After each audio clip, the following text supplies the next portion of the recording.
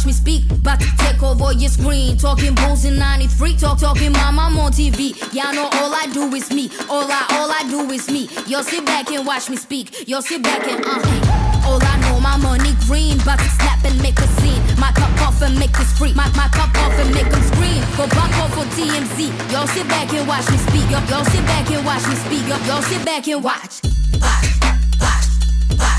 Watch me. Watch me. Watch me. Sit back and watch. Sit back. Sit back. Sit back. Sit back. Money long, nothing on credit. I got style, don't catch no feelings. All this bread, ain't got no lettuce. I got style, don't catch no feelings. Watch me. Watch me. Sit back and watch. Sit back and watch. Sit back and watch. If it ain't got style, I ain't with it. I ain't with it. If it ain't got style, I ain't with it. Look. If it ain't got style, I ain't with it. I ain't with it. If it ain't got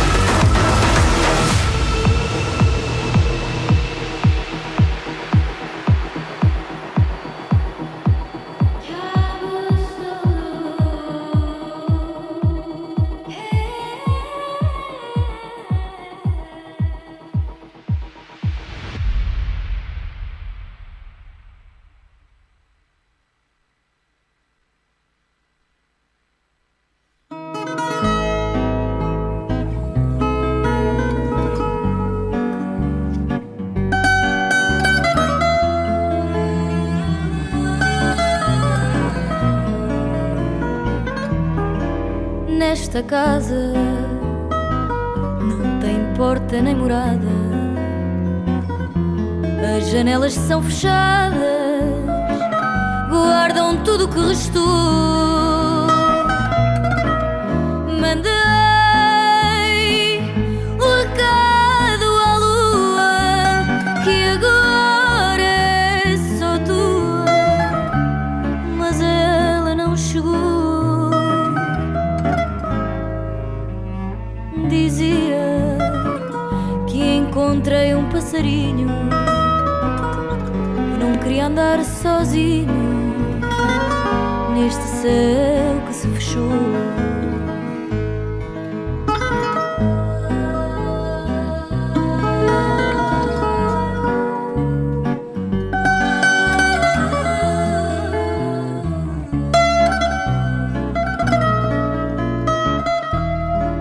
Nesta casa não tem porta nem morada,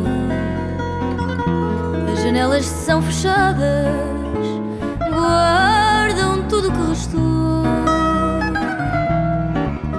Só quero encontrar o meu destino, sem saber bem o caminho de quem por aqui passou.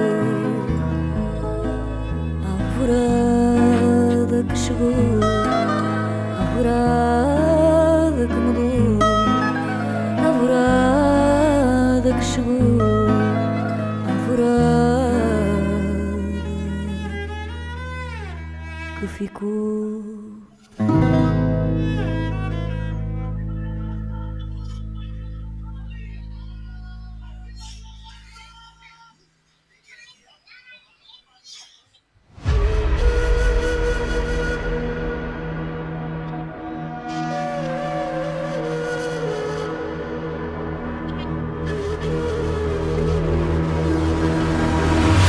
The world from the eye of the Horus. If you Alexander the Great, then I am the Porus. Coming straight from the mud like I am a lotus. So हाथियों का बल कैसे सकेगा तू मुझे रोका? देख तू कैसे मैं लड़ूं, तुम लोगों से ऐसे ना डरूं. करूं मैं जिससे मैं तरुण, पानी पे चलूं मैं जिससे मैं वरुण. चाहे मैं जीऊं या मरूं, जो करना चाहूं मैं वही तो करूं.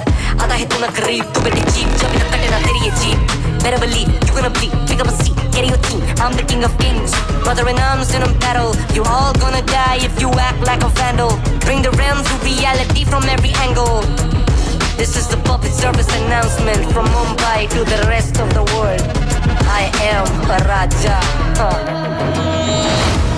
I am the Raja. भिड़ेगा तो उठेगा जनाजा ना, तू मेरी तरफ आना. आ गया तो होगा फिर तनाजाना. ये भारतीय भाषा फिर दुनिया सुनेगी ये तराना ना. 'Cause I am the Raja, 'cause I am the Raja.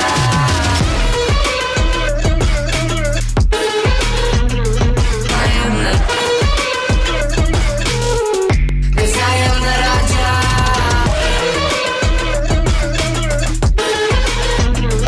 I am the, 'cause I am the Raja.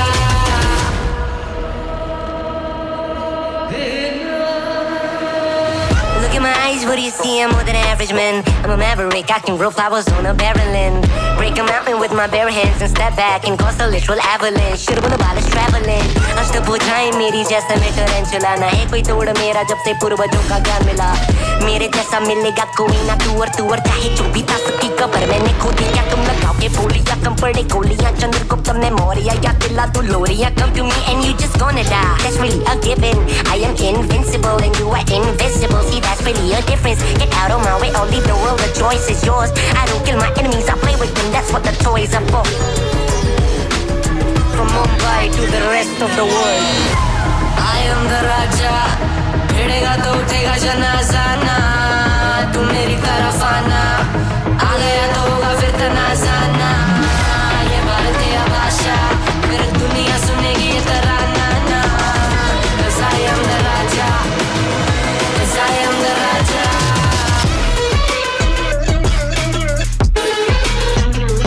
I am the, 'cause I am the Raja. Put your back down on your knees, would you just surrender? Put your back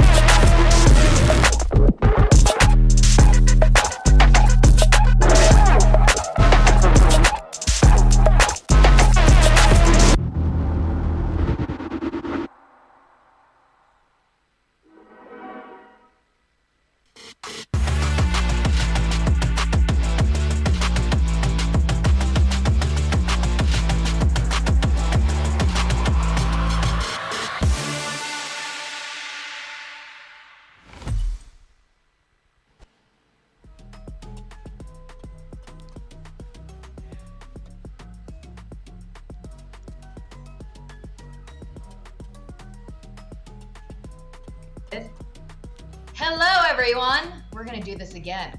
It's a happy Sunday. Welcome to the Game Changers Split 1 of Southeast Asia. It's been a really interesting start to 2025. I'm your host, Victoria, joined by my expert analyst, Tayrawr. How are you feeling today? I'm switching over to the analyst side. No, right. It's the first day too that I switched up, but I'm pretty much excited for the match for today, Victoria. I mean, there's so much that has happened for the previous days. We've talked to so much players as well.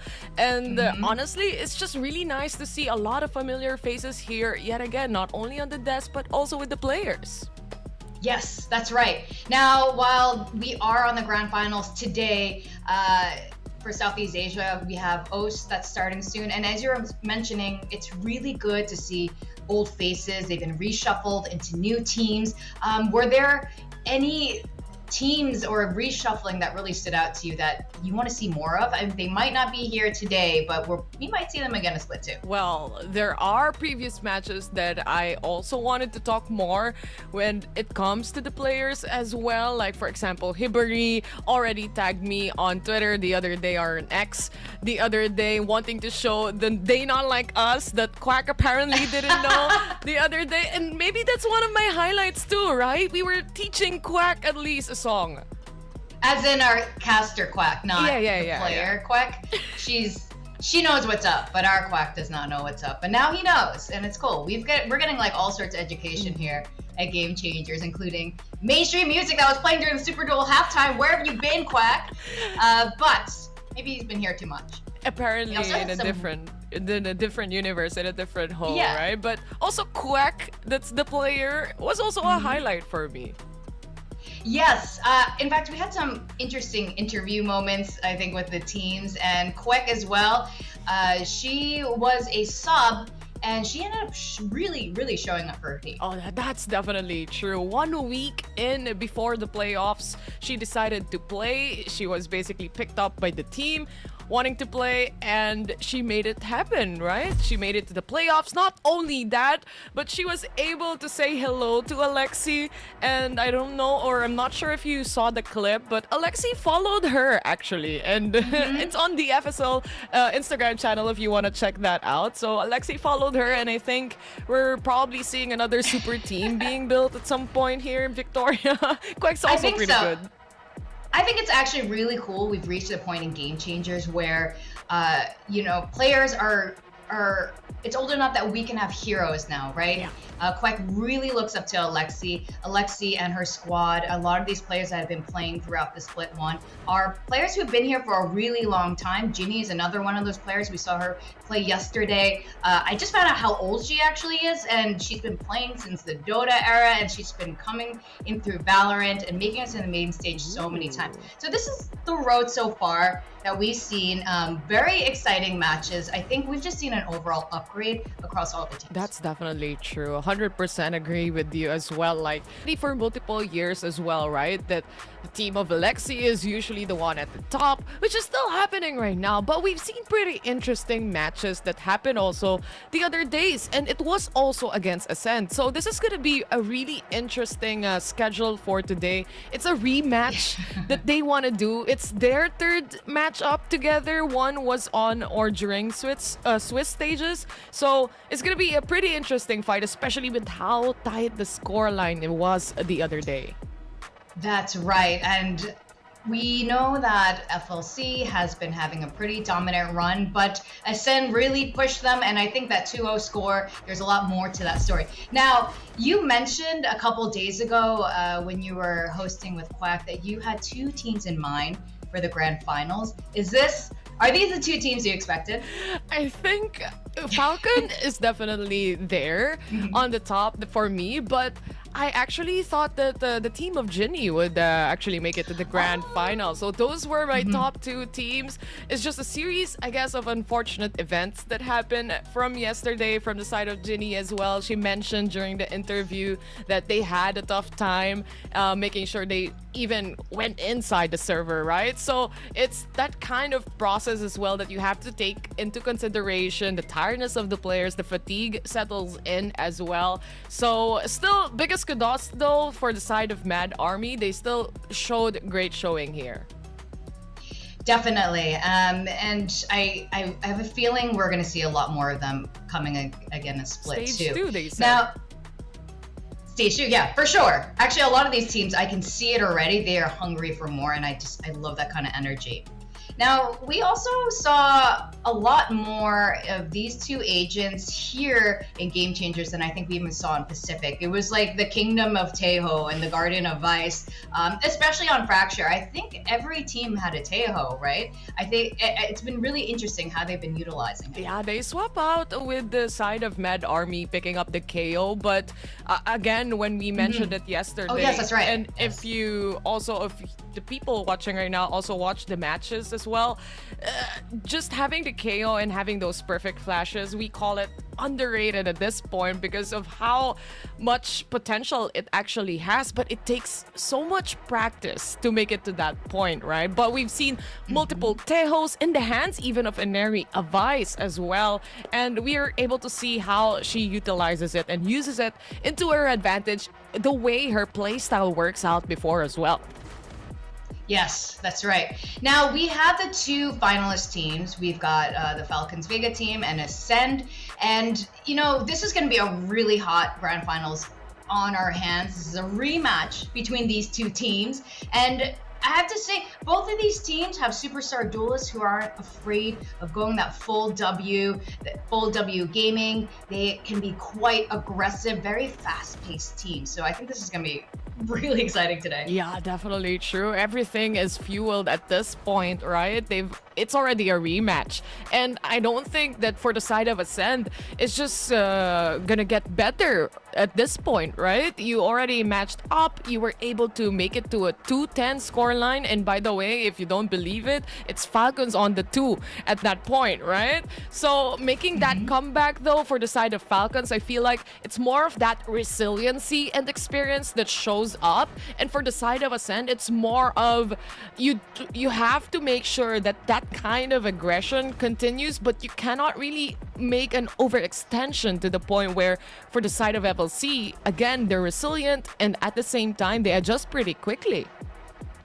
Definitely. And we were talking about the duelists and how interesting, how aggressive they are, and how impactful it is if they aren't really stepping up, and the difference it makes when they do. So our player head-to-head is going to be Ineri and Piety. Ooh, this is gonna be interesting as well. Piety did some good holds in the matches that we've seen, especially when it comes to Pearl as well, making sure that B side, for example, is really covered. Not only that, but making sure the lurks around the map is also covered. But with Ineri's playstyle from the star duelist that we've all known her for already, she's picking up the Vice here. And really, when it comes to utilizing especially the vines that we have and making sure the entry points are secluded, they're really just good in pincering down and really pinching down enemy sightlines here, especially mains. Yes, and fun fact about Piety, she's we mentioned this last Game Changers as well. I believe she's NDG's sister, little sister. So he's usually watching most of her matches. I mean, I hope he's watching. He should be a good brother and watch.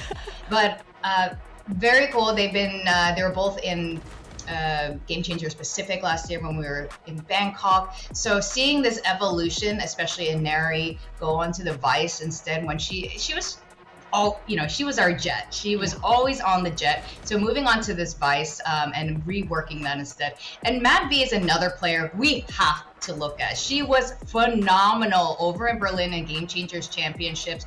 She was often the MVP. She's just so critical to the team last year. So to have her join together with the rest of this ex-SMG squad is something else. So Mad V, props to this lady.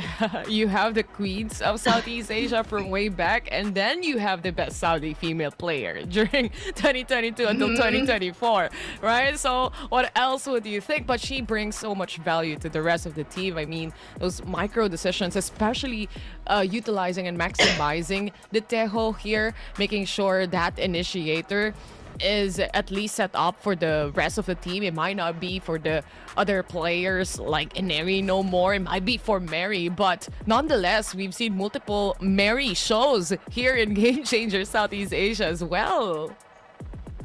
Now, on the other team, this player, we really got to witness it firsthand. Oh my goodness. Grams.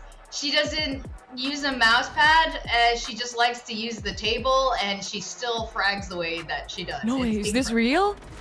It's real. We saw it in person in Bangkok. We're like, what? Really? What is this? How? It's crazy because you think about it, like your mouse on different surfaces, like this game is about consistency, right? You need everything to be as consistent as possible so that you can have the advantage going in. And she just, I don't know what she does if it's a glass table. Like, what does she do? I don't know, but she's so good and doesn't seem to stop her. Well, let's see. Maybe we can talk to her later on. But nonetheless, that's a pretty surprising fact for me to consider the performance that she had even against the Falcons during their game here in the playoffs as well. She showed complete dominance here, Victoria. And I have to say, those early openings were really essential for Ascend to even make it here to the grand finals. Yeah, exactly. I think, like you said, I think there was some expectation. We were talking about predictions. You guys were talking about on the broadcast yesterday that this wasn't necessarily the team you might have thought it would have been in the grand finals, but we're not shocked either, considering how good these players are and how experienced they are. And this team did play Falcons Vega just the other day. It was a 2-0 scoreline, but we did go to an overtime and fractured. This is definitely the team that has pushed Falcons Vega the most. Yeah, exactly, right? When you push Falcons Vega, that already means something enough for itself. And if they can do that kind of performance with what they had yesterday, I think it was just a little bit of that overextension and overheating moment for them. And obviously, with the pressure that's mounting with a 2-10 scoreline, and then you see an overtime, you kind of know what happens in the heads of the players here. It's the mentality as well that comes into play. And I think for Falcons Vega, that's one of the advantages that they really have the higher hand on when it comes to this matchup. But we do know that the side of Ascend is pretty experienced as well when it comes to this kind of setups, Victoria. And I think they're just willing to do better for today. I just hope all the duelists come online for today. Oh, absolutely. I think one thing was for sure, yeah, both of these teams have really strong mental. But for the side of Falcons, these 5 are superstars. They basically, like you said, just got the best of both regions and like put them together. It is so scary. I expect them to see in championships again this year. And you can see their map pool. It's, perfect score lines. We haven't seen them play every single map because they haven't needed to. They were just been undefeated, just cruising through the upper bracket, except against Ascend, I suppose, is a little bit tougher in that one. And because today's a best of 5, they still have the map ban advantage, so we still won't see 2 of their maps possibly. They could try something new. What do you think at this point? What is the play? Do you pull out the maps that have already been shown, or do you pick something that hasn't been shown yet to surprise them? I think for the side of Ascent, that would be the case, right? You would pick maps that you're pretty comfortable with. They've performed so well when it comes to the Pearl map against the Falcons, so we might be seeing more of that. But for Falcons side, I think there's a bigger chance that we're gonna be seeing random or not the maps that we've seen from the other days, and they're pretty much more willing to at least try something new here. Who knows, Victoria? Maybe today we see 5 duelists, right? It's a best of 5. We do have the right characters playing today to make that happen. This could happen. I feel like, I don't know, do you think they would do it again, Ineri, Alexi, just for the fun of it, and because it's already been done before, or they know so well now, like they've been dramatized, like don't do that again. That was such a close call. Although it was amazing when they did.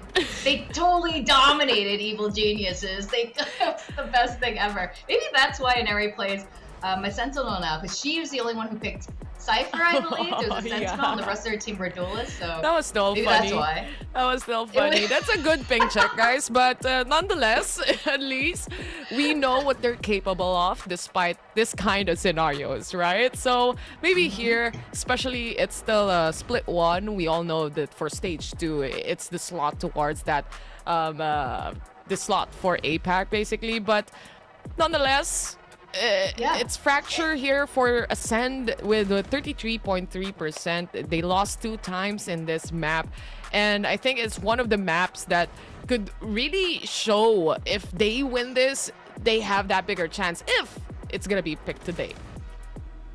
Yeah, I kind of want to see this redone. This is the recap, guys. If you somehow missed this insane match, it was like a 10-2 scoreline, and then it was a complete reverse week. Like, were you there that day? Were you hosting that day? Is it for the Ascend side?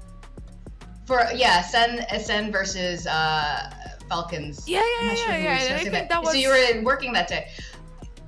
Bring us through that again, because that was such an insane map. Like, how could that be possible? This 10-2 scoreline on the first half, and then Falcons just completely turn it around. Was it mental breakdown, just crumbling on the Ascend side, or did Falcons Vega figure something out?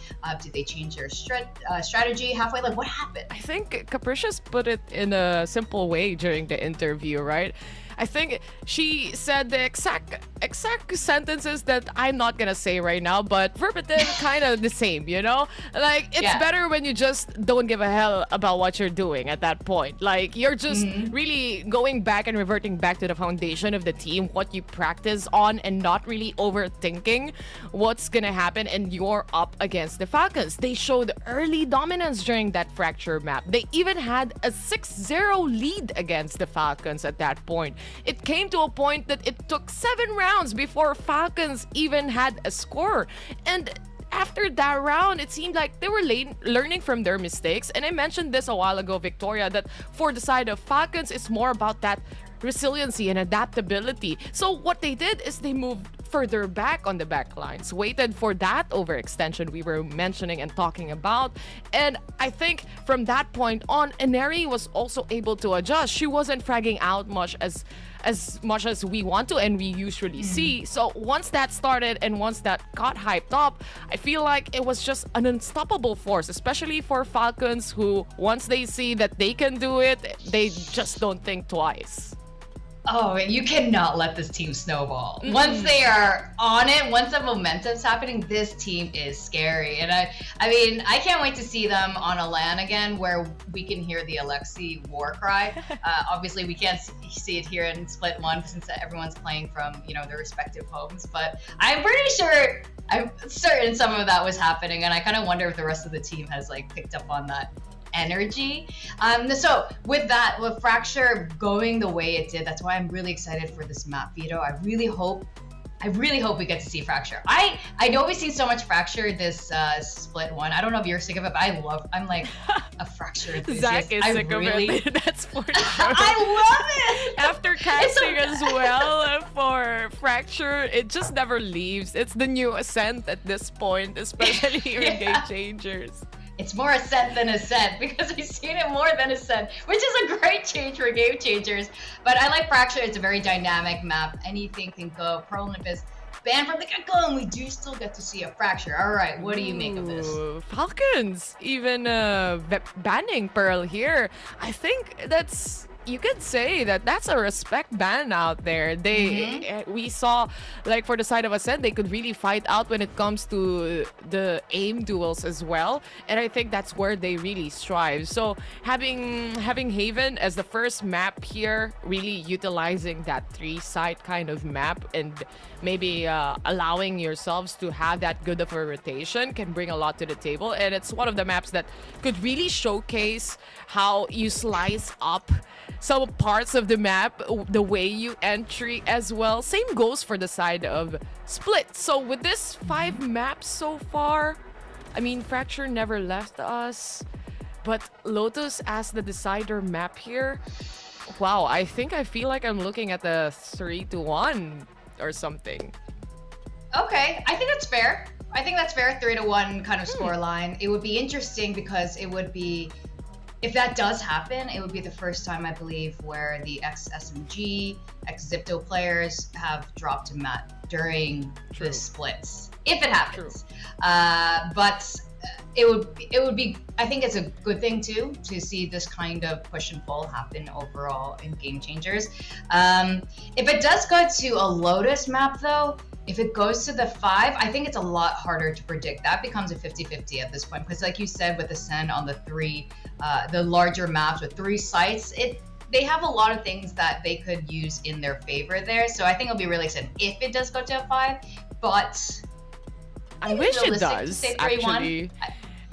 Yeah. It's the grand finals day, right? So I wish it does, actually.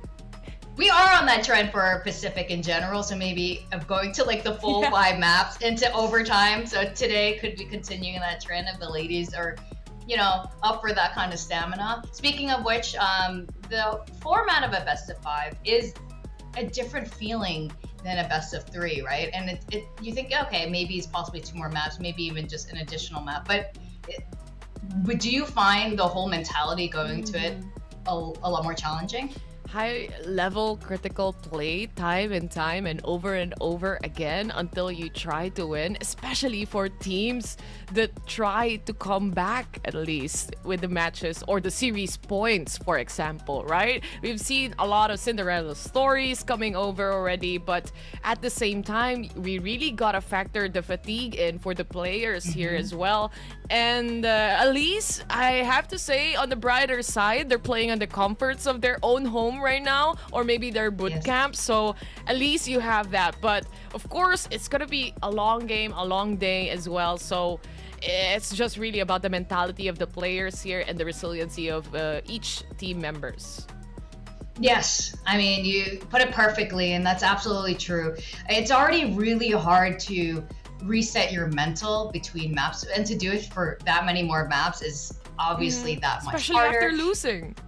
Yes, especially after losing, and especially if you're losing on an overtime, or if it's like a severely big loss. Like it's really tough to do, and this is one of those things I think where teams like Falcons Vega has a lot of reps, a lot of experience doing best of fives, because they're often in the grand finals, at least here in the region, and then they've made it. Some of the players made it like really far into the championship stage as well, and I think having those reps really contributes to that experience, which could play into today. That said, Ascend also has their share of experience as well. So with that, I have to talk a bit about predictions and like how you're feeling about this. Would you like to go? Or maybe I'll go first. I'll go first. Team Falcons Vega would be my pick. Maybe it's like the safe bet.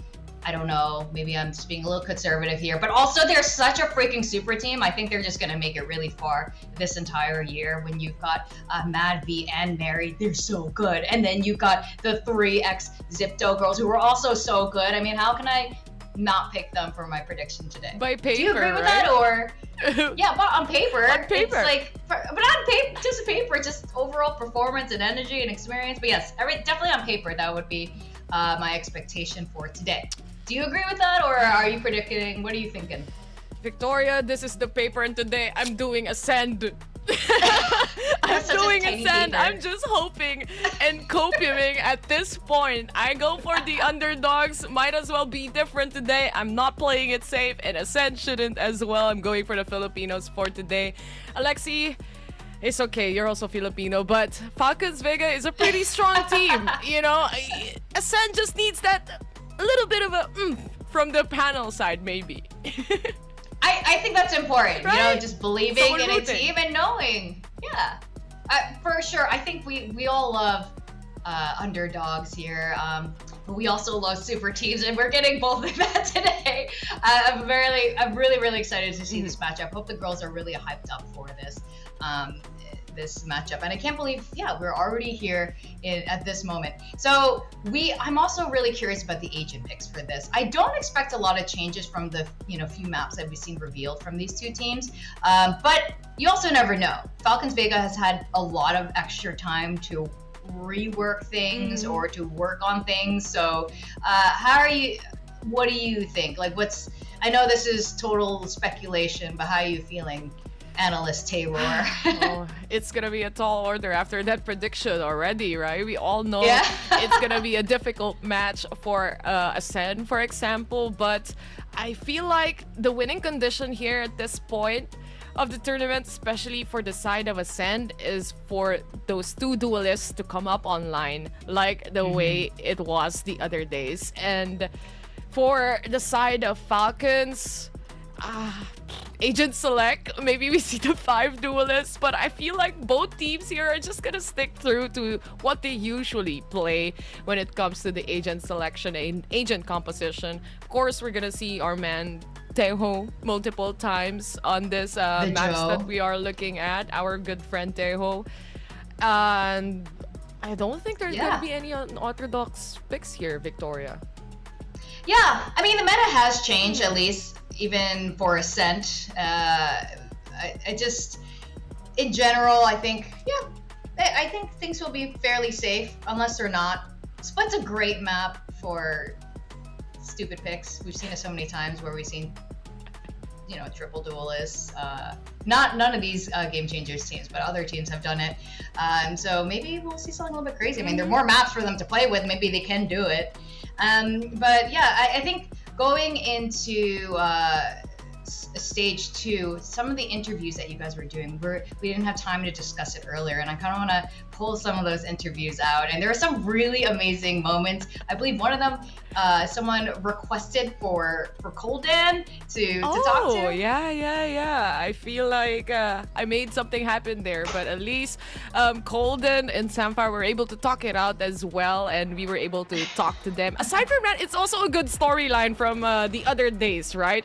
Mary Yes. from Falcons had food poisoning in Thailand, but Baby TZ actually recommended us Thai food on the same day as well. Tom Yum Kung, Oh. if people are wondering and people are curious, right? So at least we had the full storyline of what to get in Yeah. Thailand once we come back. But I feel like this is the agent composition that we're looking at right now already. Yes. No double duelists. Instead, we're seeing a double initiator. What really stands out to you in this comment? I think it's really interesting that Falcons is opting for the single duelist and that single duelist being Yoru. Yeah, exactly. That's what sparked my interest is the single duelist, and it's a Yoru as well, but it's a big map, right? So once you set up those at least the TPs coming in from the Yoru, it brings you a lot of lurk potential. Not other than that, it just brings you a lot of information as well when that dimensional rift is up and online. So I'm really excited to see if Mary can really capitalize on those utilities, Victoria. Yeah, I think this is going to be a really banger way to start our grand finals for Game Changers Split 1 here in Southeast Asia. We have our lovely, illustrious casters. We've got Daks and we got Realize, who's going to take us through today's grand final. So over to you guys. Thank you, Vic and Eliza, and welcome to the VCT Game Changers Southeast Asia 2025 Grand Finals for Split 1. This is me, Realize, and of course, my amazing partner, Daks. I'm very, very honored to be given the chance to sit with you, Daks, and cast, and as well as accompany you guys through the Grand Finals. And by the way, Eliza was predicting for an Ascend win, so I'm going to sniff this copium for her. Who knows? Ascend might get the win because Falcons are the team to beat, right? I think I got the older one here, but Hey! hey, look, you seems like Tayrawr a believer, and of course Ascend, you gotta believe in them that they have a chance to do so. There's so much history, honestly, between these two teams just built this due to the split alone. But we also have to remember the only team to take a map away from that Siptacor last year was what Ascend was in the first place. Team Sisu, right? They were the team who was putting at least that Sipto roster to the test. And now that we're gonna go on to Haven first and foremost, I'm really interested to see a few things here coming into this matchup, right? One has to be a fact that we finally see Mad V on something else besides the Tejo in the playoffs. This is pretty much the same compositions though that they ran against each other back in the Swiss stage, you realize. And from what we've seen so far, the results do speak for itself. 13-9 in favor of Team Falcons, but Ascend, they feel that they have a confidence on this map anyway. And let's not forget, Pinoy team, PH squad, they love to pick Haven as a map in the first place, and they're gonna start off the action here with it. Always feels like this is their staple map pick, and Ascend is no different from that choice as well. But they will be running a much more classical approach towards Heaven compared to what maybe Falcons are bringing with the Yoru as well and Hand of Mary. We know how much of a threat she could be. She crashes defensively back towards Heaven, and Capricious advancing forward. In Ascend, they have been so methodical of their approaches. In the first few minutes of the round, you can see how much space they're taking, how slow they want to approach the site. Camille will swing for the kill, and she gets it towards Piety. They're flank her down, and you know how much of a menace Piety can be in the lurks. As for now, though, Ascend, they are down one player, and Falcons might have the lead coming into the late round. Yeah, very fast notice there from Camu. If you guys are just tuning in to GCC right now and you're looking at that old Siptacor, wondering what's up with the roles, right? Adjustments as they became the Falcons roster. Camu moving over to controller with Shirazigan. Also, Neri now stable on Sentinel, giving Mary the reins in front. Capricious though, smoke set up and Ascend. They're gonna get this A side. They will. The flash comes in, but Capricious has to fall in that trade. It's a 2-for-1. Now still equalizing the tip of the scales. A 3v3 now, as Grahams has the dash already, but it's expired already, and now no defense mechanism to get out of these sticky situations. But Camille comes from the back, stabs Khan in front of her very eyes. Camille wants to wrap around the triple kill for Camille, the one to kick it off and the one to close it out. It's a 1-0 scoreline as Falcons are able to bring home the pistol round. Yeah, Camu so crisp. Truthfully, I remember watching the recent GC Championship, and I had one thing to say to many of my peers in the PH scene. Camu is the one who really stepped up during that world stage. She was honestly one of the players that we didn't get too much notice back in C, back in Pacific. But when it came to the international stage itself, Camu really was the one to watch out for. And she continues on that trend. Falcons as well, incredible mid control, gives them access to the flank that you mentioned. And Ascend, they need to be careful of their back if that's going to be the case. Yeah, they always rely on Piety to really progress on towards the later rounds, because Piety has been, like we said, multiple times so much of a threat from the lurks. As you can see, she will just be holding window, but for now, they will have to settle with minimalistic weapons. The stun does come in, but doesn't connect to anyone. Enery, look at how far back on stage she is playing with the Outlaw. A bit unorthodox comparing a Cypher using a sniper in this stage of the game, but at least Outlaw is one of the best anti-eco weapons you can have, and for Enery to just hold back the site means that she has so much leeway to play with that Outlaw. But I think Ascend are preparing for a B-side push, Daks. Yeah. I mean, they had two of those Outlaws. MadV also gonna back away. Ascend, though, nice blood into me, putting pressure, forcing Falcons to play the links here as Capricious and the rest. Ascend, this is where they're strong at. We did Strifties. Classics good. They've gotten 3 already. Yeah, the Classics are doing heavy work for them as Mary will flick the Outlaw in her hands, doing heavy work, and Enery as well. Oh, the Free chimes in, but oh, she can't adjust her crosshair. So many swings coming right at her face. It's now just Mary on 2-3. The flash comes in, but this is so exposed. They have the post plan as well to boot with the gravity well. Will force Mary to tap it again, but they are not swinging it. They will! A triple swing. A well-orchestrated one at that. And Ascend, they claim the Thrifty on the back of 3 classic kills, and they're able to bring home 2 Outlaws and a Bulldog. Look, realize the math just doesn't check out, okay? You're playing an Outlaw, you only have 2 bullets in the clip. You have 3 targets in front of you. How does it make any sense? How do you make it happen? But truthfully, you're right. Ascend, not only do they play the pistols well with the Flood, but them realizing that once we have this backside control, we can push into another angle. They go for C-Link, they get the pinch with that garage control, and this is where Ascend has made wonders happen, turning rounds around despite the gun disparity, and it's Falcons now on the Nico instead. Yeah, the disparity ain't stopping them anytime now, and Piety again just holding, anchoring to the side of Ascend as that backbone. And she will also try to save herself, but Rams gets the opening pick towards Enery. Piety gets one, but it's chaotic down in grass, as Con with the right click will do just that. It's a 3v1 situation now. Capricious low HP. Camille so far back. The spike though, it's stranded in no man's land, and Ascend are on a rescue mission to recover that spike. Yeah, Con really with the last stand there, but at least Falcons making them work for it. Camu trying to line up the shot here with the Sheriff. Also has 1 gun in hand, but Camu, nice! Pick on the Grahams. It will be the spike though retrieved as a result, but Camu's other plans from the shadows now towards his B side, trying to get the middle of the map control to get those audio cues, and she knows these 2 players of Ascend are going to see. This is still very much possible for Camille. Low HP. She dances in the open, low HP for both Japips. One enemy Heading remaining. on his red. Oh my god, what a flick! The headshot is so good, Japips. Her dome cracked open. It's Capricious standing in the way of Camille, and she gets it done. Quad kill for her to close out the round, and the clutch is good. The Falcons spread their wings, and Camille is the one taking charge. Yeah, you can't spell clutch without a K apparently. And Camu even look at the camera. That's a pose I remember from one of those daytime shows. But Falcons, I was saying it a while ago, Camu is a beast. Camu is one to watch out for. And coming into 2025, Camu really just adds so much more firepower to such a star-studded roster, and Team Falcons already. Ascend, they got the good take on the C, but Falcons having that extra capability, right?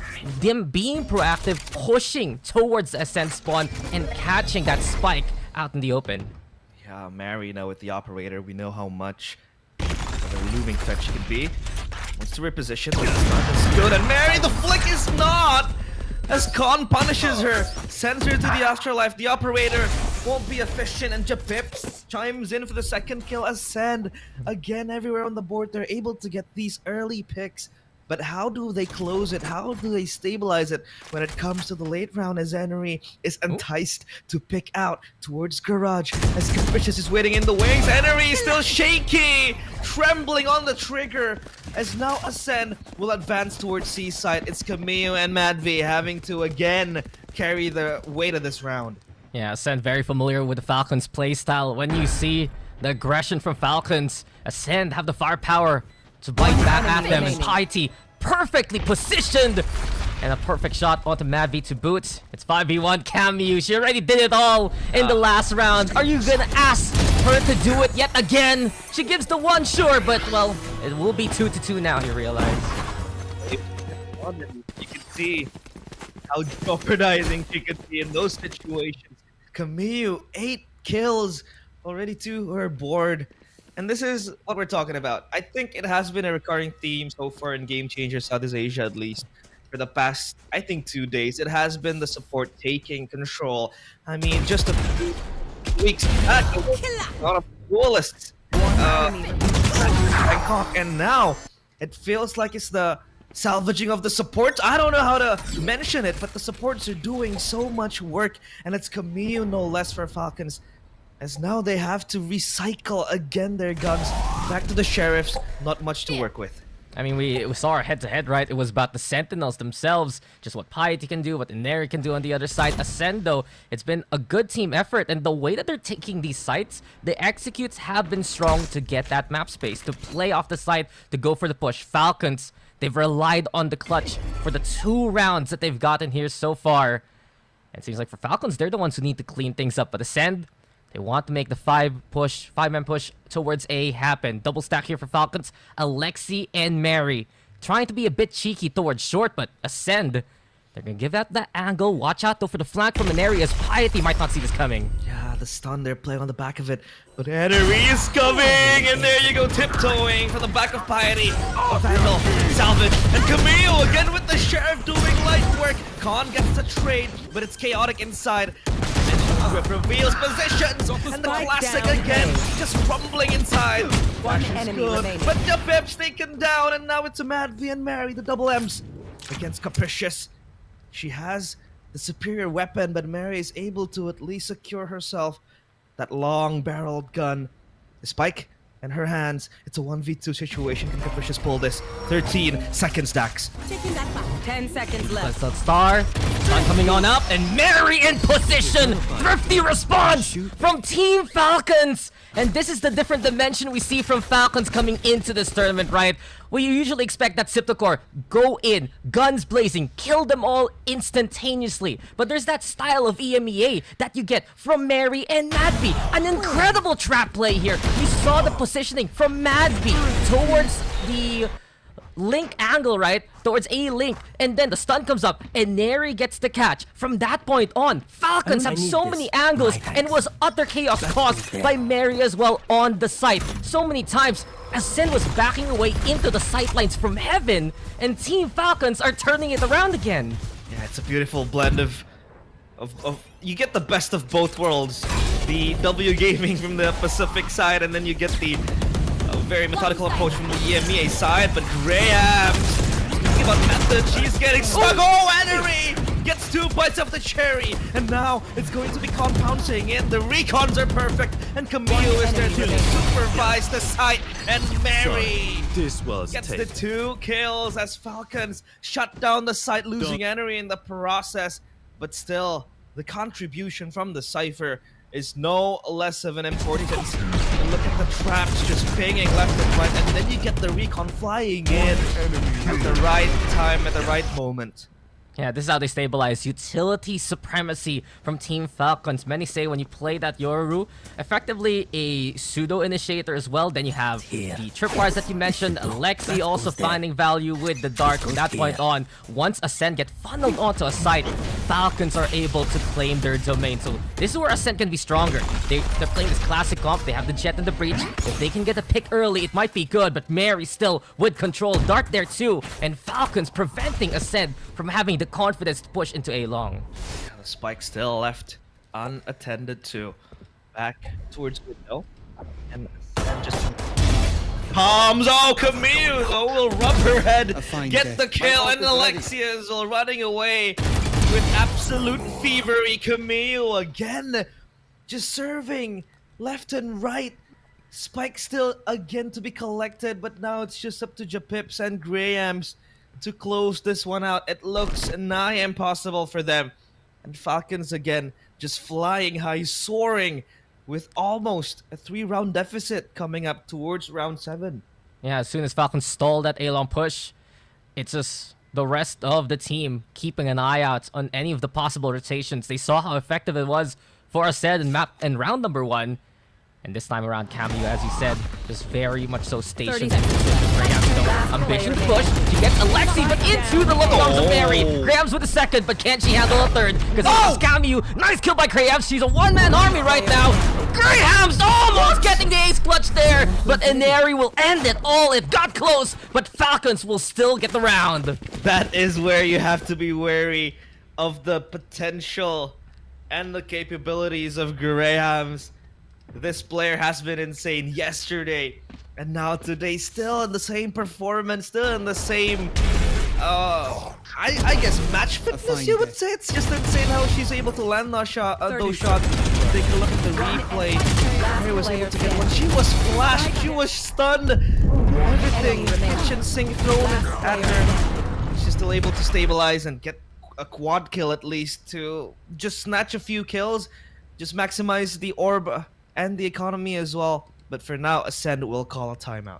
Yeah, put some respect in Graham's name, right? Because she is just so good on those 1v1s. Effectively, Falcons just going one at a time at her. Eventually, though, it was that 5th attempt that made wonders happen. So quick little timeout here from Ascend, Coach Venzi, looking to at least get the whole team back on the same page. And we've seen how strong Ascend looks once Grahams causes that chaos white, once she's able to play aggressive and get that space for the team. We have to remember that game that you casted yesterday there, realize that matchup on Fracture, her Neon finding so much space, catching players like Inari by the ropes, just getting that out rotation going versus Team Falcons.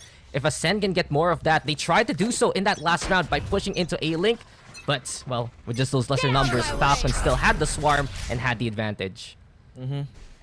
That's very true. And now Ascend back to square one, ruffling a few feathers with minimum weapons. I mean, Graham's now with the Kanais, the Blade Storms. She was insane with these knives, 5-pointed and edged knives. But the stun is there, and there you go. Mary gets the kill. The knives are blunt for now. And now Alexi pops the Hunter's Fury. They have the main player down, the tip of the spear gone, and Ascend only left with 4 as Falcons. They sit comfortably in their sight. Japips will regress towards the garage area. The long tripwire awaits them, and Camille will have to anchor this site. And usually those angles one and done's for Mary. It's one, then she's done. Repositions now to help out the C defense. Mary by the logs. Capricious, nice shot, sure, but Camille, on the other hand, has held things together here by the platform. So Falcons now, it's a 4v2 for them, and with the guns that they have here, Ascend will have to give up those angles and look to play into A. 30 seconds left. 6 HP for Khan. She has to stem the bleeding, dripping with blood, as Piety will come towards A side looking for a plant, but Khan might just get executed here. No, she's still alive and breathing, but barely. Khan and Piety get cleaned up and flushed out of A side. Spike even if you're not able a good to be shot planted, today, and Falcons, they run away with 6. It's now a 4-round deficit, but Ascend again just falling into that limbo of what we call a Biko cycle. They're buying and they're ecoing. Unstoppable disaster for them, and I do believe they have to stop it right here, right now. Yeah, I mean, the invention of the wheel was a very big part of history there, realize, and it's just going around and around for Ascend. They're gonna try and change things up with the operator, sure. But Falcons, they've learned their lessons in their matchup against Ascend in the upper finals. They're adjusting a lot quicker this time around. Their plays have been a bunch more crispier, more disciplined especially. And as I said a while ago, with this roster from Falcons right now, half of them from the old EMEA squad. Half of them, that Sipto core here. You're getting the best of both worlds, and Falcon applying that international flavor that they have here. But look at this smoke push. Piety narrowly avoiding Cammy, who was thinking about going into that nebula. But in any case, Ascend now still putting the forces towards A, but Capricious found by the tree stack here from Falcons. Yeah, Capricious gets taken down by Alexi, but again, to me, you can really see that this has a possibility of just getting mowed down by this player, again holding back at the site. And Japips, alongside Con, they repush this. They want to challenge and tempt fate. But Neo is this scary little there, but Mary chimes in on the back of a beautiful flash coming in from Matt V. As they will just leave Graham 30 seconds left. to be fed to the wolves, just ushering her back to get the spike. But this operator is way too scary to save, and she might just switch into a vandal, it seems like. Wanting to go back towards A-Long, no chance whatsoever. The firing squad is here, Daks. What will she do? Whoa! Oh, almost even a second kill there with a transfer, but Mad V shows her how it's done. Gotta say though, for Falcons, they're forcing Ascend into these very awkward scenarios. You just can't play into A if you lose your controller that early on. Capricious dying means no one's gonna smoke out Heaven. Falcons knows that. Mary knows that. She plays up top, and it's just a shooting gallery for her at that point. Falcons now 7 rounds here. The two Ascent have. Their defense has really become ironclad as soon as they set up that one trap play around to get another thrifty in this session. It's just been all Falcons, 5 in a row here. Yeah, they have very good trap plays, and I do agree with your point. They always want to control sewers, but for now they're gonna leave it vacant. As Ascend also declining to push that proximity, but Camille is pouncing forward, just looking to maybe inquire a few informations, but no. Again, just showing the discipline that Camille really has. But Rams might just walk into a bear trap, and behind this is Enery, a brick wall at the back of the site, just left to get past, but no. They will try to pop the dimensional drift by Mary, looking for information. In her hand, she has the clones, the fake out, to look again for potential mini plays. Oh, there goes the stun, and Mary will come swinging in. Only good for one, but Japip trades it back. 4v4, a very good pick off. They lose Graham's, no explosive power. Yeah, I mean, they felt something was amiss, right? Because Mary was sticking around for so long. Madvi sets it up, but Capricious now matching Inari. And Ascend have an angle play to see. They go also for the Cosmic Divide. They were just waiting for Inari to run out of those cyber cages to allow this push to happen. Alarm bot out. The alarm bot locked down as well to boot. He'll just expend this. Capricious with a huge flank play. Camille is down. The Cosmic Divide splits aside into 2. And Japips with the heavy lifting, doing a lot of work. But Alexi now down as the last player to stand. Yesterday, she was able to pull off an insane 1v5 clutch. But now it's a 1v2. No less similar to yesterday. But look at the positions. The Rolling Thunder as well. Just splurge into sight. 2 stars being aligned towards the spike. They want to pull this back. Alexi might just defuse this, but no. She's looking left and right. It's hard. Head on a swivel, and Capricious will take her down. The triple kill. As now they close finally, Daks, ending their long-awaited drought. So much better there from Ascend. Capricious really reeling it back compared to that last round, allowing other players to try and get that initial contact, and you can see the big difference for it. They initially baited out Inari to pop that cyber cage at the start of the round because she was thinking about it to transfer from platform towards backside. That's also why Mary went for the TP and then reinforced Garage. But then Ascend just played it a bit more passive. They got rid of the Mary situation. Capricious got that opening onto Inari, who was lacking that cover that we were talking about. And from that point on, it's just Capricious Japips using that utility to a good degree. So Ascend can also play that utility game, but here they come on to C again, thinking about the push from the smoke. Oh, Mary! Right on cue! Gets Graham's gone. But they might just repush this side. But Alexi is close. Just by the neighborhood. As they have 3 players lined up.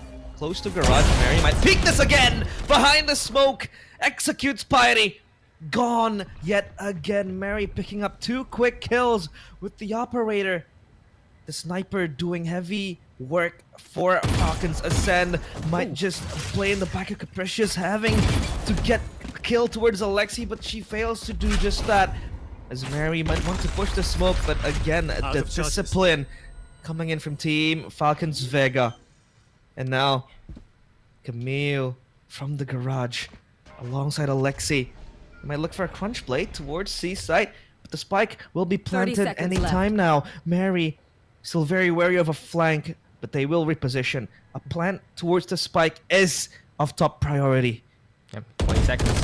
Precious looking for the push. Alexi though with one of gone. The Precious now peeking the garage. Mad V mows down the two that line up for her. Falcons, as soon as they see Last Ascend now round try to in play a the bit more half. slow, a bit more utility focus, they bring out the op so quickly they realize. And Mary punishing those angles, finding 2 picks to just set the tempo of that round.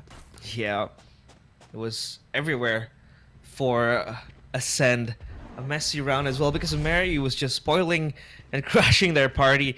I mean, the operator's kills were on point for Mary to shut down what could possibly be the 2 important pillars of Ascend. One for the flank and Graham's for the explosive power. The flick is not going to connect as the stun served back by Madvi.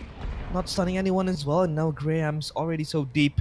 This is not her neck of the woods, but this is where she shines the most with the Sheriff in hand, and Madvi might just try to be alert off of this push towards the window. But look at Ascend, they're advancing towards A site. Is this all just a ruse, Daks? I mean, they are trying to make that noise with Grahams to pull the attention away. Mary also playing a bit more careful, but she's the one first contact. And because of it, Graham still gets the clock onto Mary, so it's 1 for 1. But the Ruse now looking to lift towards A. Smoke used this time around, and Neri can't get the sightlines at all from heaven. But the Neri have the trip bars though. Zerotep also into play, rolling Thunder too. Good push there from Madby, and Neri wants to end it all though, and here she comes. And Neri, Spike the down. Ether of Worlds, the Destroyer truly, a triple there in the last round of the first half, and it's 9-3 in favor of Falcons. Neri with an insane play. Coming in with that jump, a leap of faith, I'd say, from heaven, because of how insane it was set up for her as well. The Hunter's Fury was good, but this though, it wasn't supposed to be bad. Mary, excuse me, swinging first, I'd say, because she was low. She was forced to use the shorty as well, and Graham's able to pick up one, but they shrug it off because still it is going to be a win for Falcons, 9-3. I'm not a believer of curses, Dax, but I've seen this a lot of the times happening either on a few previous casts before this where 9-3 curses can happen. And yesterday, by the way, Falcons were down 8 rounds. It was a 10-2 scoreline. Ascend were on 10, Falcons on 2. You would, if you close your eyes, and I told you that, you would expect Ascend to be the one to get 2, but no.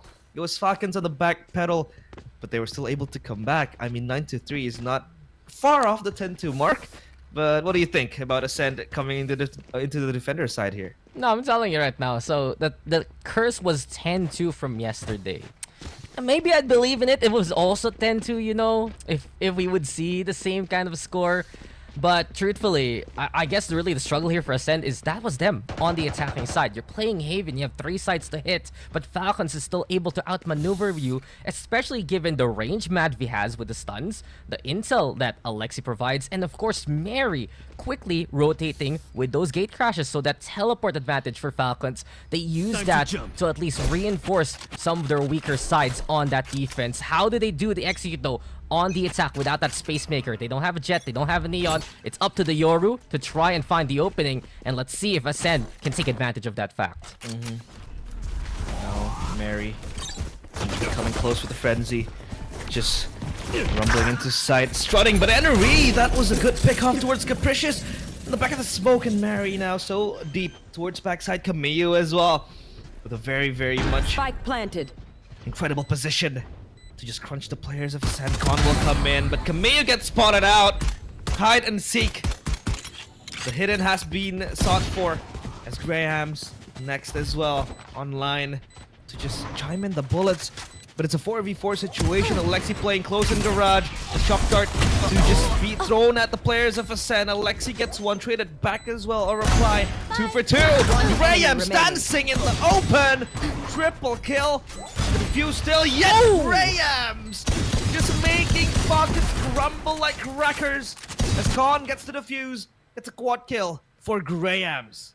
Yeah, she's just that damn godly. Given the gun, given the angle, Grahams has just been so solid, hitting the shots here for Ascend.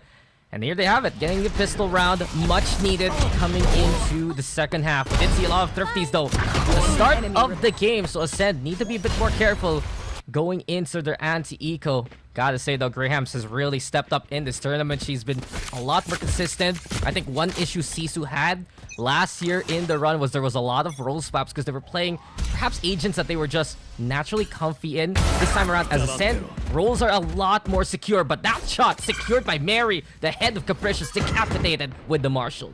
Yeah. And the decimation happening. Grahams just pushing up front.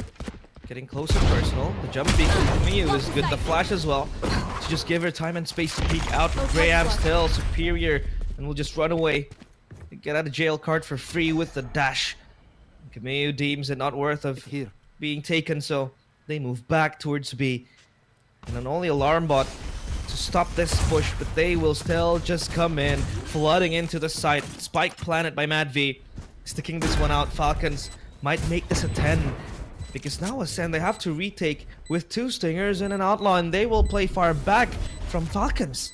Yeah, good post plant here for Falcons. Not only that, they're looking to go for the flood into Garage, a flank onto Piety, who hears it coming. The Stinger should be good for the first target, but with only 2 bullets, how do you fight 2 targets? Cameo Alexi on the board, gone with a response onto the Omen.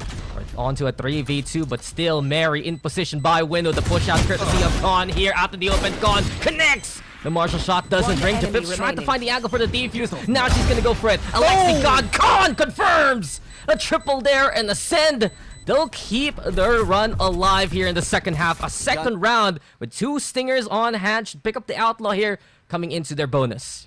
Dodging death ever so slightly by Ascend. They lost 1 and they basically lost control of 2 choke points. Number 1 was B main, number 2 was Garage, but Piety spotted it out. And then there was a second player in command as well, Japips, getting the spray down, but it was Khan with 3 Sheriff kills, important ones. And now Falcons, they're able to splurge their cash on Vandals. And this is the privilege that they have in this round, at least, round number 15.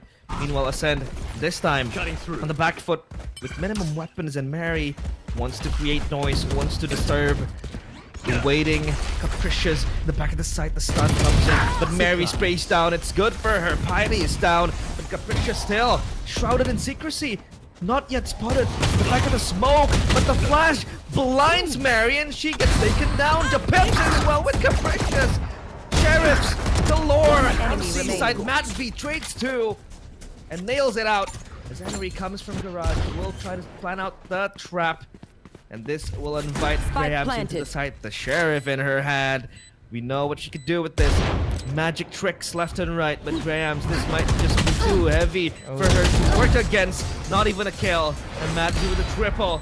Falcons close the round. 10-5. Finally, their first round in second half. Yeah, I respect the attempt there for Grahams, but against 3, Falcons so ready. They know the Jet's gonna dash into that smoke. And they all swing towards logs just to confirm it. But this was a good heads-up play from Falcons. They realized it's a bit cheeky from Capricious to play that smoke. An element of mystery if she's playing behind the platform, behind backside. And Mary says, screw it, I'm just gonna TP on the site that we have. This side of C that we can play the plant. As you said though, the flash came in. Ascend doing wonders with the double peek to at least make it contended. But Falcons overall, once they got that control towards C-Long, it was just the beginning of the end with the gun disparity. Guns though out here for Ascend. They did a bit of damage also in that last round, at least during the bonus. And I'm looking at the ultimates here, realize it's really Falcons the one to watch out for. That Rolling Thunder in the clutches of Mad V can make a decisive play here for the Falcons. Mary now pops to dimensional drift. Soon, waiting for the setup. And there goes her in another dimension, looking for information. In her hands, the clone. Still again with the same method. Just push into the site. And this might be an aggressive play towards Japips. TP's out. It's all just a fake from Mary. The Hunter's Fury is out. Try to stop the push into the site, but it's all too little, all too late. Camille, very tough spot. Oh, what a flick from Graham. That tight angle catches enemy. Alexi only gets one. Capricious swings for the second. But the dimension, or rather the Rolling Thunder comes in. Mary gets one. On is taken down. Graham straight back. 1v3. Matvey all to hold this alone. Matvey goes absolutely mad. The clutch is good and fucking safe once again by Matvey. Yeah, honestly, she's one of the best players in her region for good reason. I think she's even awarded the best player in her region for her category. But man, just so nasty. Everything was looking so good for Ascent already. You said Graham's good job with the operator. Not only that, capricious, risky playstyle, but it pans out there to find two within the smoke. But when it came down to the clutch down in hell, Madvi not only gets the first target dropping from heaven, right, but she finds that small timing where Ascent rethink their swing. That small disconnect. Just that little bit of time. That's all Madvi needs. Now Falcons at 11, but watch out, Cameo falls because Graham's brought the blades out. Graham's brandishing the blades. Gets one. And just decapitates Cameo. Public execution. Down with the guillotine, and Falcons, their wings clipped because they lose Cameo in that process. A very important member as well, Daks, because now they don't have the smokes to play inside, so they have to push aggressively, and Henry catches Capricious lacking on C-side. Very important kill, and Mary might just reverse, but Graham's again. The blades just striking the hearts of players of Falcons. Graham's might look for a second one, but Mary swings at the right time. Japips on the back of the site, nails one kill. It's reply after replies. The duress is growing stronger for Ascend. 3v2. But only Japips though with a rifle. So this might be tricky for them to work with. But look at Falcons. They're traversing and changing their trajectory towards A site. Yeah. 30 this seconds is left. a free plant for them, Dax. Yeah, it's a good call here for Falcons. They realize Ascend have a big stack towards C-Link. But they have to be wary because Khan is still around, unnoticed on the map. If Madvi decides to plant here out in the open, it will be decisive from A-Long. But smart here. Madvi planting towards the entrance to A-Link instead. Not short, but here comes Khan. Marshall, primed and ready. Surprise, surprise. Now they know where Alexi is. Here by Graffiti. Looking to line it all up. Japits with the mow down instead. And Ascend will get a round back. 6-11. Maybe a rally here for Ascend to try and come back. That's actually a very, very I'd say a good reaction coming in from Ascend. They knew where Alexi was. Initially they were walking, right? And then Khan gets a single kill, and they were able to reveal where Alexi was. They just came rushing in after that information was relayed and conveyed towards the other members. But yeah, Falcons, this is a tough loss for them. But still, with 11 in their scoreboard, I don't think they will really be wary of this. But this timeout, I think it's supposed to be called by Falcons because they were able to lose that round, and they are now on a thrifty or on an eco with only 4 sheriffs. And yeah, so quite a few times now Ascend, they're able to just pull the trigger first. They're so active and looking for information, so proactive, just not waiting at the site, and it forces them to really, really win the first lane. And on the back of that, they can over-rotate to certain sites. But for the most part, Falcons, they're able to win out the fire, like the duels, I guess. The aim battles, and their firepower is also just chiming in on the right time. So Ascend, that is, I think, an area where they have to be very wary of. I mean, it's nasty proactivity and aggression from Ascend. This was the biggest reason why we saw Ascend make the Falcon series competitive, right, from yesterday.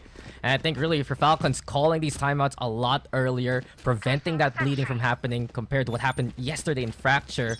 You gotta thank a big support structure for that. You got Coach Fools, you got Coach Beast, you got Marchie as your analyst. There's so much support for Falcons during these timeouts just to get everything back on the same page. But you said, though, eco round here for Falcons. Looking at their ultimates, they have the Hunter's Fury, they have that Neural Theft, and they can get close to the Dimensional Drift if Mary thinks there's a chance to make a play later on. Yep. The Rams sticking out. And A long. Again, just being thrown down. Information revealed that she is there. Look at Falcons. They can't be so fast on the duels because of how much of a limited weapon that they have. Grams might just reposition, relocate herself. Khan is close. Sewers, her domain. But can she get at least one? The drone, not yet to be flown forward. As Falcons, they pull back. They're just looking for information. They're just making sure of how many players are there in A side. And I think so far they're only able to spot one, but they hear the drone, means that they're able to count it to 2. And now they're rotating towards Garage. C side might be the avenue for them. Yeah, but then again, look at the utility here for the likes of Ascent. Piety setup means that Falcons needs to bail out. 30 seconds They can left. quickly do so thanks to Mary and the pivot again to try to go into B. So Falcons World Tour here realize, look for any kind of opening, and we are back to where it all started. A looking possible unless Khan can get the connection. She knows there's something amiss. A chance here to find the pick. Alexi heard as well coming to short. Khan finding Alexi, and there we go! Big opening, and Falcons have a chance here. They have a huge chance, but the earthquake to cancel the plan! Oh, the so close. plan is off, and this is all over. I feel like not even planted it is, but no time. And time is of the essence, but for now, Falcons, they lost out to the clock. Yeah. And Ascend, good cancellation of the plan, good usage of the Rolling Thunder. Foil the plans of Falcons. Yo, it was microseconds there, realize. Yep. I can't believe how clutch that was from Japips. I think on the timer it was around 3.7 something when they reprimed that spike to be planted. But Japips, she's an incredible addition to this old Sisu roster. Coming into Ascend, now they're a full 5 Brunei squad, probably coming in Filipino, and especially the fact that Japips had so much experience also in South Asia with Orangutan, or with their squad after Orangutan X there. But then again, Ascend, first blood drawn by Graham. She has been so consistent with these kind of kills here. Time to Very jump. consistent. The opener, always for Ascend. Fake teleport. And for now, Falcons back to square one. This is where they start to come out in a slump. I feel like they're stopping. And their momentum just slowly but surely being flown on. Henry might just come up close. But for now, Ascend, they're looking to hold their positions. They're playing in a 1-2-2. It seems like the B side will only be occupied through Garage. Henry, and the right time, gets decapitated by Capricious. And now, the Falcons players, they have to run into sight. The stun on point, right on cue. Alexi still strafing left and right, jump peaks for information towards Piety. But the smoke is their safe haven. The flash is good, but the trade comes in. 1v2. 30 Mad V. seconds left. The situation is much alike previously, but Khan with the superior weapon will get Mad V. 11-8. Ascend, they're chasing. They're on the tails of Falcons. Yeah, I mean, Alexi raising eyebrows there's like, damn, that's nasty. A double and an anti-flash push, as you mentioned, to try and get more in the backside for the rest of Ascend. They came back from the spawn area. Enough people by the staircase, though by C-Link, allows them to at least cover that angle, and that push from Falcons stopped at the seam. So 8-11. Defense looking to be the strong suit for these two teams here, realize. And maybe, just maybe, I might start believing here if Ascend can get a few more rounds, because this is looking to be a strong rally from the defense. Yeah. And here comes the ultimate. Again, just running around looking for information. Graham spotted! Good recon! A rather human recon, as Mary functions as one with the information revealed through the minimap, and they're able to pop heads, but Khan is there. The beheading of Matt V happens, and where does Camille wants to run? Cannot run anywhere from that aftershock, and now it's just up to Henry. 1v4, a tricky situation, a sticky one as well. Henry, that's the Earl theft, but we know what the Queen can do. Ascend just squeezing out every bit of utility towards Falcons to stop Henry from a possible rampage, as the spike sticking towards C long. It's wide in the open, and yeah, it's done and dusted. Henry has to save this. The economy as well, just, I'd say, deflating for Falcons, as everything is just getting more and more expensive. Ascend, they're able to get 9. 30 Yeah, seconds I mean, left. Falcons, for once, not only funds here coming into this one. The thing is, Falcons, they will only have Inari with the firepower into the next round. Gotta talk about Ascent a lot more though, especially the fact that Con picks up the operator. I was saying from last year, Team Sisu, it was both a blessing and a curse that they were so flexible. Multiple 10 role seconds swaps, left. different agents having priority for different people. But now that they've really hammered in who's playing what here for Ascend, there's still that capability to pick up something like the operator for most of this roster. You expect Grahams to do it, you see Con doing so. I know Capricious in her history has been rocking that operator back in the day too.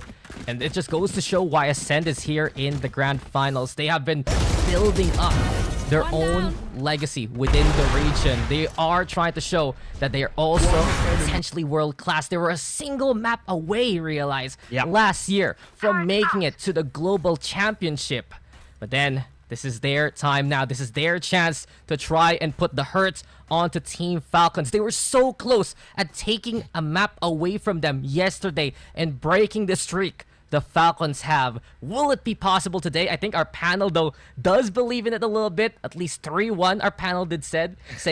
Tayrawr herself believing in Team Ascent as we go into a tech pause. Yeah, I mean, this is a David versus Goliath situation all over again.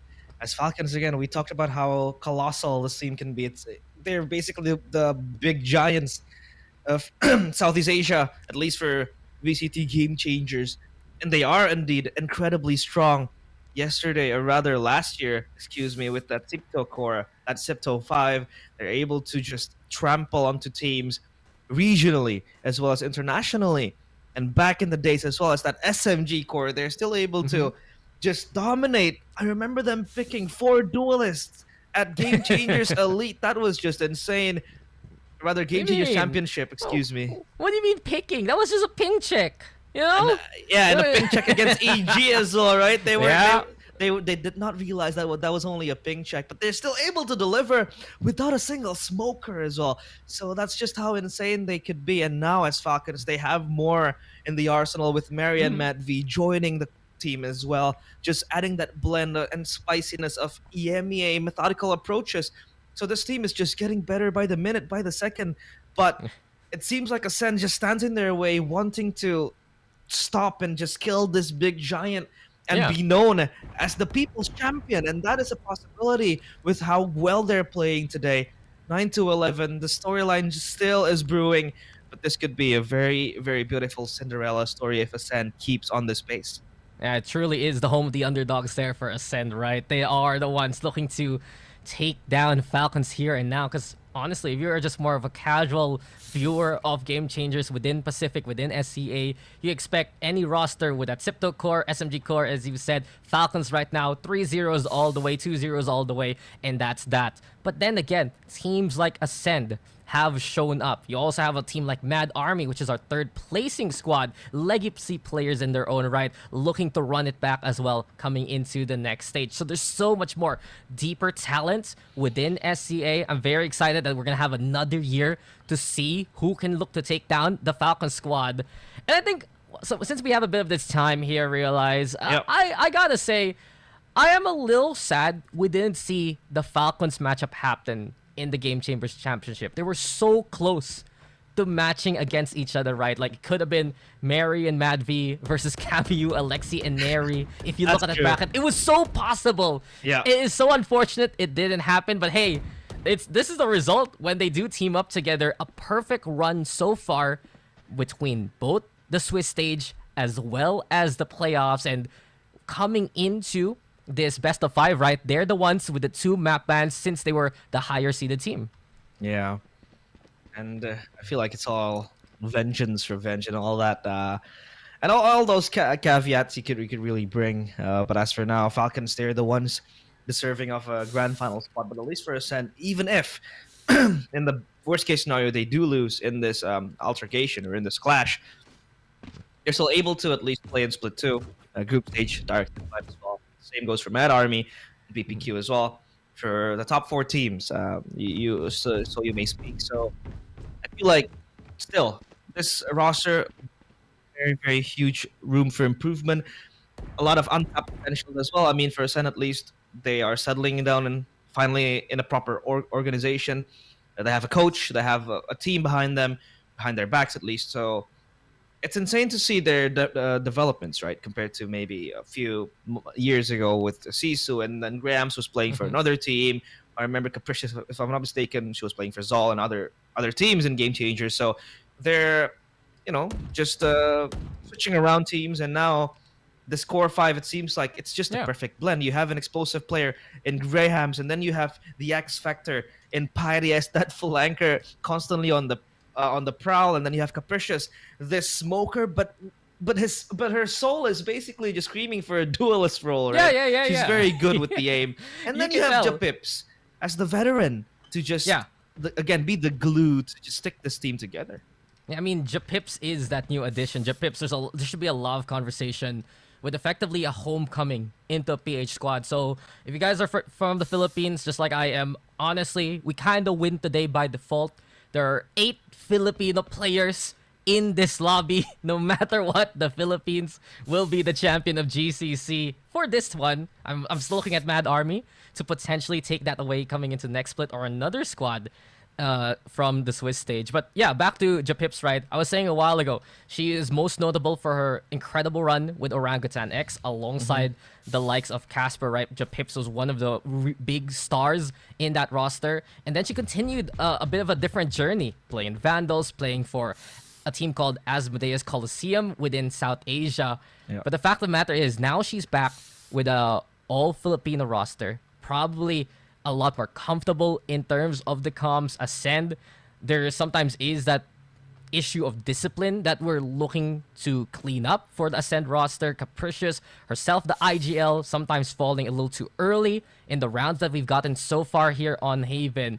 But when they get the execute going, once everything is really clicking here, realize things look so strong for Ascend. And players like Con, players like Grahams, they've had the bracket here we've had all week to prove that. It's just been so stellar to see their improvement, and the fact that they didn't really just stop growing from 2024. Here in 2025, this Ascend roster right now, it's one to watch out for. And even the other players, we hear their interviews from the other teams, that Ascend is also always in the conversation alongside Falcons for good reason.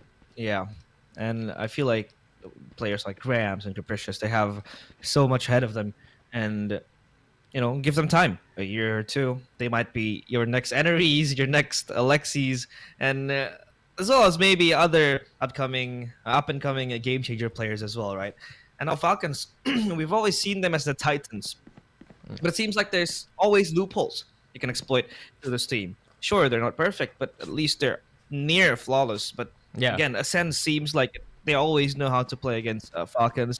Maybe bar yesterday in Fracture, where they could have forced the map number 3, but the 10-2 comeback was just insane. That 10-2 scoreline becoming like a 12-12 and then overtime. Yeah, all you guys just are done. freaking out. Yeah, me and Koldan, we were out of words and just gasping for air. I was fasting. I couldn't really grab a drink, but hey, it's still fine. It's still a very, very perfect way to kick off the day. And now this map as well. 9-11. Seems like Falcons, they are still trying to scrap their playbook on what they can really put on, because it feels like Ascend, what I like about this team as well is the flexibility that they have. They can really play slow, they can take space, they can take control. At the same time, they can really just play with pace, with speed. And I like as well the fact they don't really follow the meta, Dax. I mean, for some instances, they do pick up the Tayrawrs, for example. But for the majority of that, they pick agents based on their comfortability, based on which agents suit them the most. For example, they're the ones who run the Phoenix Jet in Pearl, and that's like a 2022 comp, right? It's very old school, but it works for them, and it works well. So at least comfortability and I'd say coziness would be the word, is their name of the game. As long as it doesn't really take so much headspace to execute, let's just run it. And they still run the classic composition. Same goes for Haven, maybe just replacing the Omen with the Astra. You're making me think. You're making me think. It's like, oh yeah, I realize the only teams that are playing Phoenix right now are the two PH squads on Pearl, right? Lux JC as well. Interesting coincidence, but hey, guys, this tech pause is taking a little bit long. Hopefully, everything is gonna be fine and dandy. So we're back on screen. Score is close. Game is pretty tight, but hey, we want to make sure all our players are set and ready because only one can be crowned the champion, right? Realize, and this is the finals to prove it. Yeah, the finals to prove everything because Ascend, a lot of people say they crack under pressure, that 10-2 scoreline that they weren't able to really maintain into a closure towards map 3. Now it's their time to prove it. Now they're on the back foot, not in front, just trying to maintain a lead. Sometimes people say it's easier to chase than defend. You know, like for example in championships and all that, it's hard to defend when you have like a very huge lead, and now it's Ascend on the chase. So it seems like they're very relentless of their pursuit. They're really fiery, and they're all firing in all cylinders. I mean, everyone is just providing beautiful shots. It's Graham's on the attack, and that's the edge of the spear, and then Japip's constantly just getting the kills as well. The clutches from Con with the sheriff. So everyone is just online. Maybe Piety still is to warm up, but Haven is not really like that favorite map for Lurks. And if you give her the pearls, if you give her the fractures, that is where she will excel. And I guarantee you, Piety will just make everyone from Falcons Vega overthink because of the sheer presence that she has with the movements around the map. Oh yeah, and I think that's why Falcons banned that Pearl map. You were noting in the cast yesterday where Piety would just get the angle going, come from spawn, and suddenly find these picks. But guys, we're taking a little bit long to try and fix everything up. So we're going to go on a break, and then when we return, it's at map number 1 continuing in your way.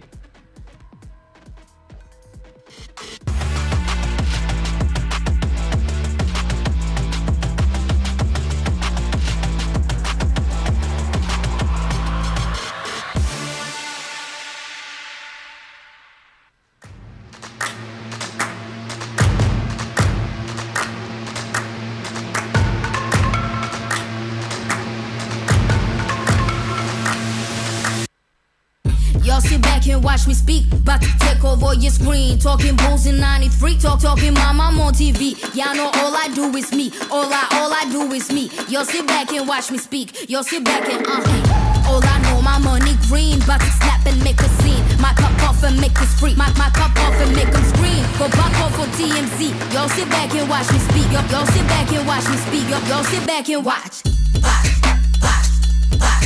Watch me. Watch me. Watch me. Sit back and watch. Sit back. Sit back. Sit back. Sit back. Money long, nothing on credit. I got style, don't catch no feelings. All this bread ain't got no lettuce. I got style, don't catch no feelings. Watch me. Watch me. Sit back and watch. Sit back and watch. Sit back and watch. If it ain't got style, I ain't with it. I ain't with it. If it ain't got style, I ain't with it. Look. If it ain't got style, I ain't with it. I ain't with it. If it ain't got style, I ain't with it. Look.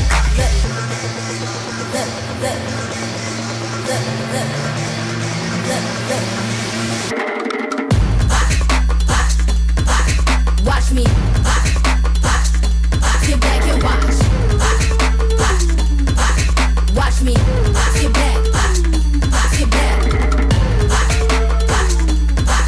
Watch me. Sit back and watch. Sit back. Sit back. Sit back. Sit back.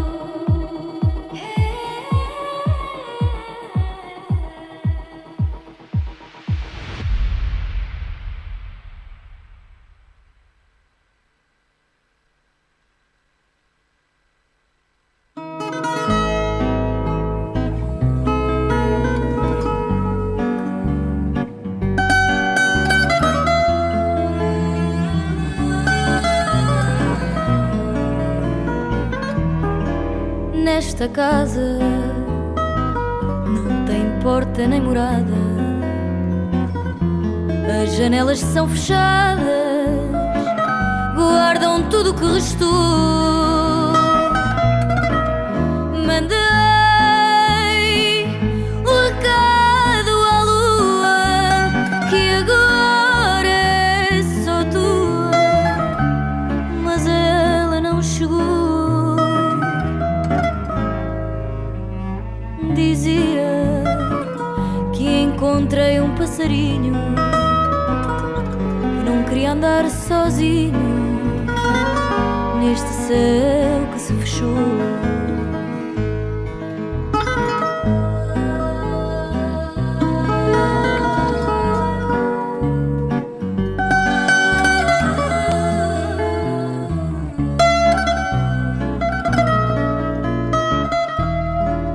Nesta casa não tem porta nem morada, as janelas são fechadas, guardam tudo o que restou. Só quero encontrar o meu destino, sem saber bem o caminho de quem por aqui passou. Alvorada que chegou, alvorada que mudou, alvorada que chegou, alvorada que ficou.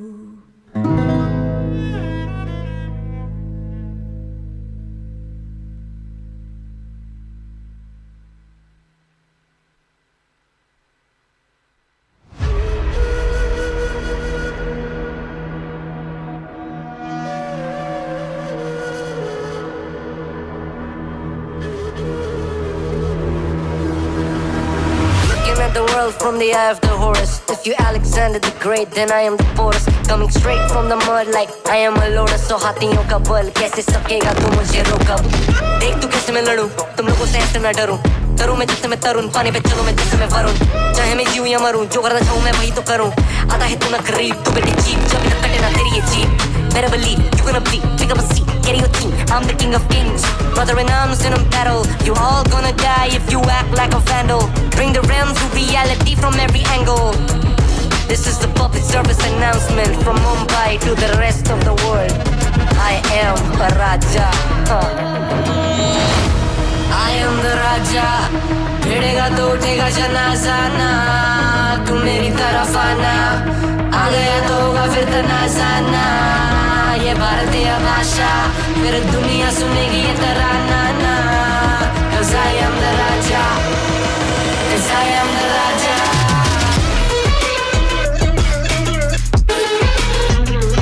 I am the. 'Cause I am the Raja.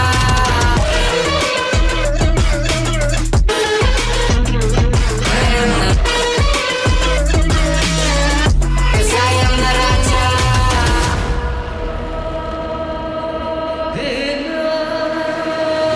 Look in my eyes, what do you see? I'm more than average, man. I'm a maverick, I can grow flowers on a barren land. Break a mountain with my bare hands and step back and cause a literal avalanche. Should've been about traveling. अष्टभुजाएं मेरी जैसे मैं टरेंचुला. ना है कोई तोड़ मेरा जब से पूर्वजों का ज्ञान मिला. मेरे जैसा मिलेगा कोई ना तू और चाहे जो भी था सबकी कबर मैंने खोदी. क्या तुम लगाओगे बोलियां, कम पड़े गोलियां. चंद्रगुप्त ने मौर्य या किला तू लोरिया. Come to me and you just gonna die. That's really a given. I am invincible and you are invisible. See, that's really a difference. Get out of my way, I'll leave the world. The choice is yours. I don't kill my enemies, I play with them. That's what the toys are for. From Mumbai to the rest of the world. I am the Raja. भिड़ेगा तो उठेगा जनाजा ना. तू मेरी तरफ आना. आ गया तो होगा फिर तनाजाना. ये भारतीय भाषा फिर दुनिया सुनेगी ये तराना ना. 'Cause I am the Raja. 'Cause I am the Raja.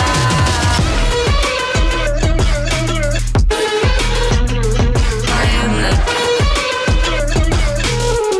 'Cause I am the Raja. Put your back down on your knees, would you just surrender? Put your back down on your knees, would you? I am the. Put your back down on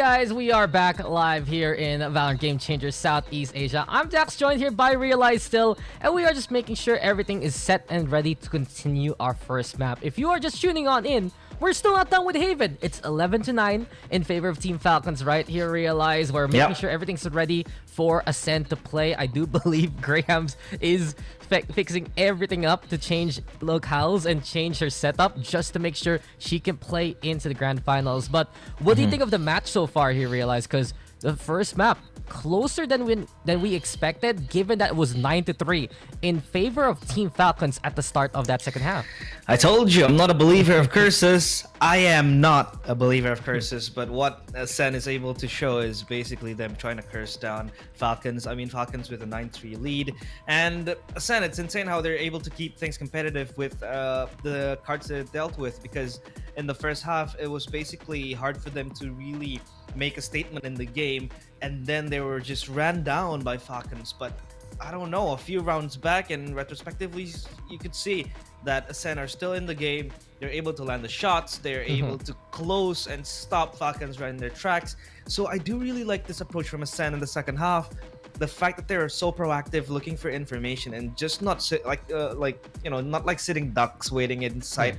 They're literally just so curious and so thirsty of information, and I do like that, against a team like Falcons, you don't want to give them the time and space to really operate in the maps. They're back retaliating from the oppressiveness that Falcons are able to bring with that composition as well. A meta composition, but for Ascend, it's much more of the comfortability. Old school, but hey, they're making it work, so why not? I mean, they're running the Jet right with the Breach, the Astra, the interesting one here for the likes of Ascend. And guys, we are just moments away from starting, so just be a little bit more patient. We'll be back in action. Don't worry, the grand finals is gonna happen for sure today. But since we have that time, a little bit of chronology from our first map here, Realize. I looked to the first 3-4 rounds, and we have to remember how this match started with Thrifty upon Thrifty, and effectively 2 cameo clutches to keep Falcons in the running at the start of the map. The clutch was insane. I mean, it was Camille initially, and then Matt V under heaven, right? Or rather in hell, if you want to say that. These clutches are basically the things that are keeping Falcons in the game. It's just insane how they're able to pull these things off mechanically. As well as Ascend, I think, in the first half as well. Graham's, when she was just stunned up and flashed out in that A-Link area, she was still able to pick up 4 kills. So yeah, everyone is actually on point today in terms of their firepower. They're firing on all cylinders, and I do believe for Ascend as well, playing in the back of Grams and Capricious, who are as much explosive compared to like Mad V and Mary as well from Falcons. It's still a very it's a treat for our eyes. But of course, the game is ready, Dax, it seems like, and we are going to jump right in towards Haven. Thank you for waiting, and thank you for your patience, because now the game is starting right back up. Yeah, we don't want any treats here, man. We want a succulent meal. We want to see the whole best of 5 happen in front of our eyes. And we are back in business. As Realize said, thank you for waiting on, guys. This is Game Changer C Split 1. We're crowning our first C champion of the year right here, right now, for today. And speaking of Falcons, the ones in control, they're pushing towards C here with a lesser buy. Yeah, a tap from Matt V towards Capricious, and they suddenly have control of sight. They have to hold this though. With a minute I of know weapons, exactly and Mary just waiting under the wings. The spray is good. Switches to the classic. I don't know what happened there, but Matt V at least is there to back up her sister in arms. You know, it's a 2v4 situation. Grabs will dash into the site. The Vandal is good. Looking for the kills, and still Matt V! Quad kill again! Falcons with Matt V in the wings. Match point. Finally, after that long break, Falcons are able to punch match points first. Yeah, we were just talking about the clutch a while ago, and Mad V delivers yet again. Your IGL, your gunner, and as we've seen so far, Mad V means Thrifty. It's crazy what Falcons can do. All of that long pause, but they were raring to go immediately. So I think another tech pause from the likes of Ascend wouldn't be too surprised, as a few issues still getting ironed out, but we're back. The timer's moving yet again. Falcons, though, as you've said it, 1 round away from taking the first map. And not only that, let's not forget, it's Ascend picking map A here. They're the ones who picked up Haven, and Falcons steal this one away. Yeah. Always eyes on the timers when it's the tech pauses rolling in, right? It stopped moving! It's moving. Is it moving? Is it Yeah. freezing in time? It's moving right now, and so are Falcons moving towards the operator again. Concealment. Brandished by Mary. It's just going to be smoked off by Capricious, blocking her vision entirely. And that actually gives her enough time to get the orb.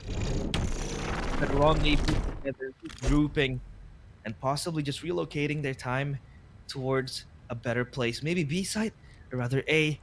Two options on the table, but Mary will push the towards that zone, or rather, Blocking vision. Lone being centered as well, broken down to the Hunter's Fury extended quite early. Players, but G tags too. That is going to be an early advantage for Team Ascend. Yeah, good notice there from Con, not seeing anything at all. Now she sees the forces here of Falcons, but the re-peaks punished by Mary accordingly. Falcons now heading towards A, and Grahams and Japips need to answer back. Grahams again, just blanketing herself inside the smoke. She has to go huge or go home because Falcons are one away from winning map number 1. 30 And seconds Manfi, left. Rolling Thunder in her hand. Spike The planted. lockdown is there. Graham sneaking from behind. Still yet to be exterminated. And Mary holds her mask, the blue mask, but it's Graham. Still just dancing around to the death. Despite the users there. One Graham enemy will remaining. back her players and her friends. It's just up to Henry to cut this one out. And again, Graham dragging Ascend to the finish line, at least closer than ever, as Falcons, their party and their celebrations put on hold.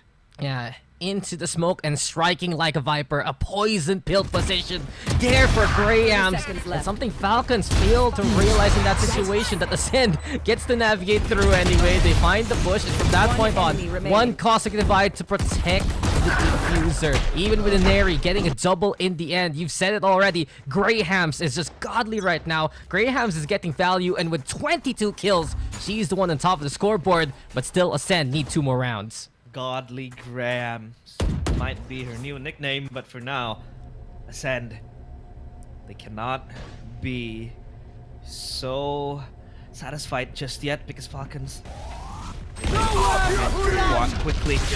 Close and personal is Alexi with the Hunter's Fury. It connects towards Shapips and Energy as well. 2 kills apiece for Falcons, and Con will swing at not the right moment. Mary repositions, but Grahams comes swinging in again. Grahams Airlines, but Energy is there. It's a 1v4 situation. What can the god do in this situation, or rather the goddess of Ascend? Grahams will try to reposition, but this is so hard. She's looking left, right, and center, head on a swivel, not certain of the players of Falcons, and she is all done and dusted. Attackers Falcons, win. after a long pause, they're able to get map number 1.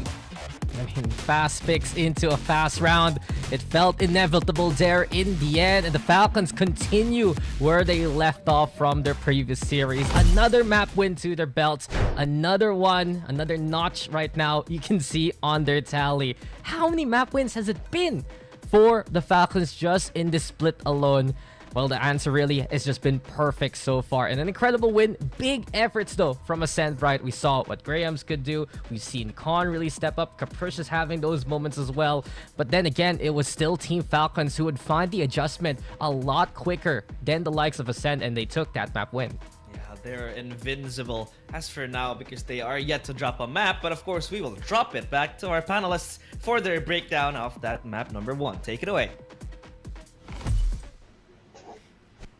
Thank you so much, gentlemen. That was kind of a crazy first map. And you guys can hear me, right? Yep. Chat, can you hear me? Awesome. Okay. Thought I did the same thing before. I got too excited about it. Had to self-mute. Okay. Ali, Tayrawr, it's been a while since we saw the very beginning of this map on Haven. But I do want to recap. I'm pretty sure you remember this moment too. Of course, Falcons Vega won the pistol. They lost the eco, the anti-eco, but then Camille, we gotta talk about Camille because she's on fire. Yeah, she just brought back the game towards the Falcons side here, Vic. And at the same time, we all know Camille already, right? We all already have that superstar players like Alexi and Aneri from the old SMG squad, Sipto squad. But Camille has always been underrated. I don't think she is She's so nowadays. underrated. Yeah, I don't think she She's like is the nowadays. Divide. Yeah, exactly. The bio game changer is so underrated. Exactly. And when she has that sheriff and you leave a controller agent as well to clutch it out, Camille is that one person, one player who consistently does so. Yeah, she's absolutely fantastic. We saw it. This has been consistent since last year in how she performs. She's so sharp and she's so unassuming. You see in her interviews, you know, the roles that she plays. You don't. It's usually not the star. We're talking about Aneri or Alexi even. But Camille really helps secure some of that early first half momentum. Now, Ascend had a little bit of a rough first half, right? But that second half, we started seeing a bit of a climb back. But what was going on in that first half? That first half, though, it was for so long ago. The side of Ascend there.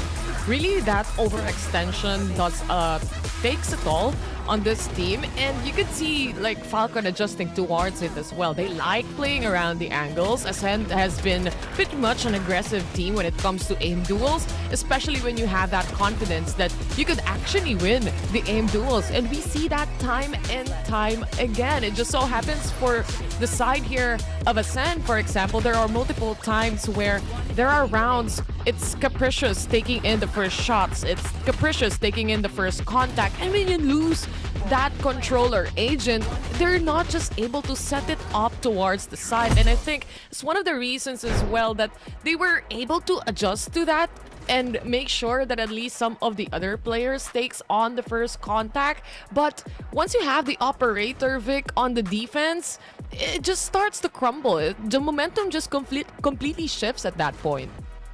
Yeah, that's right. And in fact, I think one interesting agent in this that may have changed up the pacing a little bit too. We were eyeing Mary on Yoru. And that was an interesting pick, especially because that was their only a solo duelist with the Yoru. But you noticed some really interesting ways that Mary was trying to control space using Yoru to get information. Yeah, that's definitely true. On the defense, you see her more on that operator that we were talking about. I mean, it allows you to take a pick, that first early pick, and just move away without giving any idea at all for the side of Ascend where she might be. You might see a Jet holding an operator, for example, perhaps, and she dashes away. You still would know that she's in B, right? Something like that. But you wouldn't know once you have that Yoru and she's online for the day as well. So really capitalizing on them allowing to rotate, and we see this on the attacking side as well. They move a little bit slower, yeah, because you don't have that dash capabilities that Grahams can offer for the team. But for the side of Falcon, that slower pace kind of movement makes Ascend think a lot and really have that over rotation and overcompensation towards it. Yeah, it ended up working out. It did get a little close. I dare say the tech pause, who really knows if that tech pause didn't exist, like what the outcome of this map may have been. But either way, it was clear that it was still quite close in the end, even though I would say Falcons Vega was mostly in control of this map. And Camille, definitely, like we said, the star of this map, a hugely underrated player, not just this year, but in the past as well. So I think, and on top of that, I think a lot of these players on FLC have really big personalities, but she's definitely a vice. Like, she's definitely one of the vice virgins, like guaranteed. She's just full of laughter and joy, and it's like a good support player and a good support teammate there. So I'm really glad to see her there. This is not the first time she's been the MVP of at least the ex-Zipto squad. But I'm really curious now. I believe map 2 is split, if I'm recalling from memory. God, everything feels so long ago. But I'm really curious how we will see how map 2 will be playing out. Again, this is just the first map of this best of 5 in the grand finals of Game Changers Split 1. We're going to go on a very quick break, and when we come back, we're going to dive into map 2. So guys, don't go too far away.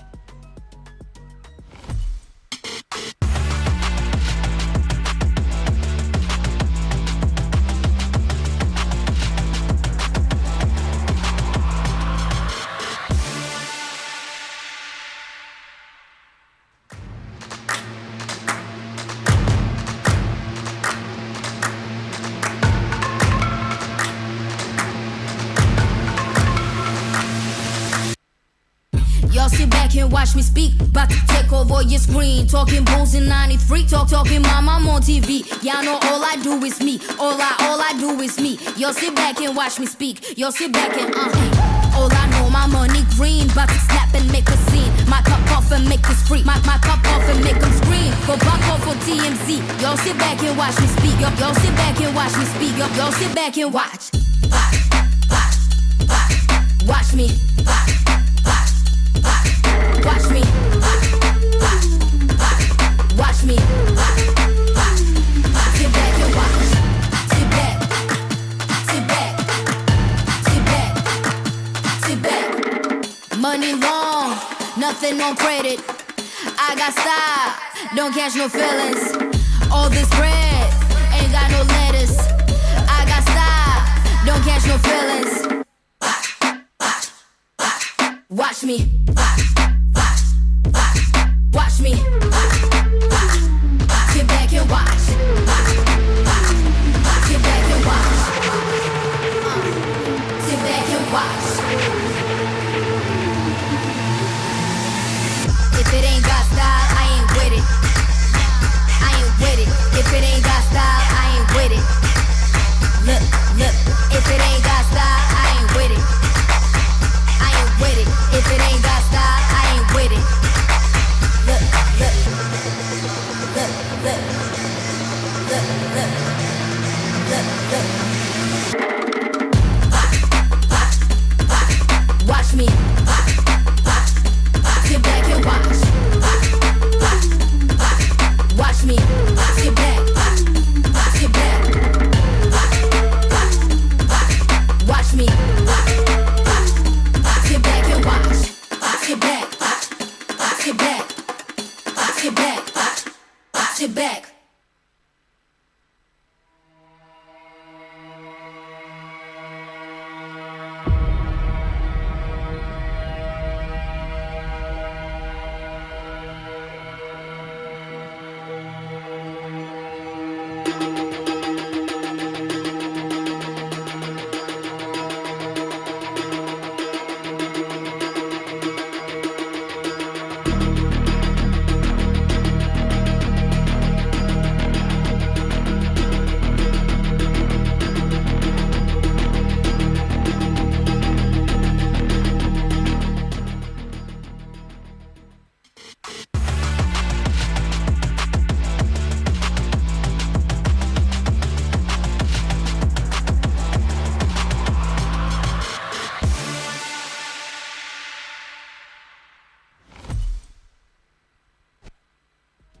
Welcome back to Valorant Game Changers SEA Split 1 2025. I'm Victoria, joined by Tayrawr, my analyst for today, and we've just been breaking down all the crazy action that happened on map 1 of Haven. Ended up being a 10-13 score. Pretty close there, but Split is going to be the second map, and this is a Sen's pick. Oh, sorry, this is it is a Sen's pick, right? I think so. Right. VLR says so as well. So Right. I think that this is a sense pick since it's FLC also picking the side here. So Yes. when it comes to Split though, this is a map for the side of Ascent that they haven't really played much during the Swiss stage.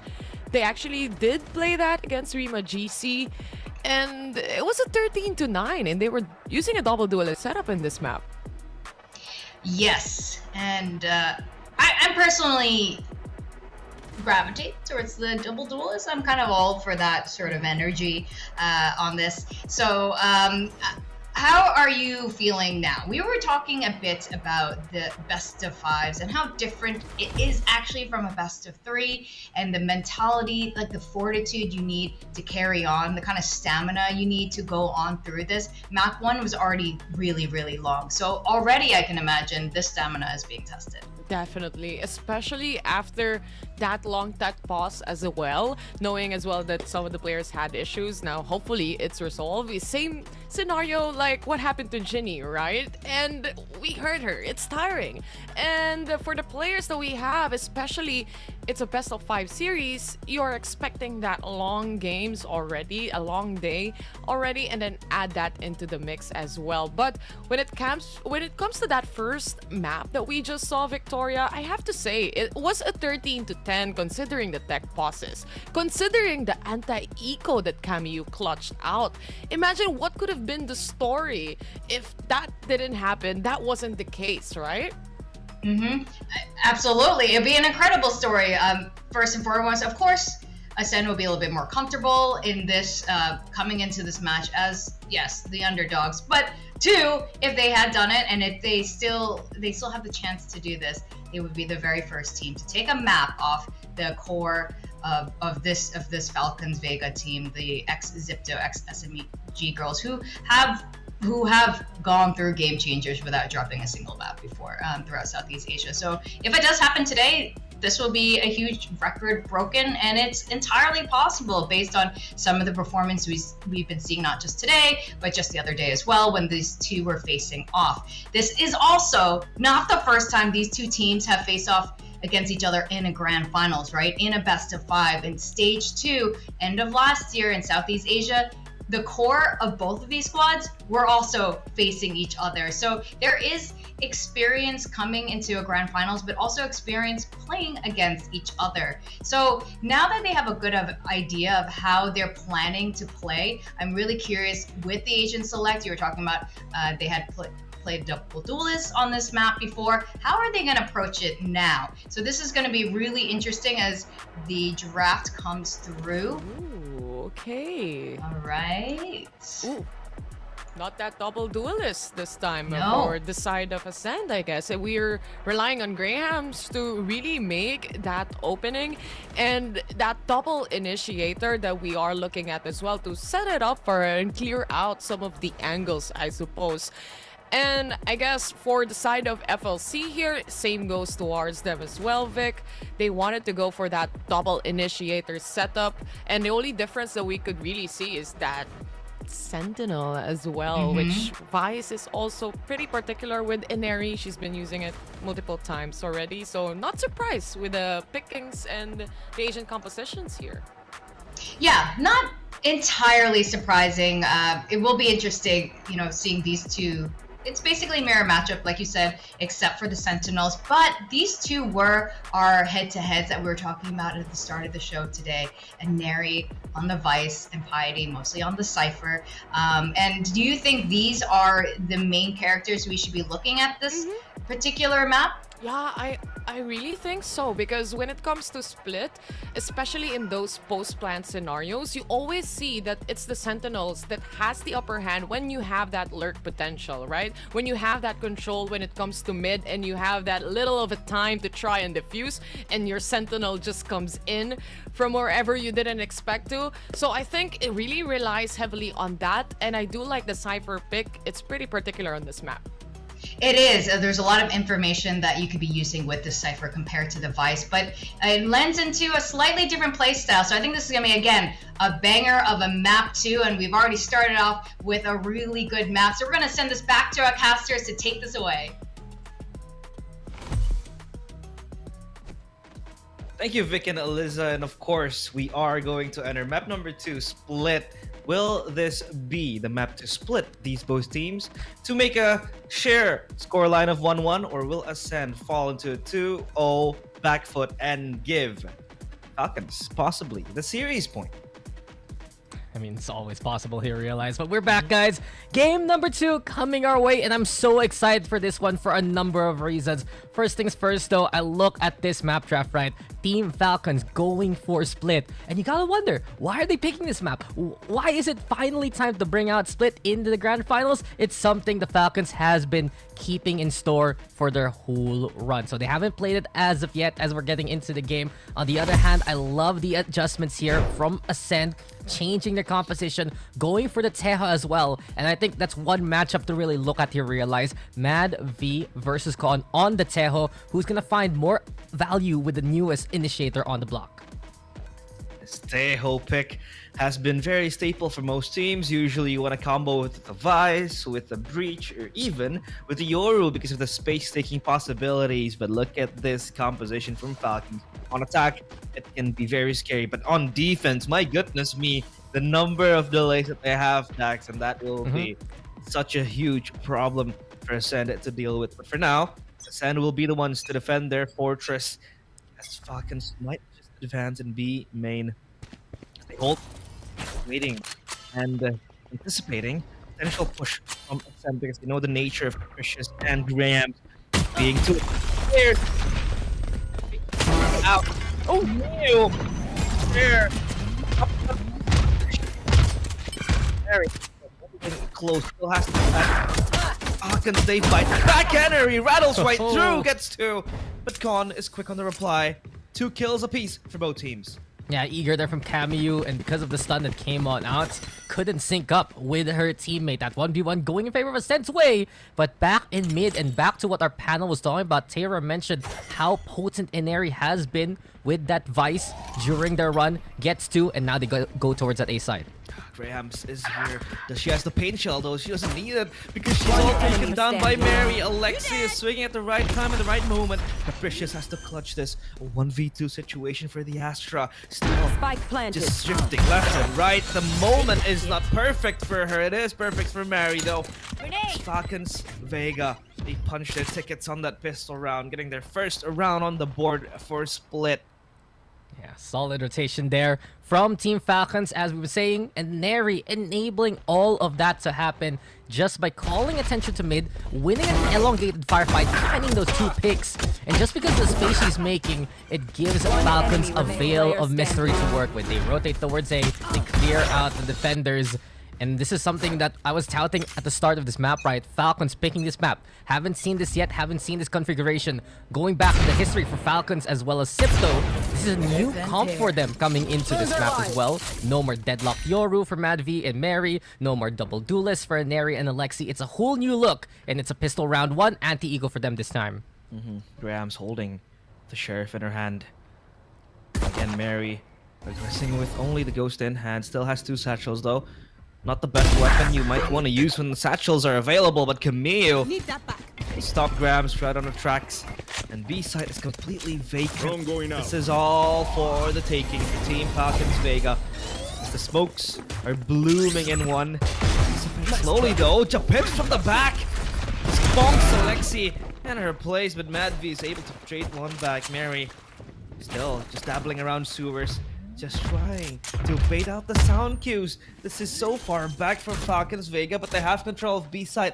And Mary will be just sticking out like a sore thumb as Henry might look for the peak. Towards Garage.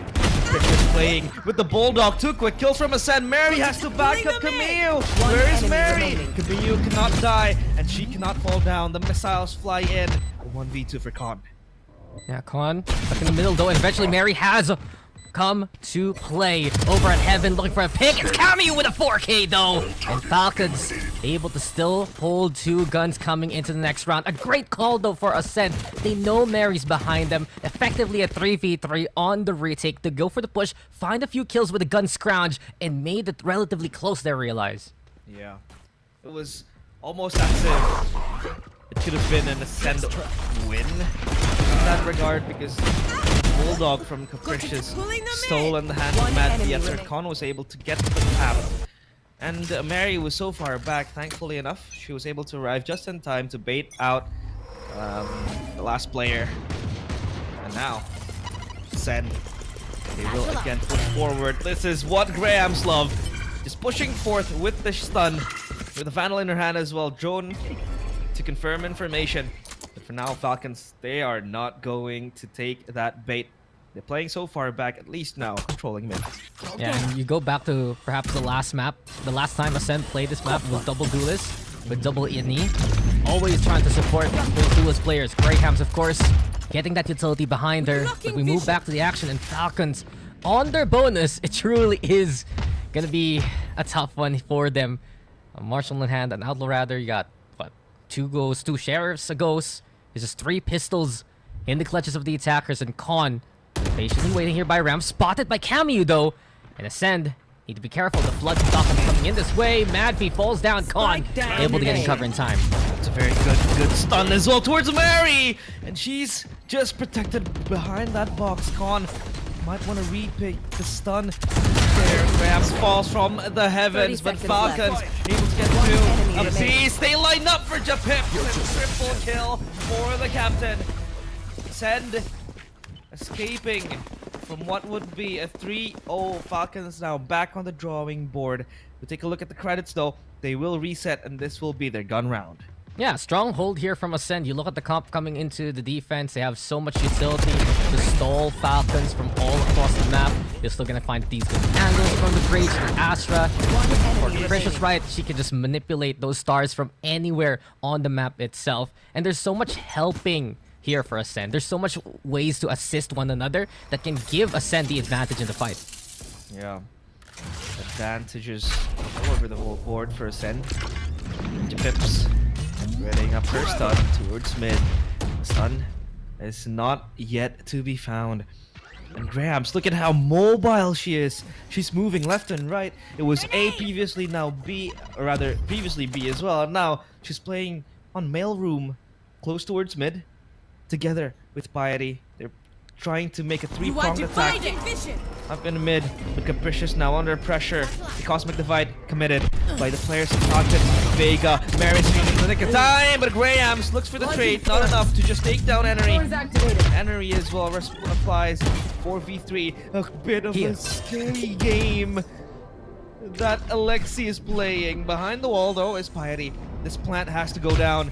Falcons, they're taking too much time. Madfee still yet to plant the spike. Piety readies up her crosshair. They line up for them. It's a 1v2 for Japips. We know the possibilities of a clutch that can happen. But Madfee denies it. Falcons 3-1 score line.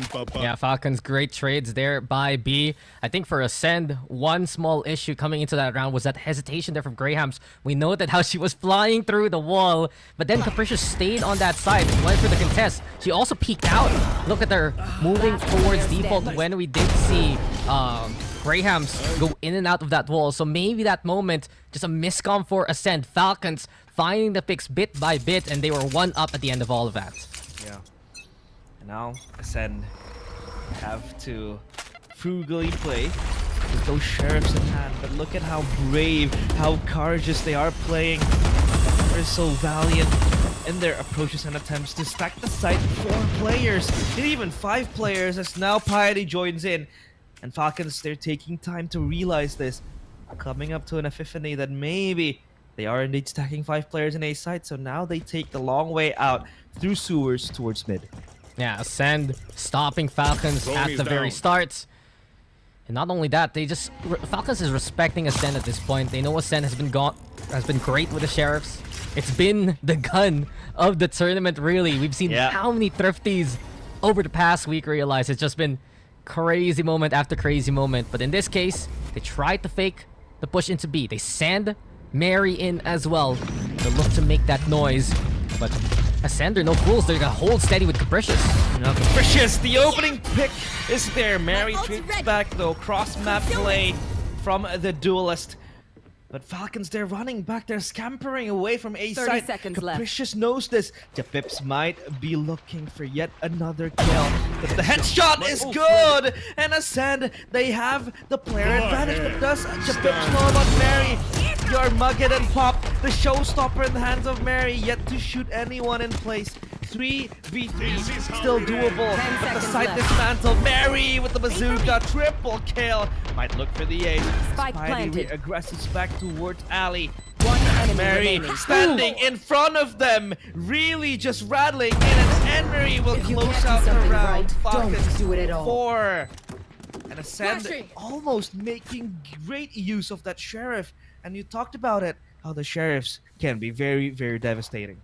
Yeah, I mean, and Mary, did you need to get that kill from Mary? She was in position. I believed, but that's a world champion for you. That's what Mary can do. And there are two ways about it. Mary not only causing chaos there by Heaven, but she also realized the Ascend was swarming her way. Backs away, goes to cover towards Raptors, keeping the gun in her hands and not allowing Ascend to do what they almost did a few rounds prior. When they Ascend scrounges these guns right, it gets dangerous for Falcons, but they played it so safe with the Armageddon to keep everyone contained in Heaven, plus Mary pushing into the alleyway. So many good decisions there for Falcons throughout that round, really showing that they respect Ascend and their Sheriff prowess, but it's more so their smarts against the anti-eco. Yeah, Or rather, flipping a with the coin. anti-eco. That's true.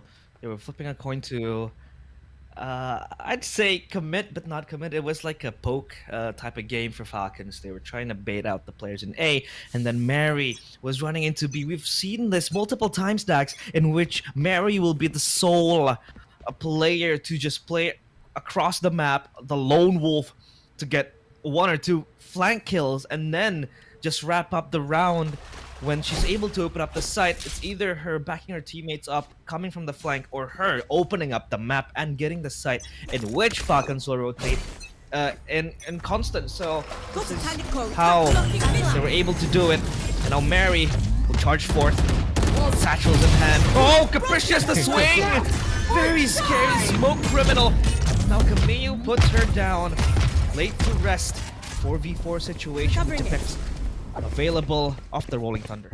Yeah, suddenly Capricious appeared. A bit awkward, and Neri was setting up the sheer wall there just to avoid what Capricious did. But in any case, Falcons now, the rotation towards A looking likely. You got Con trying to play by screens, Camu and the rest though. They're thinking about the drop, and Neri, the one to fall first. Madvi alongside her. It's a Veil. They're trying to put at least a chance for the likes of Camu to get the flank going. Camille. Huge responsibilities. My dear friend, Camille gets jump him, but Graham 3 peeks with the showstopper right in her face. The operator, though, she's dripping with blood, and Alexi will put her to one ray. Henry holds her ground, only good for 1 to 1v2. Piety, cage trigger. Stage is yours to dance around. It takes 2 to tango, and Piety shows them that she might be a threat. Crossfire is perfect, and Piety, no chance. No chance to win that round. Yeah, Falcons mid-rounding is looking so oppressive. We noted there, Camu staying by Heaven, being very pesky in the round, and at the very end, right, Falcons setting up towards the site, going for these crossfires, doubling up. Mary was scanned out, and sure, Capricious, always cheeky with these kind of picks, these kind of pokes against the likes of Falcons. But it's the same case that our panel also noted a while ago on Haven, right? Losing Capricious means you don't have the smokes anymore coming into the retake. You can rely perhaps on Piety if she has some cyber cages, sure, but beyond that, it's Falcons with the better angles overall. Yeah, it's pseudo smokes, right? It's much more of a defensive smoke compared to space-taking smoke. I'd argue it's like the jet cloud bursts and maybe the cyber cage from the Cypher, but not enough. And a Grahams again, the confidence, the sheer confidence from Grahams to take this peak, knowing full well that the stun can smack her in the face. The missiles as well flying in, homing towards her. But she's able to get out of harm's way onto a better position. But Mary again just playing all alone with an outlaw. Where would you see Dax? A Raze playing alone, flanking with an outlaw, and now they will enter B side with that Rolling Thunder. I mean, she's confident, and especially that since she wants to play up front, already with the push. Not only that, Eneri still lurking around mid. Ascend trying to catch that Vice in the act. Watch Heaven too, but here comes a 1v1 between Eneri and Capricious. And Eneri takes her head. Spike planted, Falcons with control. So much control. Alexi going so deep. It's not a hurt in the woods, but oh, Mary with the no scope jump pips gets through. Alexi able to reply, but Con is screaming for the kills. A shot away from her demise is Grahams, and the headshot is good. Ascend Again, narrowly escaped death. Grahams this time is the Grim Reaper. Thrifty. What did I tell you, man? What did I tell you? Sheriffs are the star of this week. And Graham's even with the flex at the end. Double kill upon double kill with those pistols. And the Send, basically that jump shot call. They couldn't get the kill onto Neri. Kondo, especially getting in there, finding those two, allowing Graham's that kind of space. And Falcons thought that was a safe plan for them, that they had a good handle on the site. Proven wrong by Ascend there. Yeah, with that flex at the end by Grahams looking like a cell phone, it feels like she's calling the ambulance, but not for her. It's for Falcons at that stage. And now, quick paint shells just to deny off the trap wires. But so far back though is Pyre, so no traps will be broken. She was able to retrieve it just in time. And now, B side again under jeopardy. Susceptible from the approaches of Falcons is going to be Capricious. Salvo's prepared. Not yet shot though. And Capricious, you know how scary she can be anchoring sites, playing behind her smokes. Again, just playing with the flank is Mary. Playing so far back with the race. And Falcons, they're so subtle with their approach. Not just going straight directly, but just playing to their strengths and getting for the pickoffs is the name of the game for them. Yeah. I mean, Ascend here. They're all stable here by mid. Not only that, Piety sticking around by screens, especially Falcons. So now grouping up with Mary. Tripwire gets the intel immediately. Ascend will try to go for the catch, and Piety finding Mary along the way. So that's a pick here for the likes of Ascend. They're gonna get this Heaven Control 2 to work with. To smoke though. Again, just clouded in convertness. His Piety gets the headshot. The Rolling Thunder is good. Grahams as well swings on the fray. Alexi able to get one. The neural theft. The white hat is thrown away. Formation revealed. Enemy exposed in heaven, still standing. Alone is Enemy. 2 kills. And the spike to boot as well. She has to run to the hill, but Enemy cannot go anywhere. Capricious gets the last laugh. And that shot confirms Ascend able to get number 3. Yeah, it's always the team with 5 versus the 4 left behind, right? Trade for trade, and Neri especially making Ascend sweat a bit at the end. Capricious showing up from heaven. It's been something we looked at in that round, and it's something that Ascend was able to keep throughout it in the first place. They played heavy into mid, they rotated quickly after that initial tripwire. The rest of Falcons seeding ramps, playing onto the site itself, and given that fact, right, it's Ascend who's the one with the advantage. So 1 more round for Ascend, 2 more, and they tie it all up. Self-drone into play, Mary falls again, and it's Con this time with the collection, but Neri answers back. Back here goes the Steel Garden. Primaries must be jammed, but thankfully Ascend, lucky for them, they're playing outside of the site, and Con with the drone as Camille comes close. And Falcons, their switch up in the pattern seems to be working because they're able to enter the site, but they lose Mary, they lose the Vandal in her hands as well. So this retake might seem easy because Grahams just needs to bonk them with the judge. Jafib gets to, Alexi gets the trade, but Camille is still online. The headshot is good! Camille again! People, come on now. I'm anticipating my making light congratulations. work of Ascend. They dismantle in the hands of Camille again and again. Another clutch with the K moments. Another instance where Camille is truly one to watch out for, and the Falcons are thrifty again. Coming into a round like this where you lose Mary, where it's the same setup for Ascend, holding steady on Heaven. Stun them with their win. Not only that, the play across provides so well, but then Camille just sees them lined up on the side. The pressure Falcons still put on that side to hastily make their way into it. The angle there for Camille towards A main. Masterclass really from our Astra. She puts the word Kami in Camille. Kami in Japanese stands for divine, God. Ooh. And she was able to pull off those plays. Godly plays from Camille. They want to contest mid yet again. Mad Vito, still uncertain of the possibilities of that. So Japips will just be the one in line to back her teammates up. Yeah, Falcons also rotating toward A. It's a bit similar to what we saw from Ascend a while ago, but then again, lesser guns, lesser utility. No tripwires even. It's just that star in the way towards A main. Con You want looking to to find the fight it? contact point from it. The Cosmic Vital from Falcons allows him to push and Ascend. Do they brave by peeking on out? Well, the anchor says already yes. Piety with the first. Oh, the second one as well from Khan. Might look for the third, but Camille is there to get the kill. Just trying to shut them down. The Armageddon. Oh, special delivery, not so special, but Grahams with the classic. Chime in, make some noise for Japips as well. Alexi is just the center of the world, and the world is crumbling. Even reeled back in Ascend. They fight back after what was a clutch from Camille, 6-4. And this is how they trade blows, they trade punches, and they trade thrifties. Is this how the series is gonna go? Will we get a minimum of 2 thrifties per map? Well, the Falcons, they're thinking so right now. They're gonna go for the timeout. And it's just Ascend doing it all over again. With these Sheriffs, they're so sure of their shots. There is no hesitation when Ascend feels like that they have nothing to lose.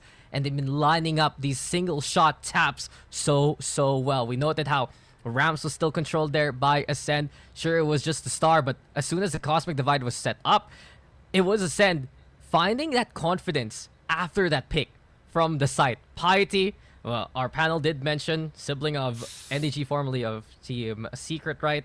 She's just so stable on these sites. She's very confident that she can get one at least. And as soon as that pick happens, the rest of Ascend will look to feast on whatever is left for Falcons. Yeah, it's so far. Falcons, they're shoved back by Ascend's aggression. Just unwavering attempts to retake sites when it's not possible with minimum weapons. But when you're at that moment, when you're in those type of situations, you got nothing to lose, so why not try it? And try they did. Ascend given the chance to win that round, and now they are on the gas, stepping foot so far away. As again, control towards mid. Alexi holding ground. The stun is perfect. No follow-up whatsoever. Again, just contesting control over mid, because this is the most important choke point in split, I'd reckon to be, because it just allows you for a lot of rotations either towards heaven or towards vents, and they deem this worthy of just trading utilities up in mid. Yeah, you lose mid and your eye will always be if someone's playing into either heaven for the site you're defending. But then again, it's that drone here from Madvi, looking to clear out as much as the front line as she can. You also notice Falcons. It's the 1-2-1 setup. Sheriff's on hand. The only gun in the hands of Falcons gone now to the ground as Grahams gets that pick. And as soon as the smoke drops, keep an eye out for the pips as well. The push though from Falcons into mid, and they want to pinch into B side here. Punch play, showstopper in desperation. The bazooka misses, but Grahams does not. The bullets just shooting left and right. Con call to arms. Triple kill for Grahams. Precious as well follows suit. Last round before the switch. Is close to equalizing this first half scoreline. As we take a look at Falcons, thereby not the best. Places rifles to work with, right? But then again, you think that this was just a deterrent from Grahams. It's more of that safety.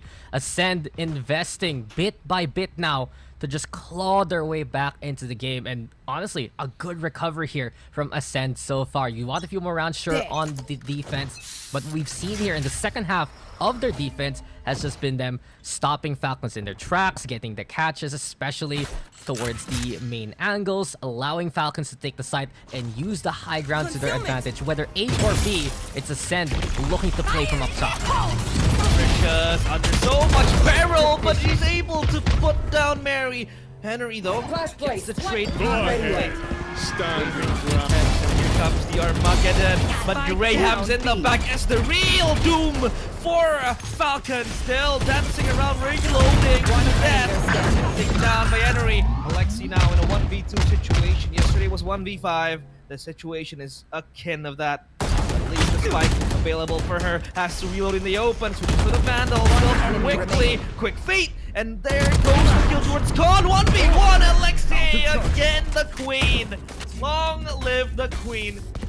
Falcon 7-5, courtesy of that clutch from Alexi. Hey, Princess Alexi is always pristine, always precise.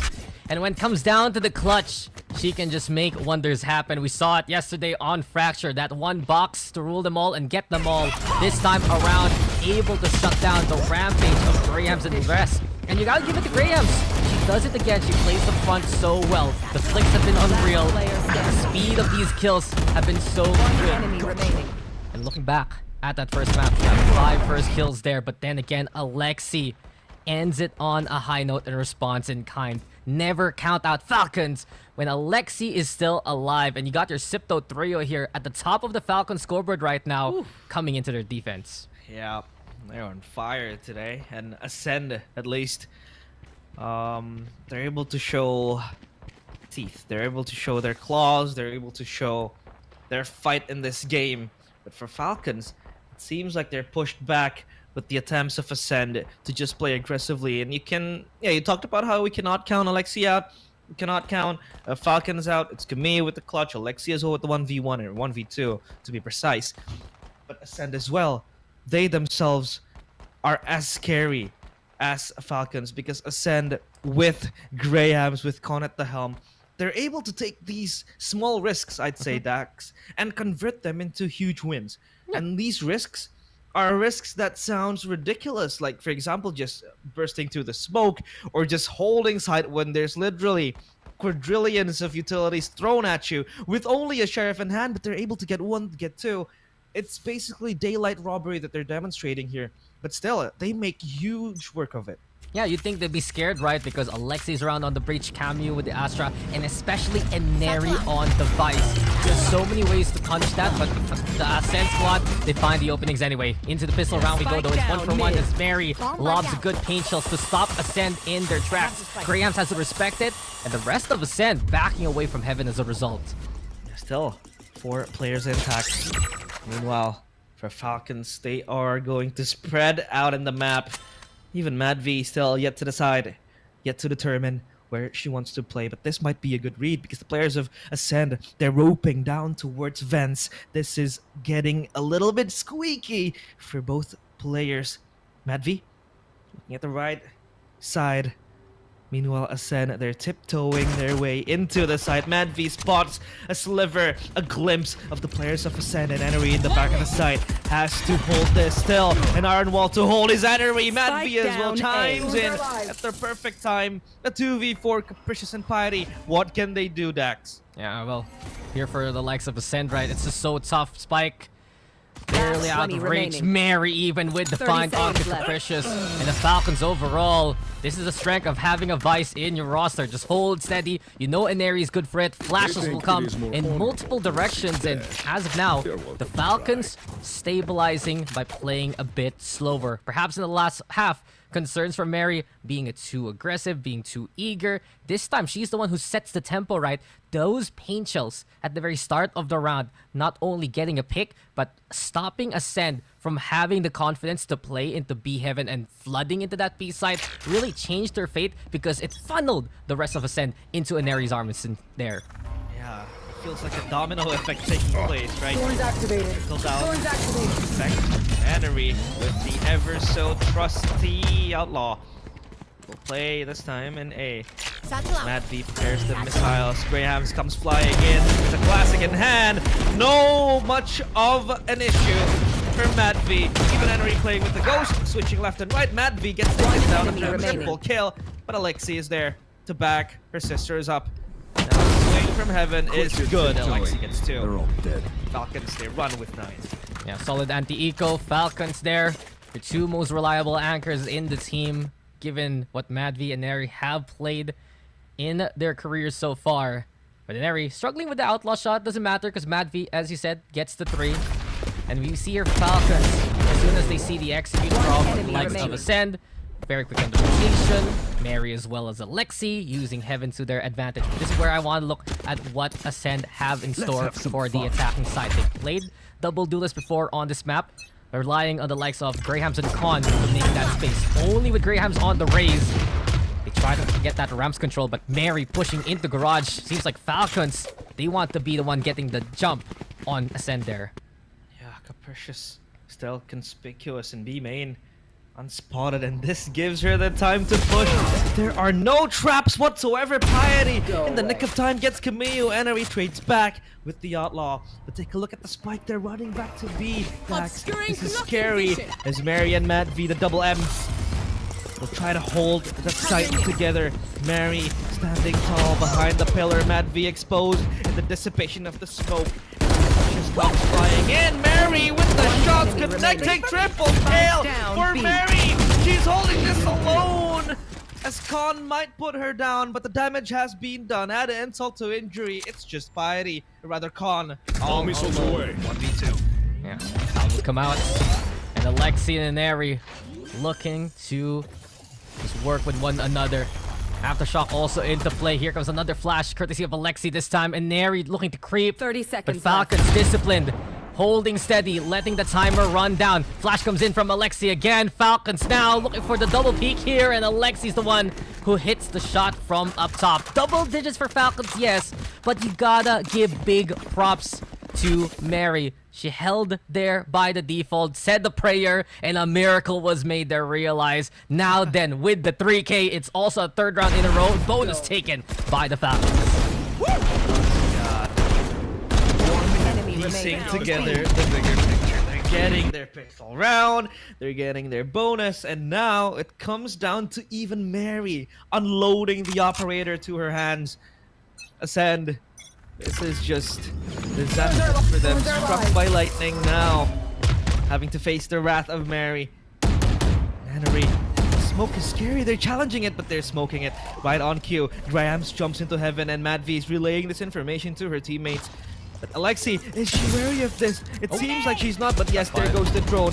And Alexi might need to fix this spot. There goes the pain shells, and Matt V able to take down Grahams. 4v5. 5 players of Falcons full. Good weapons. Alexi even finding the mid lurk there. Got way too close for comfort for Falcons. Job's not done, but the advantage is secured. Ascend, they waited out the Razor Vines. Falcons, given the time, try and make a pinch possible. Nice pick though by Khan. Opens up screens. Piety still waiting, and oh no, Alexi not looking the right way. Still Falcons with the man advantage, but it's just 3v2 here. Yeah. Situation coming in. Piety gets this is quick information coming in from Piety. But your pips again 1v2 this time. It's hard. The captain letting go of the steering wheel. Will she claim it back? Scored, but this is hard for Japips. And Mary just takes her down in the nick of time.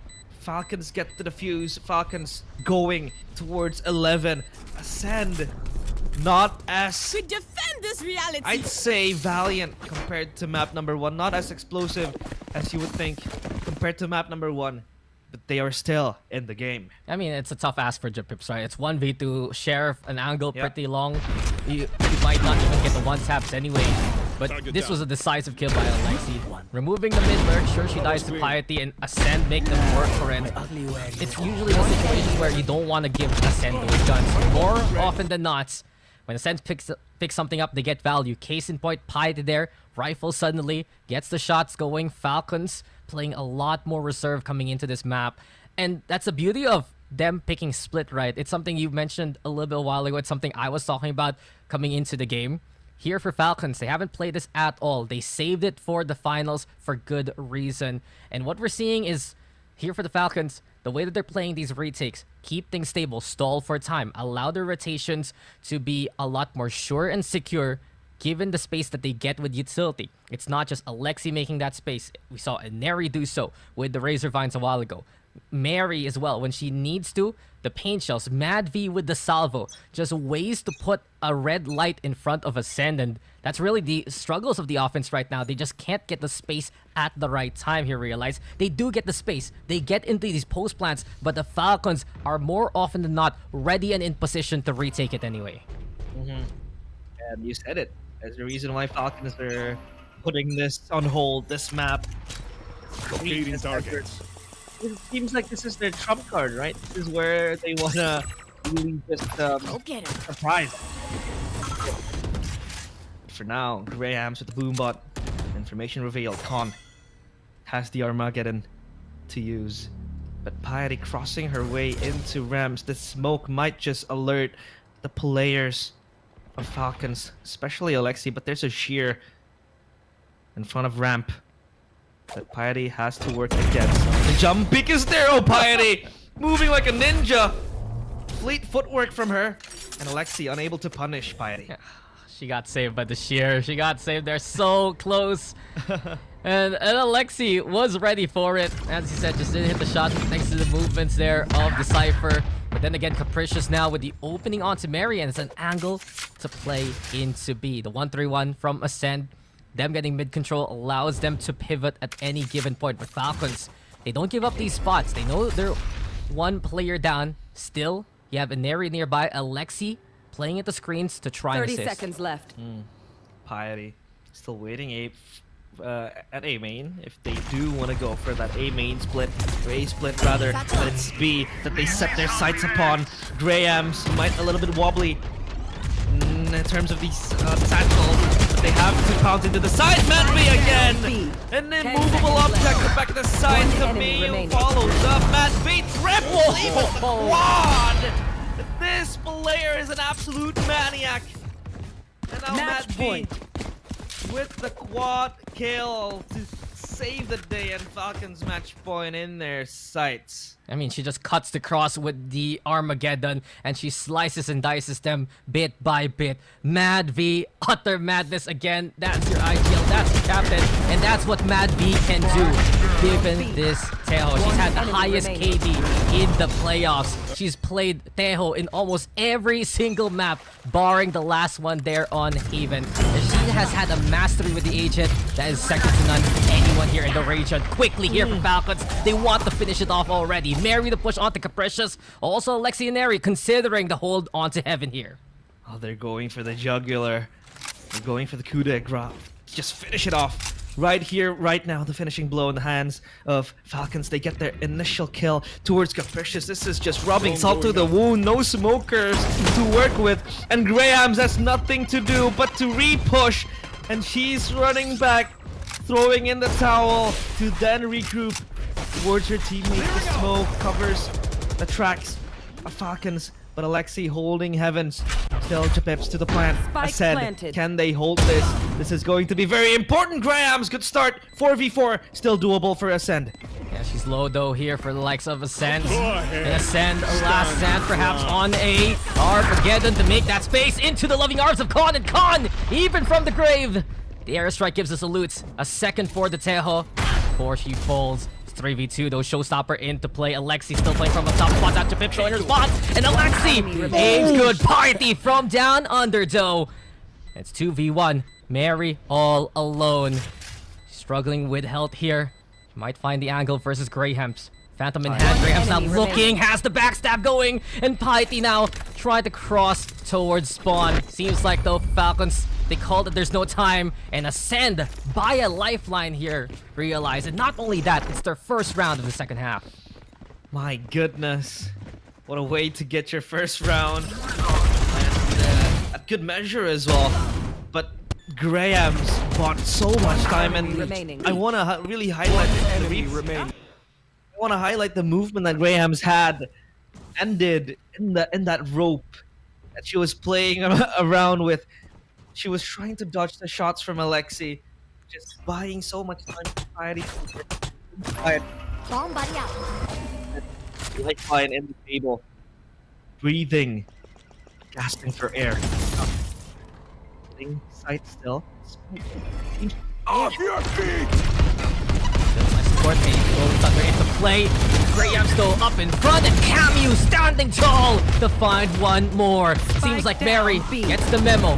They try to cover the cross. Madby also in position, and the Falcons still with control of the backside. Enough is enough though. Capricious answering back. It's 3v2. Capricious peeking for more, and she'll get more. A second for Capricious. Capricious with 3, and everyone's eyes are on Enary now.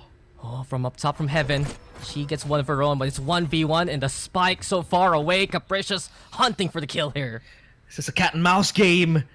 They're playing hide and seek, and they repositions towards B main. This is looking scary and tricky. Capricious just trying to guess where Henry might be. still alive to tell the tale, but Enery stands in her way. The queen, another queen, 30 this time seconds has dibs on the spike. Capricious is taking way too many steps and it's taking too much time. And Enery, this is not going to be expected. Capricious, would she expect Enery to be posted up in backside? 1v1. It's all down to the aim duels. Capricious, oblivious of Enery, but she wins it anyway! Capricious with the quad kill! And Enery, That moment is gone. puzzled It'll be cool, by oh. that Now clutch given by Capricious. My goodness. She played for the kill there and she got punished accordingly. And Neri was looking to cover the push from Garage. Not only that though, playing that angle, perhaps she was expecting the likes of Capricious to come from the backside instead, to come from heaven. Didn't want to play behind the shed there. In any case, 3 kills from Capricious. They just One enemy. rotated against one another there. And Neri also, she was looking for the step. She was the one with a bit of height to work with, but Capricious, when she wants to will it, she will get it. And Ascend again, closest of margins, but still alive in the round. That's just insane, and I do like the big brain play coming in from Enery. Bomb buddy out. Just taking the duel towards B main because he knows, or rather she knows well, that Camille, or rather Capricious, won't expect that to happen. But it happened anyways, and Capricious, like I said, had to go for the fight. And go for the fight she did. She won it anyways. If you can do it the hard way, why do it the easy way? Manery, the Sheriff in hand, Piety knows well that this sheer standing here has to be destroyed. Hey, that trap gets eaten by the wall. Yeah, that's unlucky. Well, weird interaction, but in any case, Ascend now go to A anyway. Get advantage clear, and Neri crossing to try and find a pick towards ramps here. But Ascend got the execute anyway. Spike's planted. Arco still nearby, and Neri can use that if she stays alive long enough. The rest of Falcons now right behind her, and also a flank coming in from Capricious. Yep, Piety has to move behind that aftershock, but she's exposed to the firing squad of Falcons. Now, the Armageddon with the Rolling Thunder as well. This is disastrous for Team Ascend, but a sea of explosions inside. Jump Pips with 2, and Grahams follows suit. The classic will close out the round for Ascend. They're still breathing, roaring back to life. Falcons yet to fly high. Yeah, I mean, Falcons, they tried to end it here. They used their ultimates to look and turn things to their advantage. But the gun disparity is still pretty clear. Ascend also staying away from it. It's nice to look at. There's so many things going on at the A side, but there's no one really there for the likes of Ascend. The Armageddon pops. Japips here in position by the planter. Cosmic Divide as well, giving some cover here to Ascend. And they are rallying here. 3 rounds in the row. Falcon still 4 rounds the advantage. 1 mistake from Ascend, and we are gonna go into bind, but they are making Falcons sweat a bit. All missiles away. Falcons, they need to close it right here, right now, because they don't want to let it snowball in the hands of Ascend. As Mary again posted up mid. Piety expects this peek. Sees Mary and a bit of her shoulder. The smoke bloomed up. Meanwhile, Camille playing in a B site. The smoke is opened up. The satchel in. Grahams knows well that Camille is behind her, but still Graham shielding her way inside. It's taken down. Lamb to the slaughter as Grahams is gone. Past tense, but Mary comes chiming in. The spike is out. This might be the finishing blow for Ascend, and it is. Falcons, they wrap up map number 2, 1 away from winning. Game changer, Southeast Asia split 1. Yeah, another round where we see the Falcons cause a bit of hesitation towards Ascend and punish accordingly. Cameo, good spot by the shed. And as you said, Grahams might have seen that coming. There was that little bit of talks immediately for Ascend if they were going to push it or not. But Cameo took it a step ahead. They went for the aggression instead. They had all the angles to punish the reactions there from the Ascend side. And it's that proactivity again for Team Falcons to take it. So another strong win for Falcons. A big streak, especially at the end or at the start of that second half, to get a big advantage. Guys, that's it for Split. We'll go to the panel to break down what just happened there.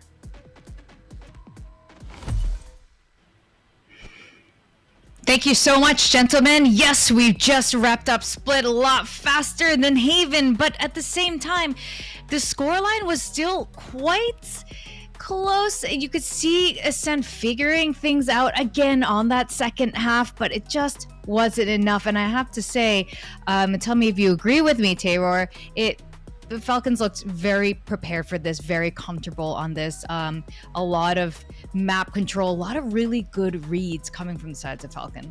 Oh, that's definitely true. Good reads on both sides actually here. But that second half did everything and locked in the side of Falcon already. We see that first half going on a 7-5, making sure that at least Alexi or some of this hero clutch play moments made sure that at least for the side of Falcon, they had that advantageous side. It seemed like that first half, Mary just couldn't create the space because every time she tries to satchel in towards the side, she immediately gets shut down by the players here of Ascend. They're just willing to fight it out, but that also has a cons, right? If you don't win the aim duels, you have the man disadvantage already. And here on the second half, not winning the pistol just really stamped in for the side of Falcon that security, that safety cushion, as we call it.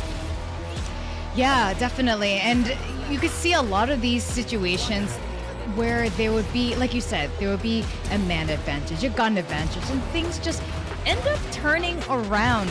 Ascend as well, there were these beautiful moments coming from Mary that were stopped in their tracks. Notably, one of the big showstopper moments coming from her. Yeah, unfortunate, right, for Mary, especially on this attacking. But honestly, Victoria wants that side really swapped out, and once the setups coming in from Alexi, the Tejo of Mad V, for example, was able to create and help out Mary hold positions, she could just frag out multi-kills like this exact moments.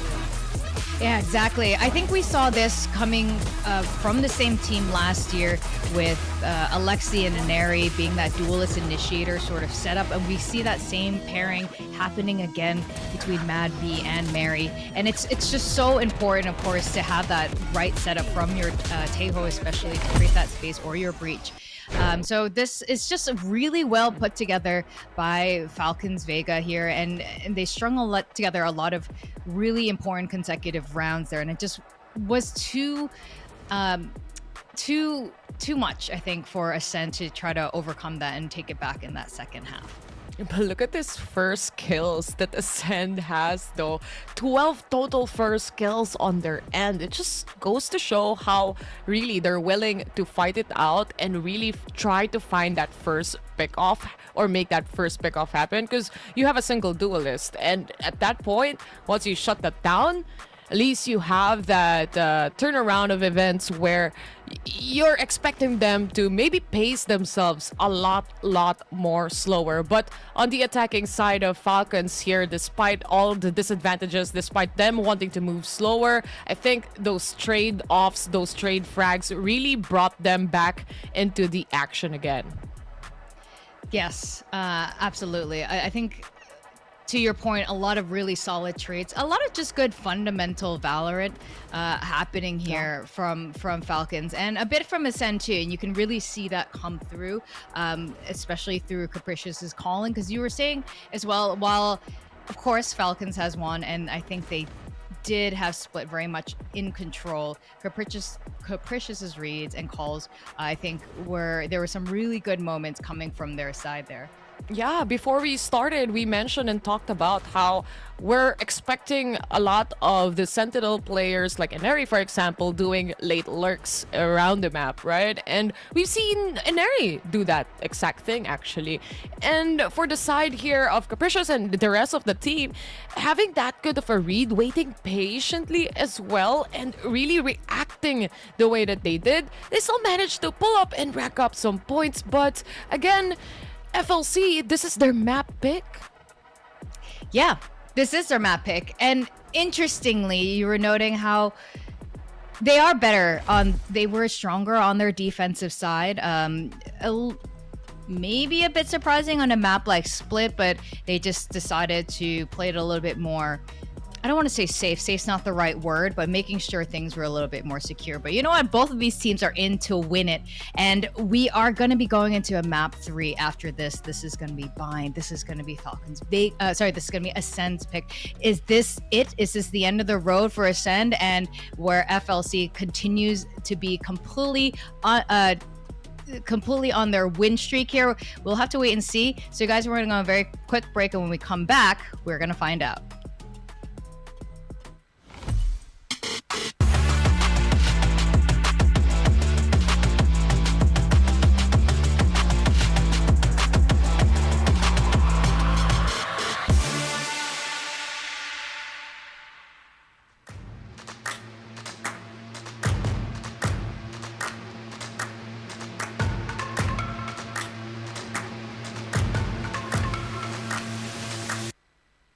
Y'all sit back and watch me speak. About to take over your screen. Talking bulls in 93. Talking mom, I'm on TV. Y'all know all I do is me. All I do is me. Y'all sit back and watch me speak. Y'all sit back and all I know, my money green. About to snap and make a scene. My cup off and make this free. My cup off and make them scream. Go back off for TMZ. Y'all sit back and watch me speak. Y'all sit back and watch me speak. Y'all sit back and watch. Watch me. Watch me. Watch me. Sit back and watch. Sit back. Sit back. Sit back. Sit back. Money long, nothing on credit. I got style, don't catch no feelings. All this bread ain't got no lettuce. I got style, don't catch no feelings. Watch me. Watch me. Sit back and watch. Sit back and watch. Sit back and watch. If it ain't got style, I ain't with it. I ain't with it. If it ain't got style, I ain't with it. Look. If it ain't got style, I ain't with it. I ain't with it. If it ain't got style, I ain't with it. Look.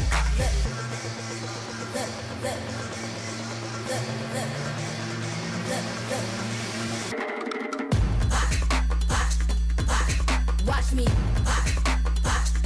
Sit back and watch. Watch me. Sit back. Sit back. Watch me. Sit back and watch. Sit back. Sit back. Sit back. Sit back.